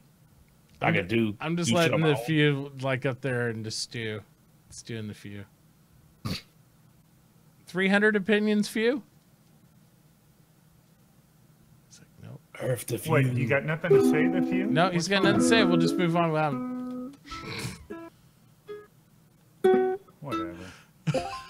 Hey, how are you? you doing? Welcome. I had him up back. channel forever. I was just trolling. He was sitting there like, Yeah. It's like nobody else is gonna help this man. Nobody else is gonna help him at all, huh? It's like, why so serious, bro? all right. Any opinions on the 300 rework? Do you think it's gonna and how would it impact the 350R? Because it's a racing variant, so they're asking if they're all gonna grow. Does it make sense? Like, what's gonna happen with the 350? We don't know what the 350R ever really was, right? It was a racing variant. Supposedly the racing variant, but No, but we don't know. It was the fastest ship in the game at the time. No, but we don't know what racing really means in the game. Like, we know what some racing means. For example, the smaller ships like the M50 and the Razor, they're for a very specific type of racing. I feel like, you know what I mean? They're maneuverable. They can do certain types of things. But there might be versions of racing that are, still racing, but they're long term. They're like cross like systems through like obstacle courses around planets and stuff. I don't know. And in which case the 350R might be a longer distance racer that's not as good. It would never beat an M50 or a Razor in the races that those things are designed for. So I don't know. It might be okay to have big ships that are racers. Maybe might so, even have like yacht bigger. racing. Yeah, exactly. So we don't really know what racing is in Star Citizen yet. So Well, it depends on what kind of levels they have. You got, like, in real life, you have your rallies, you have your circuit races, you got your long distance. I mean, you got different kind of races for different ships. So something like the M50 and the what's the other one, the Razor, that's perfect for what we got right now. I think the 350 is more of like a drag racer straightaway type of racing ship. There you go. Until they hire that new team that's going to be working on Star Marine and Marine Commander, I think they should stay away from more racing ships. So Probably a good until idea. we start seeing some new tracks or new methodology, how they want to go with Exactly. racing. might we have make to sense. understand the gameplay. Yeah, we had to build ships to solve problems and not build problems to fit ships, which I feel like is kind of what they've been doing lately. So Absolutely. All right, we're gonna go to speed round. Get ready. Are you guys ready for the speed round? We like quickies. finally, this is like 42. the longest. This is the longest SpaceBro show I think I've been on. So. Well, Right. you missed the longest ones, but yeah. Oh really? Oh, yeah. Oh, we like them long. What was that one we did with Xylo showed up at Oh the my end? God. We did a 5-hour SpaceBro show, then Xylo showed up, so we talked 2 more hours. Hey, guys. 7-hour talk show. It's like, hey, we cornered the talking. Xylo don't show up. Concerned Citizen says, with the Hercules pre-sale, what's your opinion about the variant pricing being doubled the base model, as well as no LTI on war bond sales? I think we covered this a lot, but Gio, you got 30 seconds. Go. They need to put the fucking LTI back the way it was, not the war bond only, because that's real fucking sleazy. And that is a big price. I'm just hoping it kicks a lot of ass to make up for that big price gap. Maybe it's something we don't know about that makes it that much money, but Did I mention that the Toy, 30 seconds. armor- Go. Okay, the armor between the two, the civilian variant has like a medium type armor. The military variants have heavy armor on top of, better guns, more crew, all the goodies with it. So All right, the few go. Don't care about the LTI difference. Who knows? And the, I think the price difference is shocking, but probably makes sense. but you get a tank too, $100 tank. I don't like the idea. Donk. I don't like the idea of forced pairings of vehicles and ships. It's a package now. It's like I'm getting a package instead of an individual standalone ship. Anyways, continue. All right, I'm done. next question from Veclor. By the way, I agree with the few on the last question. What? That's how my 30 seconds went. What would you like to see in terms of scan tech and vision tech, brackets night vision or infrared, for Tonks? And do we think we can use ships such as the Terrapin to relay ground targets? Geo, go. What happened?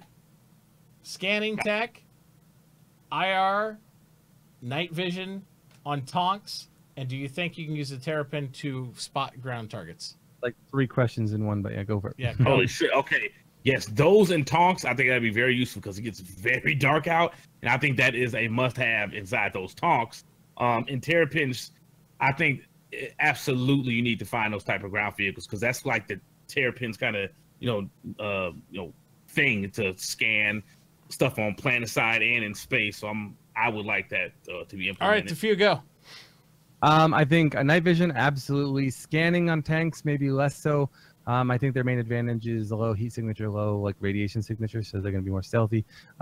Two, though, I definitely 100% agree with forward scanning. I think that it's going to be a huge immersive gameplay mechanic. Yeah. So Terrapin scanning? Yeah, 100%. Or some other ship that feeds back information to ground that. vehicles like tanks. Yep. Toy? Same. Okay, easy. Next one. Let's see. Yes, done. So That's what I'd say too. You think Wrecked. Intel will get another ship promo collaboration with CIG, i.e. another Saber Optane for 2018? What kind of ship would you like to see? if they pay money. Ooh, Mitauchi can't have no opinion. He can't have no opinion on this because he's sponsored. Oh yeah, They you came can't- out with a new drive, then new ship, but other than the new drive, What about a new processor? I hope they don't because I can't get the Raven. Okay. Anyways, so sorry, we're doing the fast rounds. So. Yep, fast go, Geo. It's my turn. Don't know. Then I would say, Toy, don't know. Few, don't know. What? Mitachi says NDA. Fucking NDA. I know that I do. Sorry, without the Intel thing in mind, I think that they're going to focus on potentially other types of companies, not just Intel. And perhaps other vehicles of types. You other get than just the chips. bank. You get the fucking carrier, Drake carrier. Like, with I wouldn't be the sur- new I wouldn't- 1000p octane. I wouldn't be surprised if they pair up with like a joystick manufacturer or something for like custom Oh my stuff. God! Please don't start that snafu again. What's Snafu wear? What do you do? The last joystick debacle. What's the? I don't know what the last joystick. Oh, was. my God. What? Steve. Guys, start Yeah, sending them yeah. links about when they tried to show the two different prototypes at CitizenCons and Gamescom, and they all fell through. Oh, I had my They're all wallet ready. terrible. Yeah, because Oh, yeah. Logitech said, Oh, "Huh, my yeah, we God. bought them. Fuck you guys." Oh, I did. I'm actually unaware of that history. But my point is those Yeah. kind of partnerships make sense, and I expect them in the future. They had a full Well, no one prototype they wants- rolled out and all that, and then they're like, nah. Well, I haven't. SciTech were the only Corsair company. Carrot.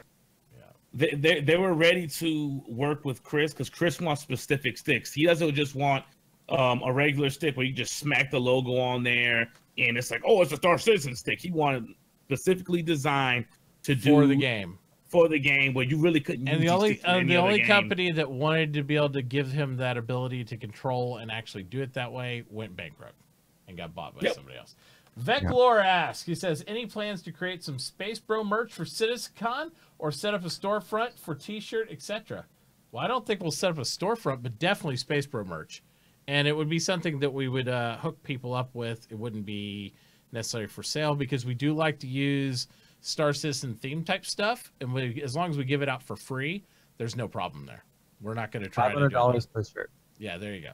As long Well, as it just says the few on it, and that's it, and Yeah. that's okay. Warbond only shirt, so you better have cash, motherfuckers. Yeah. No, there'll be two variants of the shirt. There'll be one that's basically just a shirt, and there will be another that just has like one little symbol in the corner over here, and you don't know what it means or what its value is, Yeah. but it'll be a much more expensive And shirt. one of the sleeves unzips. Just one side. That's it. Oh god. Zip replacement. But yeah, definitely Veclor, there will be. Oxeye says, as we know, CIG want to push Wreck and Voyager Direct ship weapons in game. Well, I don't know if that's exactly true because they're getting ready to get rid of some of that stuff. Thank God. When do you think they'll shit. implement that? In what way? Kiosk. I think that's what they're asking. They're basically asking, like, when are we going to see that shift to the kiosk method? When the kiosk's in the game. Yep. There you go, Oxeye. I think 100%. Uh-huh. So And final question from Mardanas says, what is your feeling about the new Crusader Industries, new line of Crusader Industries? I can't even talk anymore. It's awesome. Next. done. Good. Toy. I love the ramps. There you front and go. back. Amazing. Geo. I am Thor. Okay. Few what did any you final decide? words? Anybody got final words before we pull this raffle and we get the hell out of here? I do like where they're going because it seems more industrial ships, even though it's in the name. So I do like where they're going with a whole bunch of industrial stuff, other than just a misc with the industrial shit. So kind of spreading the love with those two companies. Cool. All right, good. Let's see who's going to win this amazing starter package. Real quick, we're going to go ahead. If you haven't entered it, I'll give you 1 minute exactly, or then we're going to get out of here to enter !SpaceBros. So do it now if you want to do it at all. Do it now. That's right. So talented. You got to continue the song for another 50 seconds. It's Okay. Yeah. I was like, I'm waiting for him to wake somebody up and get in big trouble playing the ukulele in the middle of the What night, the fuck's going on in there? Yeah, what's happening with the ukulele thing? Where's our kazoos? Just tell everybody I'm playing for tips. I'm playing for I'm tips. gonna learn how to play Yella Yella. Oh my God. You guys have the kazoos? I don't know. I still gotta learn all the letters and the G's and all that bullshit on here. I don't know what the fuck I'm doing. 20 seconds left, guys. Get in there. Yep. 20 whole seconds. No LTI, no buy. So get it together, CIG. Oh, There you go. I made that song for Christ Roberts. sounds legit to me.